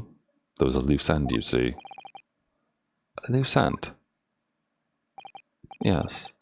I should think it's obvious. The second disc, which my father had taken to exchange with McGildy. Ah, yes. There was indeed no mention of it in the man's trial 2 months ago. Clearly because it had been removed from the scene of the crime. When I realized it was missing, I remembered something. Something for the first time I dealt with McGildy.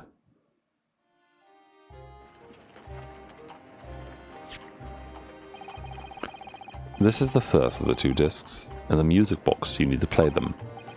Well, look at that now. What an ingenious little invention. So then, as promised, 10 guineas for you, young man. What's this? Woodwick's pawnbrokery. Aye, 'tis a pawnbroker's ticket, so it is. You can use it to redeem an article deposited there for you. There's no need to give a name. Just hand over the ticket and tell the fiend the watchword. I'll put a jewel in pawn for you. It'll fetch a good 10 guineas if you sell it, so it will. I've heard of a pawnbroker being used in quite that way before. Have you not, Mr. Graydon? London's pawnbrokeries are very useful places, you know. Each one like an extremely secure vault.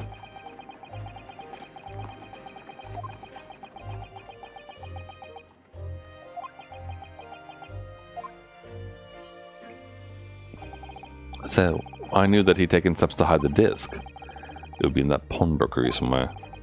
And that on the night he killed my father, he must have entrusted the ticket to someone. Yes, to Gina. I remember now. When we first met you at Winterbanks that afternoon 2 days ago, you had a description of Miss Lestrade written down. How did you know who you were looking for? From the trial. That pickpocket's testimony was clearly peculiar. Anyone could see that. I realized immediately that she was another of McGildy's pawns. They must have threatened her somehow. I was fairly convinced it would be her who had the ticket. So I started to make some inquiries. I had a strong suspicion the girl would come out of the woodwork on the redemption deadline. And he was absolutely right. And yes, sure enough, she did. All I needed to do was wait until the girl went to Winterbanks to redeem the articles. But unfortunately, she redeemed only McGildy's overcoat and the one disc that was in his pocket. The all-important music box with the second disc inside was missing. Because it had already been forfeited 2 days earlier. But I was unaware of that fact. Had it not been, I could have avoided my nighttime excursion. Meanwhile, as our investigation of the stolen government secrets was progressing, we'd picked up on the fact that McGildy was involved. Inspector, you've recovered fast. My orders were to recover the stolen information as quickly as possible. So we started gathering the fellow's possessions and examining whatever we could lay our hides on. Can you tell that it's late and my brain's slowly shutting off? We had a full-scale investigation going on at the yard. Had to keep it as quiet as we could. Then, when the inspector took the disc from me in the pawnbroker that day, I became nervous. I was sure the music box and the second disc were still there in the shop somewhere. So I knew that it was a race against time. And to find those articles before the police did. So, that's what prompted you to break into the place that same night? with the help of your old friends, the Skulker brothers. What happened that night in the pawnbrokery? I can only describe as a nightmare. While Nash and Ringo were searching the counter, I located the music box episode of McGill on the shelves of forfeited articles. And the second disc was inside. Yes, I slipped into my pocket with a very deep sigh of relief. But then, something entirely unexpected happened. What are you doing in my shop?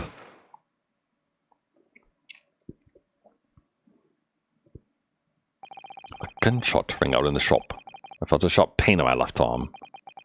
The broker fired his gun, and the bullet pierced your limb. Yes, exactly. But unfortunately, I decided to bring my own gun with me that night, just in case. But unfortunately, okay. I just had to make sure I read that right.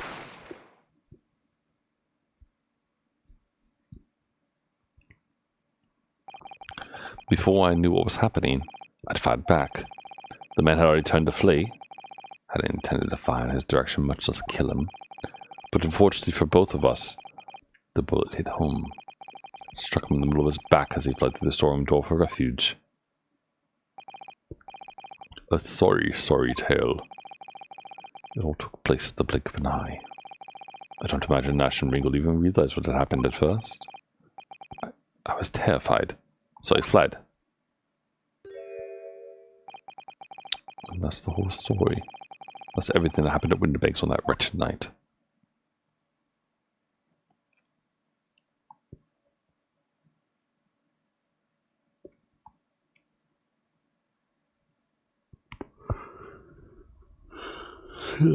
Excuse me. I probably should have saved up the to be continued and just waited for another night. Oh man. Earlier, you called McGilded a monster. A man who used his wealth and influence to distort the facts and escape justice for the crime of murder. What tragic irony. For what you have done is exactly the same.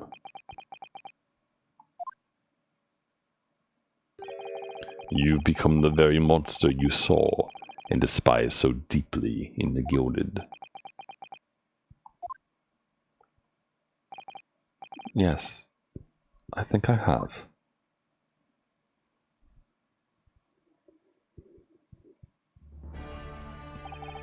Well, this has been a long and exhausting trial. However, it would seem that at last we have arrived at the truth.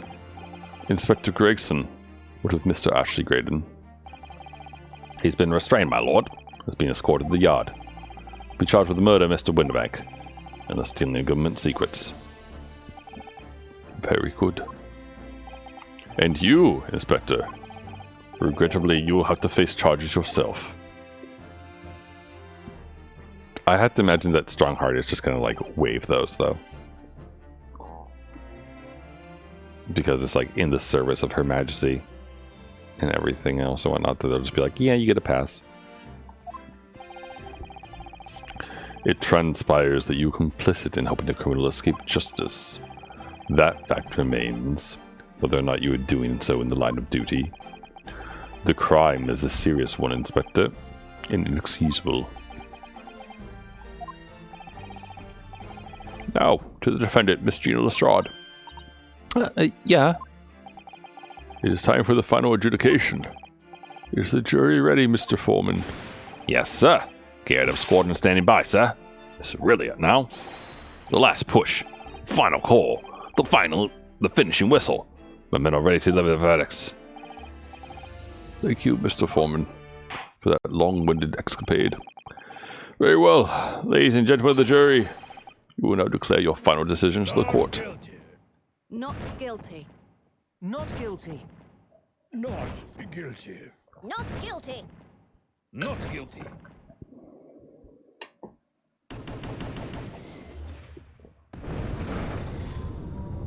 Yay.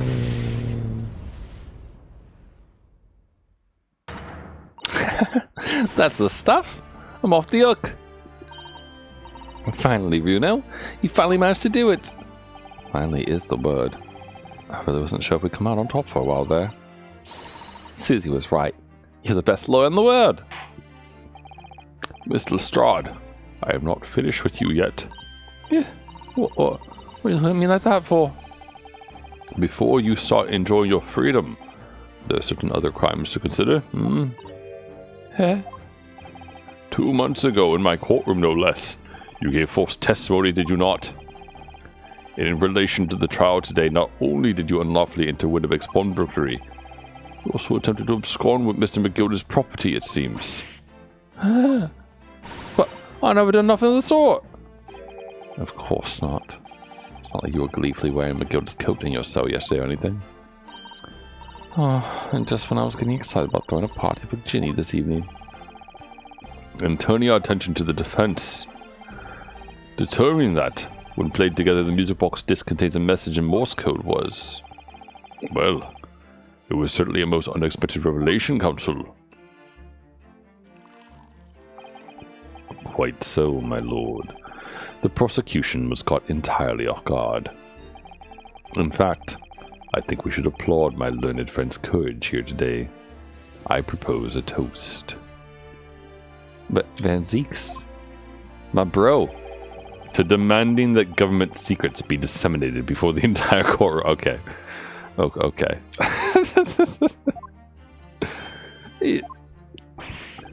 Very sorry about that. It was the only way I could get Inspector Gregson to admit to what he'd done, so... If I may say something on that point. Isn't that... It's, about the sound produced by the music box before. I do wonder if that was really Morse code at all. What are you saying, madame? Well, it's just that I'm really rather fanatical when it comes to Morse code, you see. So much so that the whole world seems to be covered in dots and dashes to me, in fact. Goodness, madame. An unhealthy level of obsession wouldn't fuse. This is usable. Also, her, she's got dots and dashes on her coat, as it were. Though the dash is just her headset. But anyway.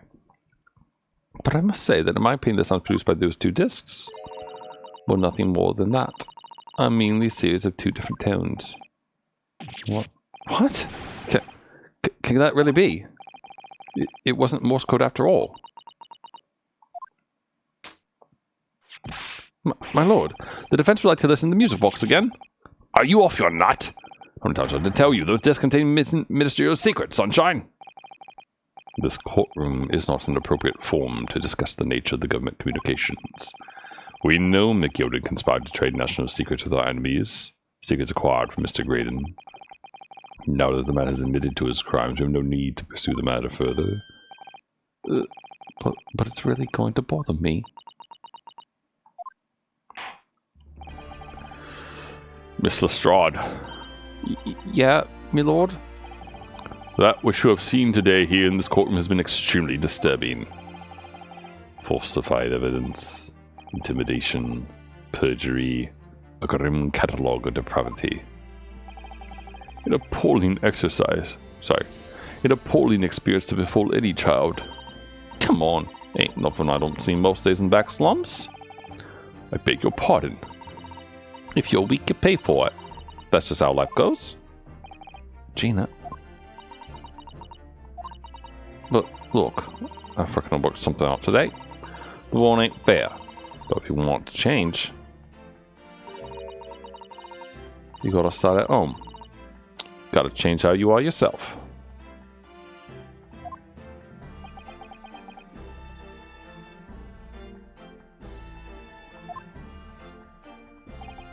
Well, it's a very laudable lesson, I would say. I eagerly look forward to the born-again Miss Lestrade never gracing my courtroom with her presence again. Now, with regard to the murder of Mr. Pop Windebeck, proprietor of pawnbrokery business on Baker Street, I hereby declare the defendant, Miss Gina Lestrade, not guilty.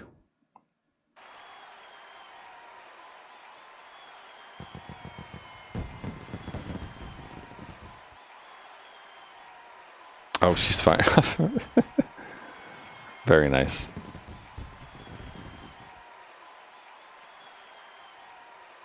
color their smoke thing, so that doesn't really make sense, but it's just so nice. That is all. Court is adjourned.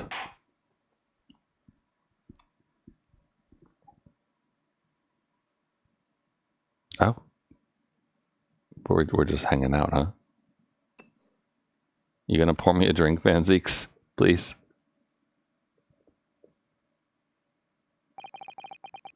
On a personal note, I must say you surprised me, my Far Eastern friend.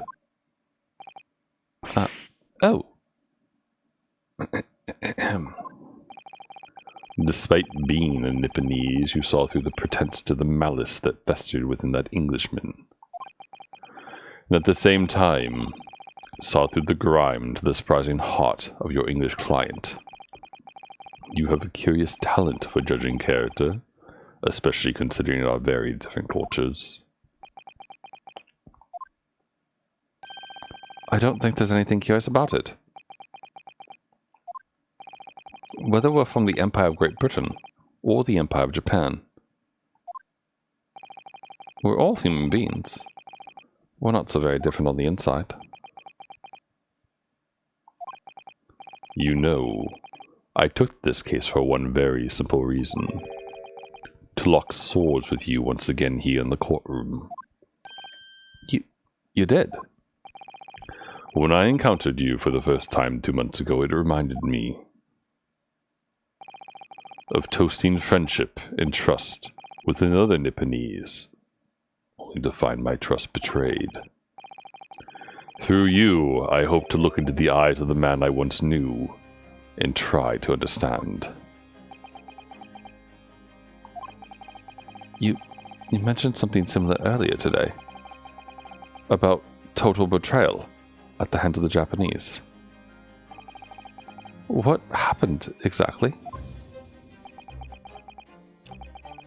Well, you may ask. And one day, when the time comes, you will learn the answer, whether you like it or not. Alright, then I'll wait for that day, if I must. Oh, finally, he fucking drank it. Coming to be known as the Reaper of the Bailey, in my retirement from service 5 years ago, it gives me cause to wonder if our meeting has some deeper purpose. Ah, damn it. There it goes. So, farewell, my learned Nipponese fellow, until we meet again.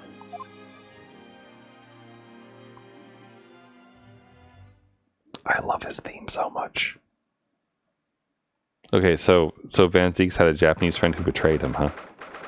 What do you think the chances are that, like, the Moriarty of the Chronicles game is somehow Japanese?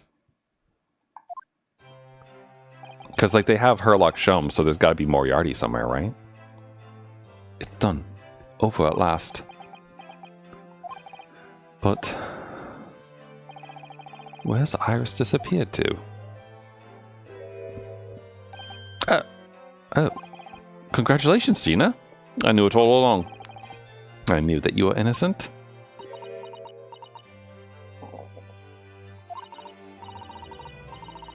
Well, you did what you said, Mr. Naruto. You believed in me, right up to the end. You're as old as your name. What's all about it? I told you I had faith in you, didn't I?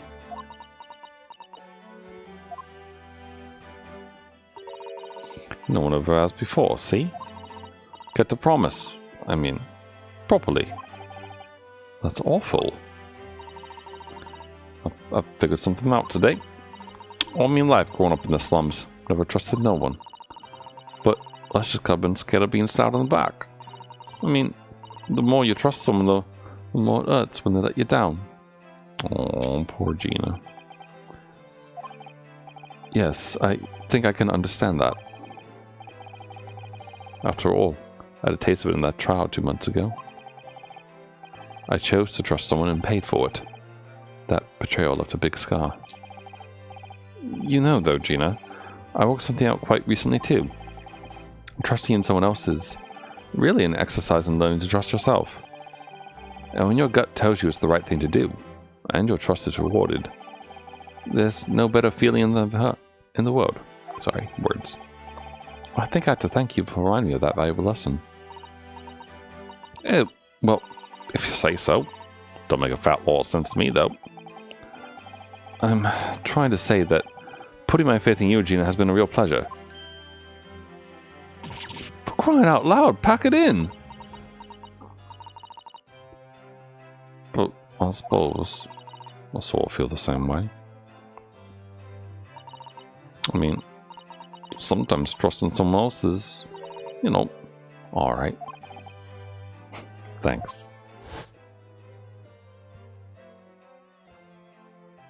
This is the way I see it, Renosuke.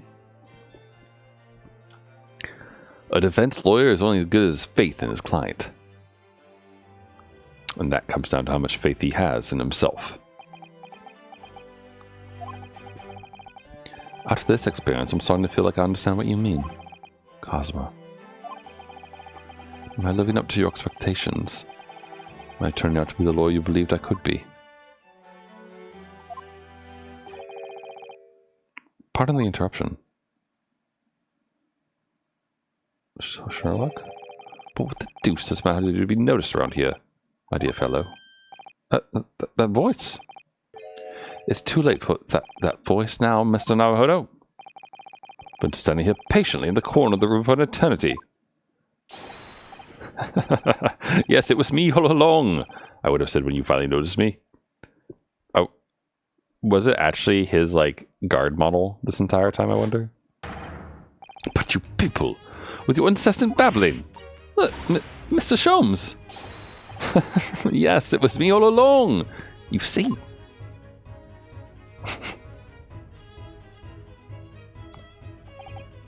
I'd assumed you'd been taken back to the hospital, to be honest.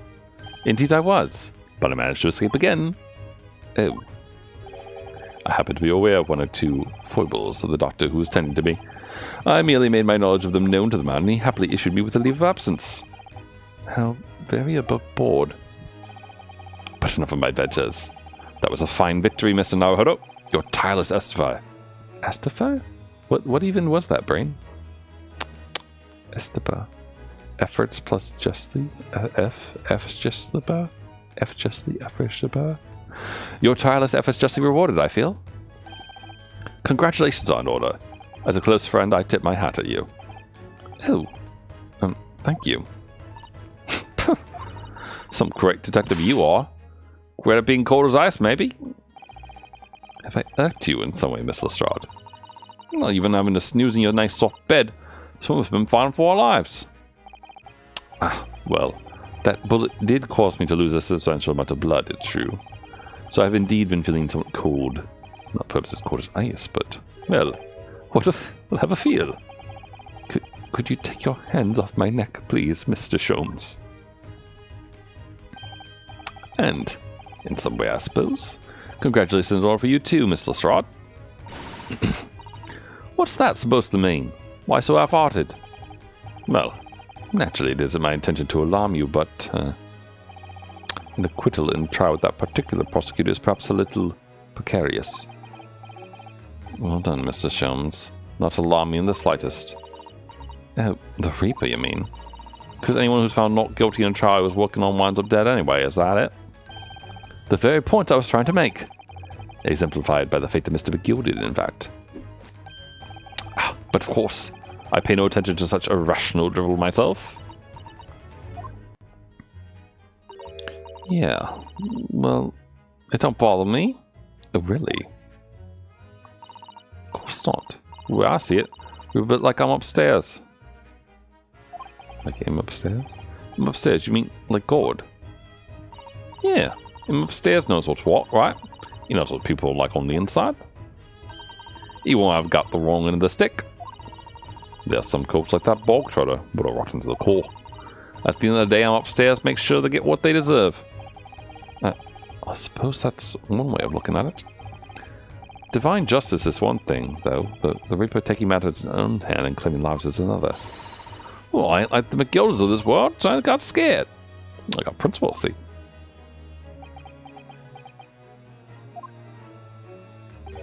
a trait in you which is to be admired, Miss Lestrade. Why, just give it a rest, alright? That's all I was saying.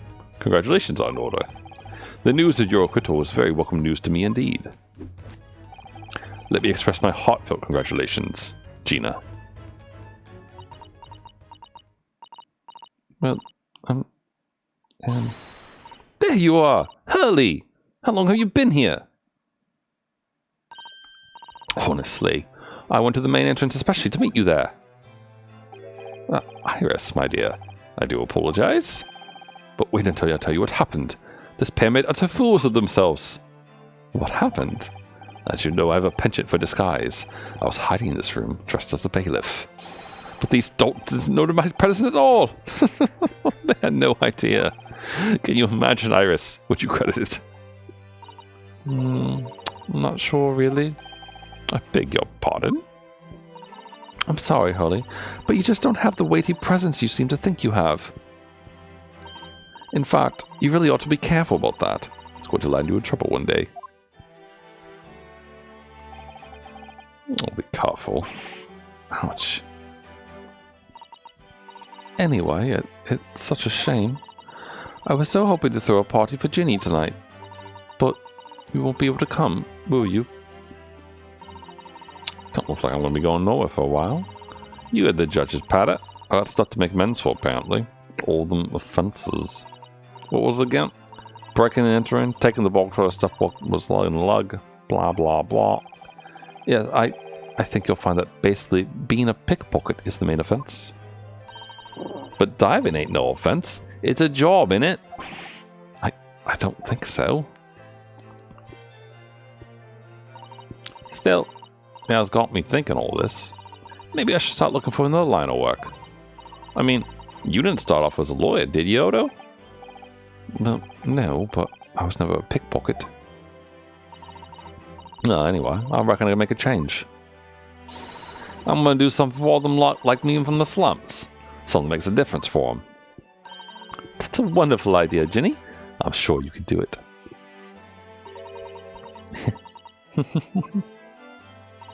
What is it?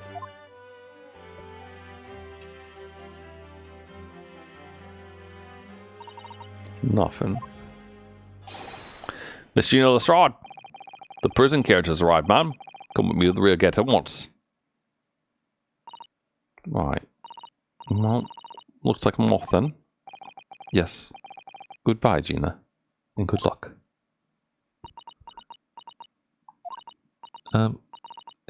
Odo? Yes.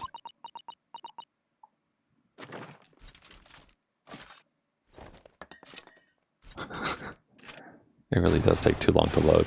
Ah! What was that for? I don't know. I mean, I don't know what to say, so... Ah, indeed. Perhaps the situation calls for a phrase hitherto missing from your vocabulary, Miss Lestrade. On occasions such as this, I would recommend a simple thank you. Oh, yes. It's good advice, Ginny. Right, I see. Well...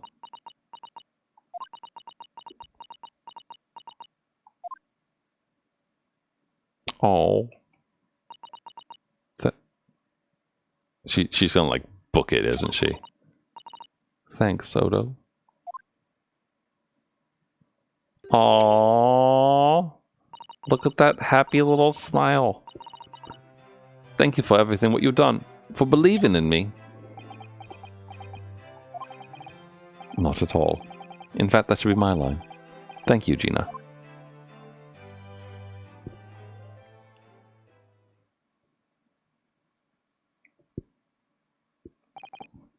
Well, there she goes. What if I ever see her again? Well, quite the indomitable Pick purse. Oh, I nearly forgot. I brought a paper outside. It's a special edition, and there's trials all over the front page. Pickpocket's innocence proven. Isn't it wonderful? You should have shown it to Gina, Iris. She would have been thrilled. Oh no, how silly of me. Oh, sorry, my left eye.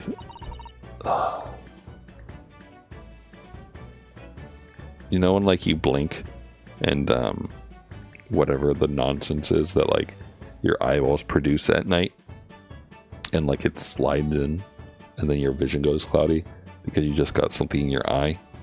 Yeah, that's what just happened to me. But anyway, would you like the good news or the bad news? Not again. Well, what do you say, Bruno? Harry? As usual, I think I'd rather get the bad news out of the way first. Absolutely not. I have no intention of listening to anything but good news. And there you have it. How people answer that question says a lot about them, doesn't it? Let's not go there.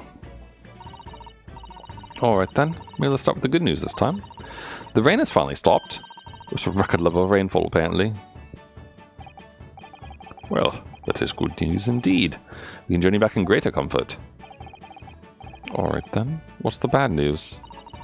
The huge storm has left the seas very choppy. The channel in particular is awful, so sailings out of Dover have been delayed by a day or more. Wait, Dover? That's right. If we head to the station immediately, we may still make it in time to wave Susie off. But there won't be a train, surely? We couldn't be that lucky. Who do you think I am, Nurse Naruhodo? Mr. Sholmes. I rushed to Victoria Station early and made arrangement for a special express. If we hurry now, we shall be there in time for dinner. And I know of a fine restaurant that serves the most delicious baked sole. I don't... The great detective does it again. Indeed he does. I happen to be aware of a number of the rail transport director's foibles. What? I merely made my knowledge of them known to the man, and he happily laid on the locomotive. Elementary. Just an idea, but it might be wise to stop manipulating people that way. What are we waiting for, then? To London, Victoria.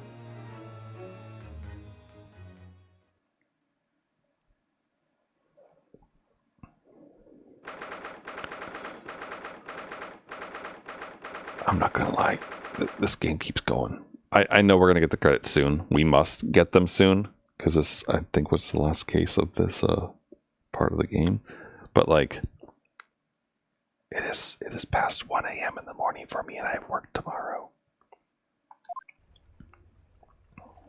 So this better end itself quick, please. That took somewhat longer than I had anticipated. Susie's boat must be up to leave now. Miss Susato, where are you? Right there. Over there, look. It looks like she's reading something. What are you reading? Hold it! Miss Susato, wait! What are you doing?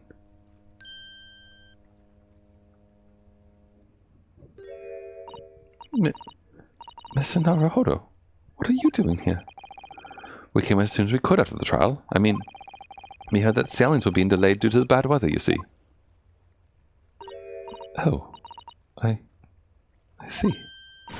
Then tell me, how did Gina's trial go? It went well. She was acquitted.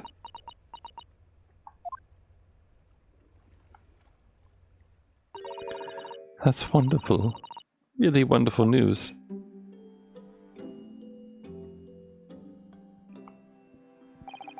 The book you were about to throw into the sea. It was your Encyclopedia of British Law, wasn't it? Oh dear. I was hoping you hadn't seen that. I'm not worthy of practicing law in any way now. So, I was saying my final farewell. You were saying goodbye to law? You, Susato-san. Would I be correct in assuming it's because of the peephole, Miss Susato? I deliberately altered the scene of a crime, and then I tried to hide the fact. What I did is utterly unforgivable. That reminds me. How did you even come to have this, Susie? On the evening of the incident, Mr. Sholmes had invited Gina to dinner, if you remember. Oh yes, we had a wonderful time. Well, Gina gave us a little introductory lesson, didn't she? To the art of pickpocketing, I mean. Oh, that was so much fun. I stole Runo's armband. Yes, please don't do that again, Iris. That band's very important to me. Well, if it's so important, you should pay more attention to it. You'd notice for ages. On a whim, I thought it would be fun to see if I could take the cat flap-o-matic. So I put it up my sleeve. Really? And then I rather forgot about it. Until I found myself in Mr. Winterbeck's shop with it later that night. Yo, how? That thing is massive. I see. And then...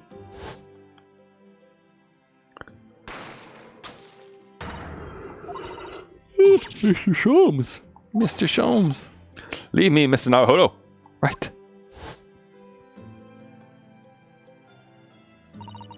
After Mr. Naruhodo had left the shop, I started to think. That door started to play on my mind. The storeroom door, you mean? Yes. If Gina was anywhere in the shop, I realized it could only be behind that door. And at the moment, the little device that I had up in my sleeve sprang to mind. I was so worried about Gina. I simply had to know.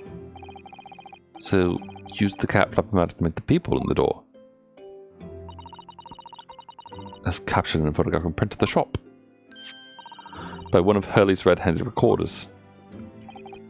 Indeed, those are the first importance at that point. Precisely when the people was made, that information would prove to be Mr. Naruhodo's greatest weapon. Though, naturally, without proof it would amount into nothing. But when I looked through the hole in the door, the sight that met my eyes made my blood run cold.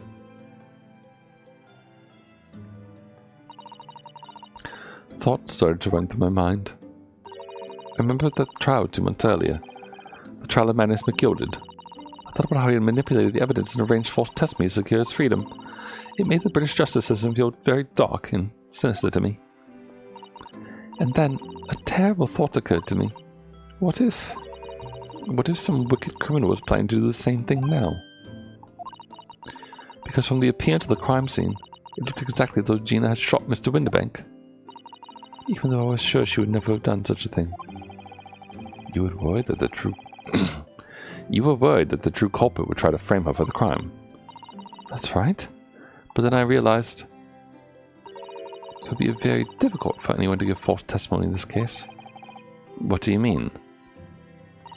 Well, the crime appeared to have happened behind the door of a locked room.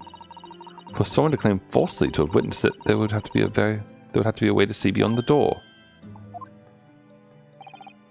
For which a peephole would be the very thing. Only the peephole I made wasn't exactly there until after the crime had been committed, of course. And the criminal would know that, so it wouldn't make any difference. But the possibility of a rather ingenious trap was there, was it not? A trap? Is that why she did it? So, is that why you kept it a secret, Susie? You never mentioned that you made the peephole to anyone? Not even to the police. I know. And I knew at the time what I was doing was wrong. A criminal offense, even. That's why I decided to confide in Mr. Sholmes. If Mr. Naruhodo was completely backed into a corner, with no other possible means of escape, the truth about the people could save him. That was my plan.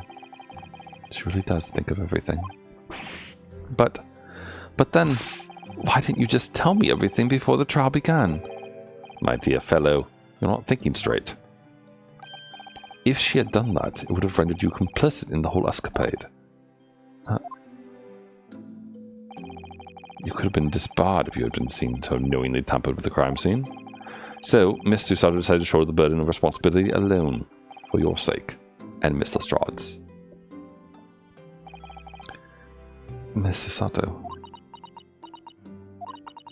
The truth is, when it happened, I did it because I'd lost a little of my faith in the law. Oh. I was worried that the right person would be convicted of the crime, but the moment I allowed myself to think that is the moment I lost my right to call myself a judicial assistant. What you did isn't comparable to what he did. Graydon is the one who lied in the witness stand, using that peephole as a way to implicate Gina. She has no idea who Graydon is, by the way.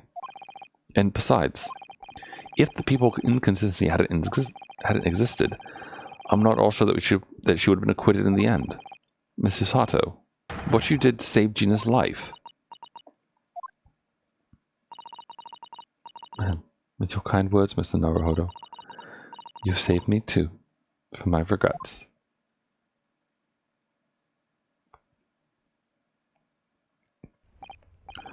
Well, we must all be thankful that Miss Lestrade's freedom has been assured. Yes, exactly. Although some of the loose ends in that trial will continue to play on my mind, I'm sure. But the revelation that the music box disc contained secret messages, Mr. Naruhodo. What a triumph to work that out. I'm full of admiration. Well, actually, that argument wasn't quite as compelling as I thought it was. It wasn't. There was a communications officer among the jury members, you see. A telegraph operator. And she said that the majority of the sounds of the disc were just meaningless tones. As one would expect. After all, we are talking about secret government communications. No doubt they were written in cipher to avoid being readily understood should they have been intercepted.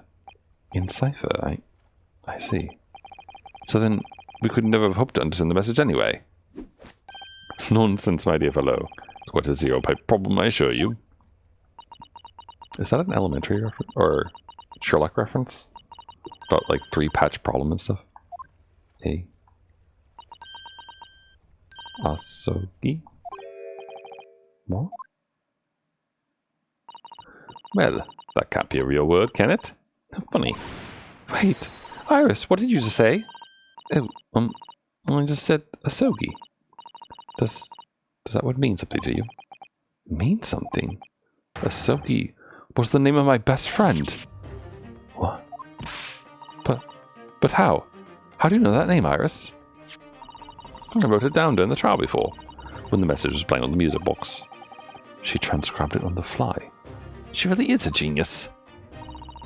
I thought the message probably would have been written out in plain Morse code, so I tried various ways to interpret it. But whatever I tried, the words just didn't seem to make any sense. That is, in English, at least. Oh. It suddenly occurred to me, you know. There's more than one Morse code, not just the English variety. Various countries on the world have altered and added to Morse code to use as their own language. I don't believe it. Are you saying... That's right. Only actually ever seen the charted Japanese Morse code once before. But I think it's based on the Iroha pangram, isn't it? And you mean to say that in Japanese Morse code, the message says Asogi? Yes, I think so. Sorry, but I don't remember all of the Japanese Morse code. Iris, would you let me see that? Mr. Sato, do you know it? Do you know Japanese Morse code? Yes, I spent some time studying it. Because I'm quite sure Morse code would become important. Because I'm quite sure Morse code would become ever more important for international communications. Then might I recommend, my dear madame, that you focus your efforts on the English version? Be that as it may, Iris, show me the message, please. Of course.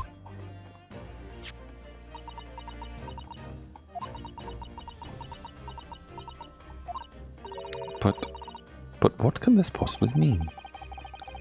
Whatever's in that long sequence of supposedly meaningless dots and dashes, it's made the color drain from Susaru-san's face. There's no doubt that this message is written in Japanese Morse code. So the British Empire has been using Japanese for its secret communications. I don't understand the reason why, but the message appears to be a list of 4 people's names. 4 names. The first is Kei Asogi. Kazuma Asogi. Why? What was his name on that disc? The second is A. Sheen. I bet you... Do you think Johnny Wilson will be on this? Sheen. I don't recognize that name. The third is T. Gregerson. Tobias Gregson. Gregerson. Gregson. It would seem Tobias Gregson is the third man on the list. And what's his name doing in the secret government communication as well? And the last name. What's the matter, Mr. Sato? I'm gonna guess Sholmes, maybe? It's just so strange. So unexpected. Or maybe Mikotoba. Oh, what is it, Susie? Don't keep us all in suspense. The last name is J. Wilson. Oh, yeah. That was the third guess, honestly. What? Wilson? John H. Wilson? You mean Daddy? It says only J. Wilson, so I'm afraid I can't be sure. Then, after the four names it reads, if I translate from Japanese, that is all four. And that's the end of the message. Or rather the end of what you noted down, Iris. I just can't possibly believe it. Sorry, I just can't believe it. Who'd ever thought that those discs contained Japanese Morse code? Not to mention a strange list of some disturbingly familiar names. It would appear that this particular message is a communication of some kind between Great Britain and the Empire of Japan. So, Daddy could be in Japan then, where Susie and Runo come from. Oh, well... no, it's not very likely really, is it? I mean, there are thousands of people with the surname Wilson. Obviously lots of J's among them. Professor John H. Wilson, visiting professor of medicine at the Imperial Yume University. But we can't tell Iris about that now. We just can't. This is so strange. Somehow, in solving the case of Mr. Winbank's murder today, I feel like I've rolled back a boulder at the mouth of a very dark cave. I do wonder if perhaps it's a dark cave that we shouldn't go wandering inside.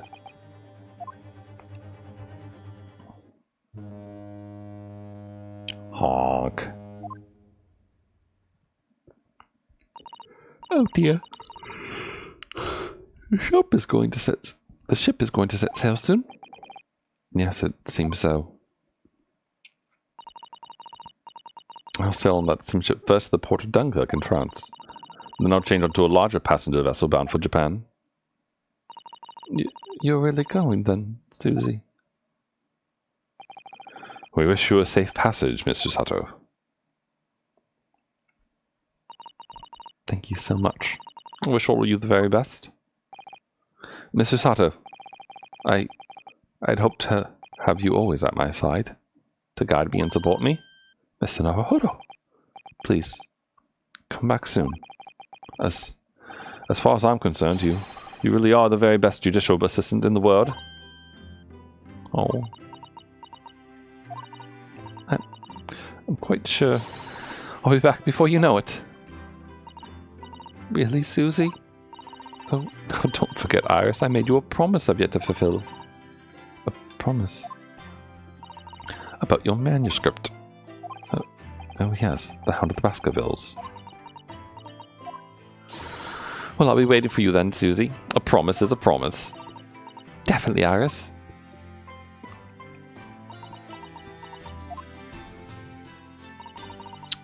Mr. Naruhodo. Yes. Do you remember the first time we met? Yes, of course. On the SS Burya, when I was dragged out from that wardrobe still half asleep. If I remember rightly, you threw me halfway across the cabin with a Shisato takedown. You know very well that I'm talking about after that. It's strange, but being thrown together as we were in that case, I somehow felt straight away that you were the perfect person to continue Kazuma-sama's great legacy. Miss Susato. And my instincts were right. I really want to believe... No. I'm sure that... I'll be back soon. Farewell until then.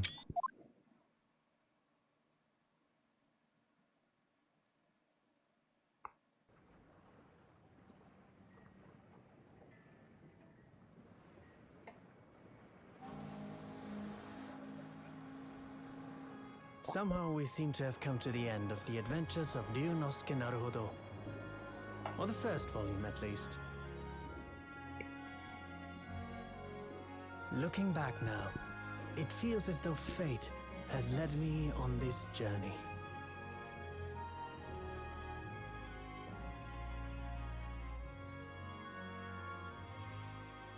Fate led me to becoming a lawyer, to traveling halfway around the world, to meeting the great detective. I'm sure there'll be trials and tribulations ahead. Of course there will. But whatever happens, I know I'll be able to turn my fortunes around.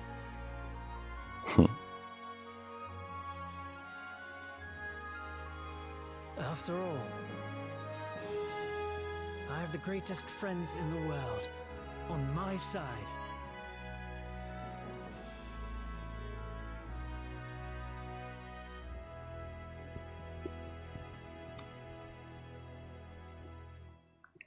Nice boat.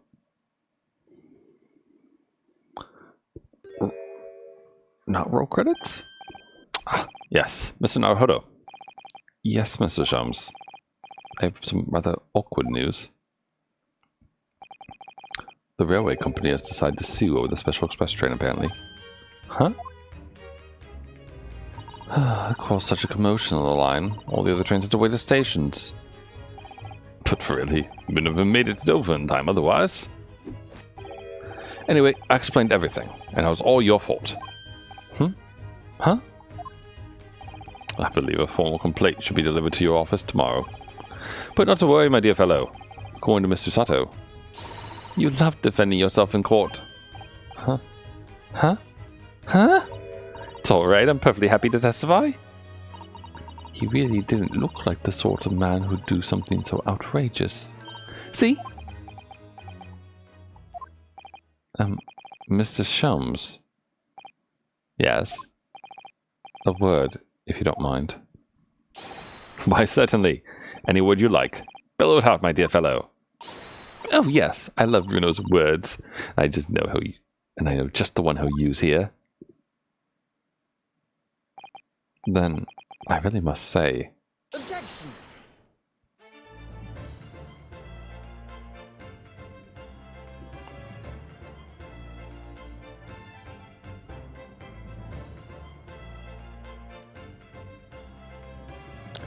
There we go. We have beaten the Great Ace Attorney Chronicles adventure, I believe, or the Great Ace Attorney Adventure, or something like that. The first bit. In the following week's 100 music boxes arrived at Baker Street. Something was afoot, though it transpired I'd ordered them all myself. So I advertised them for sale with "used by Mr. Sholmes to solve an important case." And the money I've earned, consulting detective work pays a pittance by comparison. Very nice.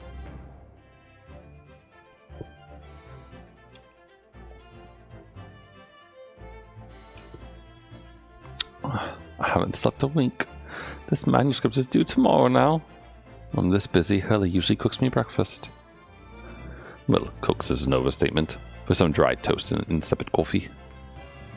I do miss Susie and her lovely Japanese breakfasts. Yeah.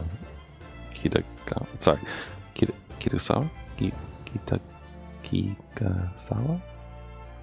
The person who made this music was amazing.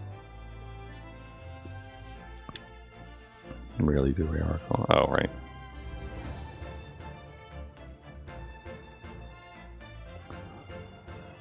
I don't know, sir.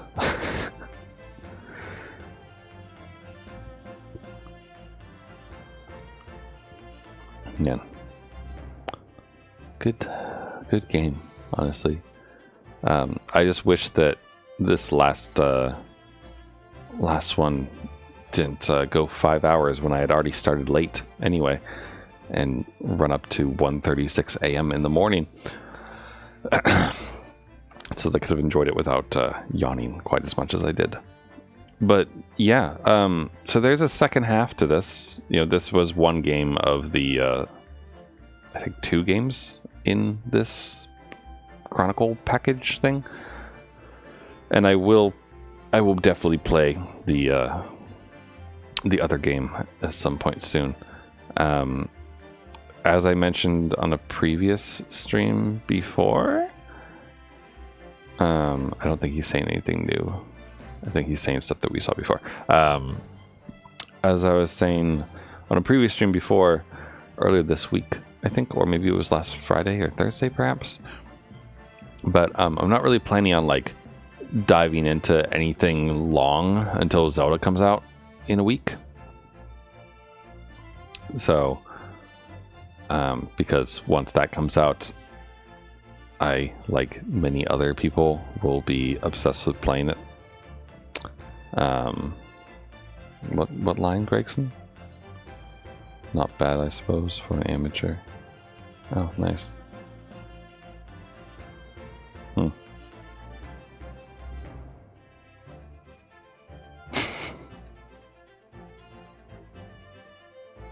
Oh, Gregson. But yeah, this was a great game. All the characters are really fun. The mysteries were good in the stories. There were only like 2. I want to say there were only like 2, maybe 3 times where I got like super stuck in Evidence World, which is a lot less than the ones in the original Ace Attorney. I think like there was a good amount of like Man of the House is his own made. Interesting. There were a lot less times where I got like super stuck and like the evidence you had to present was like super convoluted. There was less of that. So it's great. Overall, like I think that this game is like a massive improvement over the other one. Like the original trilogy. I mean, like the things that they've done with this one, whether it's like the full 3D models, or even if you just like ignore the visual stuff, like the courtroom aspects of the gameplay, like the pursuit of reactions, as well as the jury summation, examination, and the blood sample thing as well, a little bit too. All those interesting things. It was good. It was really good. I enjoyed it a lot. I definitely enjoyed it. Well, this was more grounded in realism, despite Sholmes's strange things and strange inventions and whatnot. But it was grounded in more reality than the spirit channeling stuff and whatnot of the original game, which I don't mind it having. Like, I didn't mind it then, but I also don't mind it here. Why is he not sentenced to death for high treason?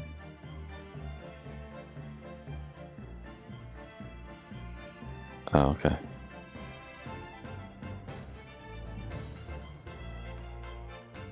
There we go. Finally, the Ginyu squad has assembled.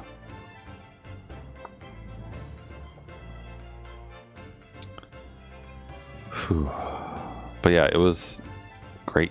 I'm curious if any new mechanics will be added in to the other game. Kind of how, like, you know, the later Ace Attorney games had the ability to spray around with various science instruments to like find clues and that kind of stuff. I wonder if any of that will make a return. We'll have to find out later on. But yeah.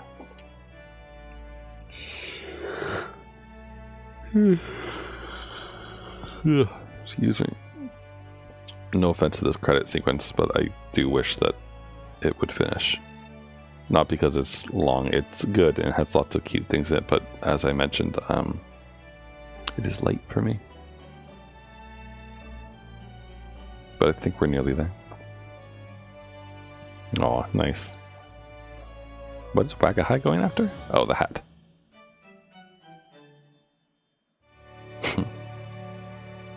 That was really cute.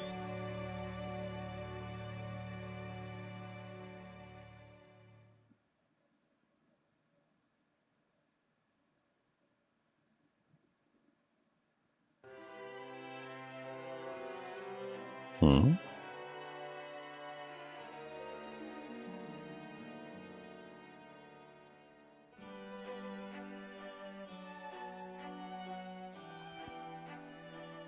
Mark Ota. See? Had an interesting voice, that guy, especially during the ending bit. Narrator? Wait, we had a narrator? That must have been during the anime segments, I guess.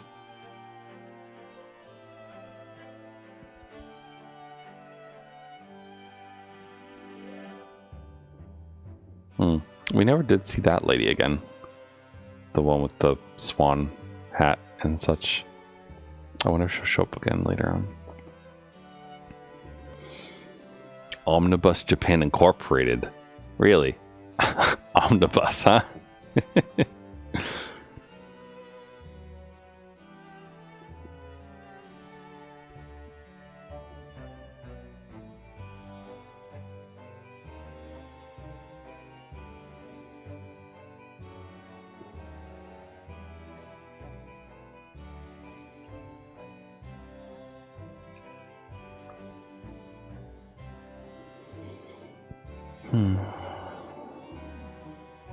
Good stuff.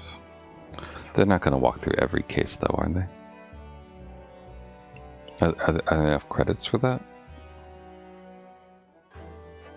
I suppose so. Cosmo just stopped because that was the Russian one. And he died, and then we walked through it, yeah.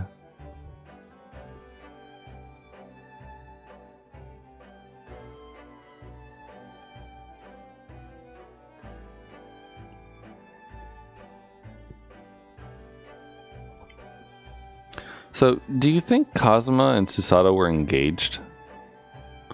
Because that was like kind of the sense that I got a little bit.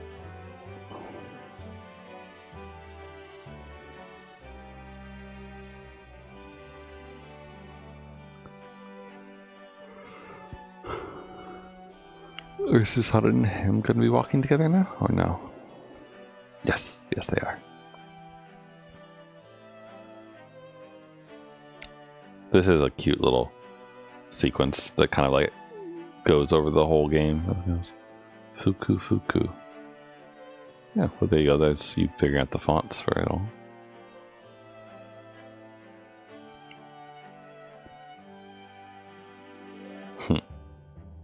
Oh, the gilded. What a lad he is.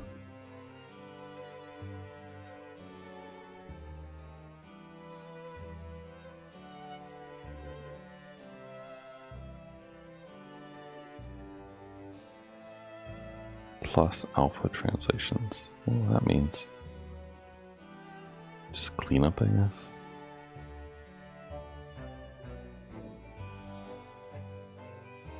Is Shom's going to walk with it? Yeah, he is. What about Gregson? I would expect Iris to join us when she does. But I wouldn't be terribly surprised if Gregson joined us, but I guess not.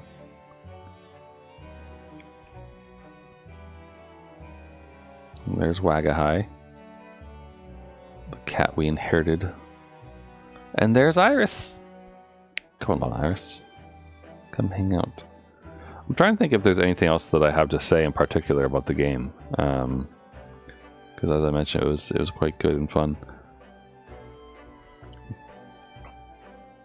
And I have the feeling that if I didn't read everything out loud and everything like that, then, you know, I'd be able to complete this game a lot faster. But oh, they got the nice picture of Lestrade. Oh, where is there you are, Gina. Join us, Gina.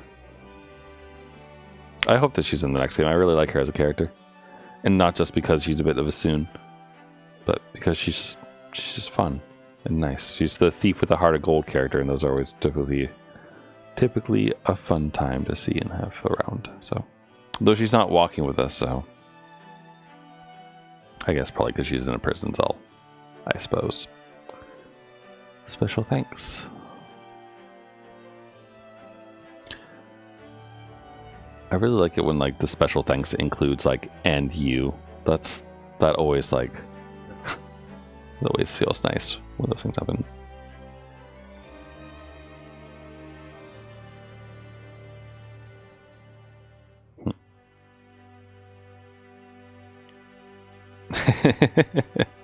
Very nice. That's a good in bit there. Great Ace Attorney Adventures. Bean. There we go. Complete. Achievement unlocked. Fleeting farewell.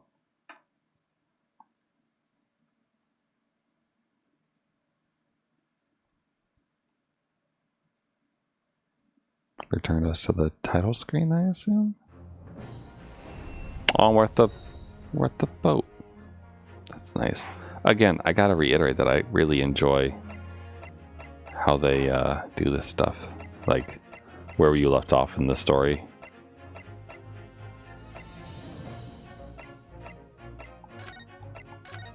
Alright, but I gotta go to sleep. Oh, I gotta... We must sleep now. So, hope you all enjoyed it. I know I went quite a bit long, so I would be surprised if anyone stayed up along with me or so, or if everyone just fell asleep if they were watching. But have a good rest of your night, rest of your day, whatever time it is wherever you are, and I hope you all enjoyed Ace Attorney Great Ace Attorney Adventures, or Chronicles, whichever one you want to call it. Chronicles being the collection. But I'll see you maybe tomorrow. One of my friends is in town. Not the one who I saw tonight, but a different friend who I don't see that often, who's terribly, what's the word? Not finicky, not paper. What is it when flaky? Someone terribly flaky. So I supposedly am supposed to possibly see them tomorrow night, but if that falls through, then I'll be around. Otherwise, I might not be around. But I will see you next week if that's the case. But I'll try to tweet if if anything different, or just to confirm if I'm there or not. So good night. Go to sleep, everyone. That includes you, Yin. I assume you shouldn't be up at 1:50 a.m. either, or whatever time it is where you are. I can't remember if you're offset or not. But have a good one. Bye for now. Enjoy all the fun things, and thanks for watching. See ya.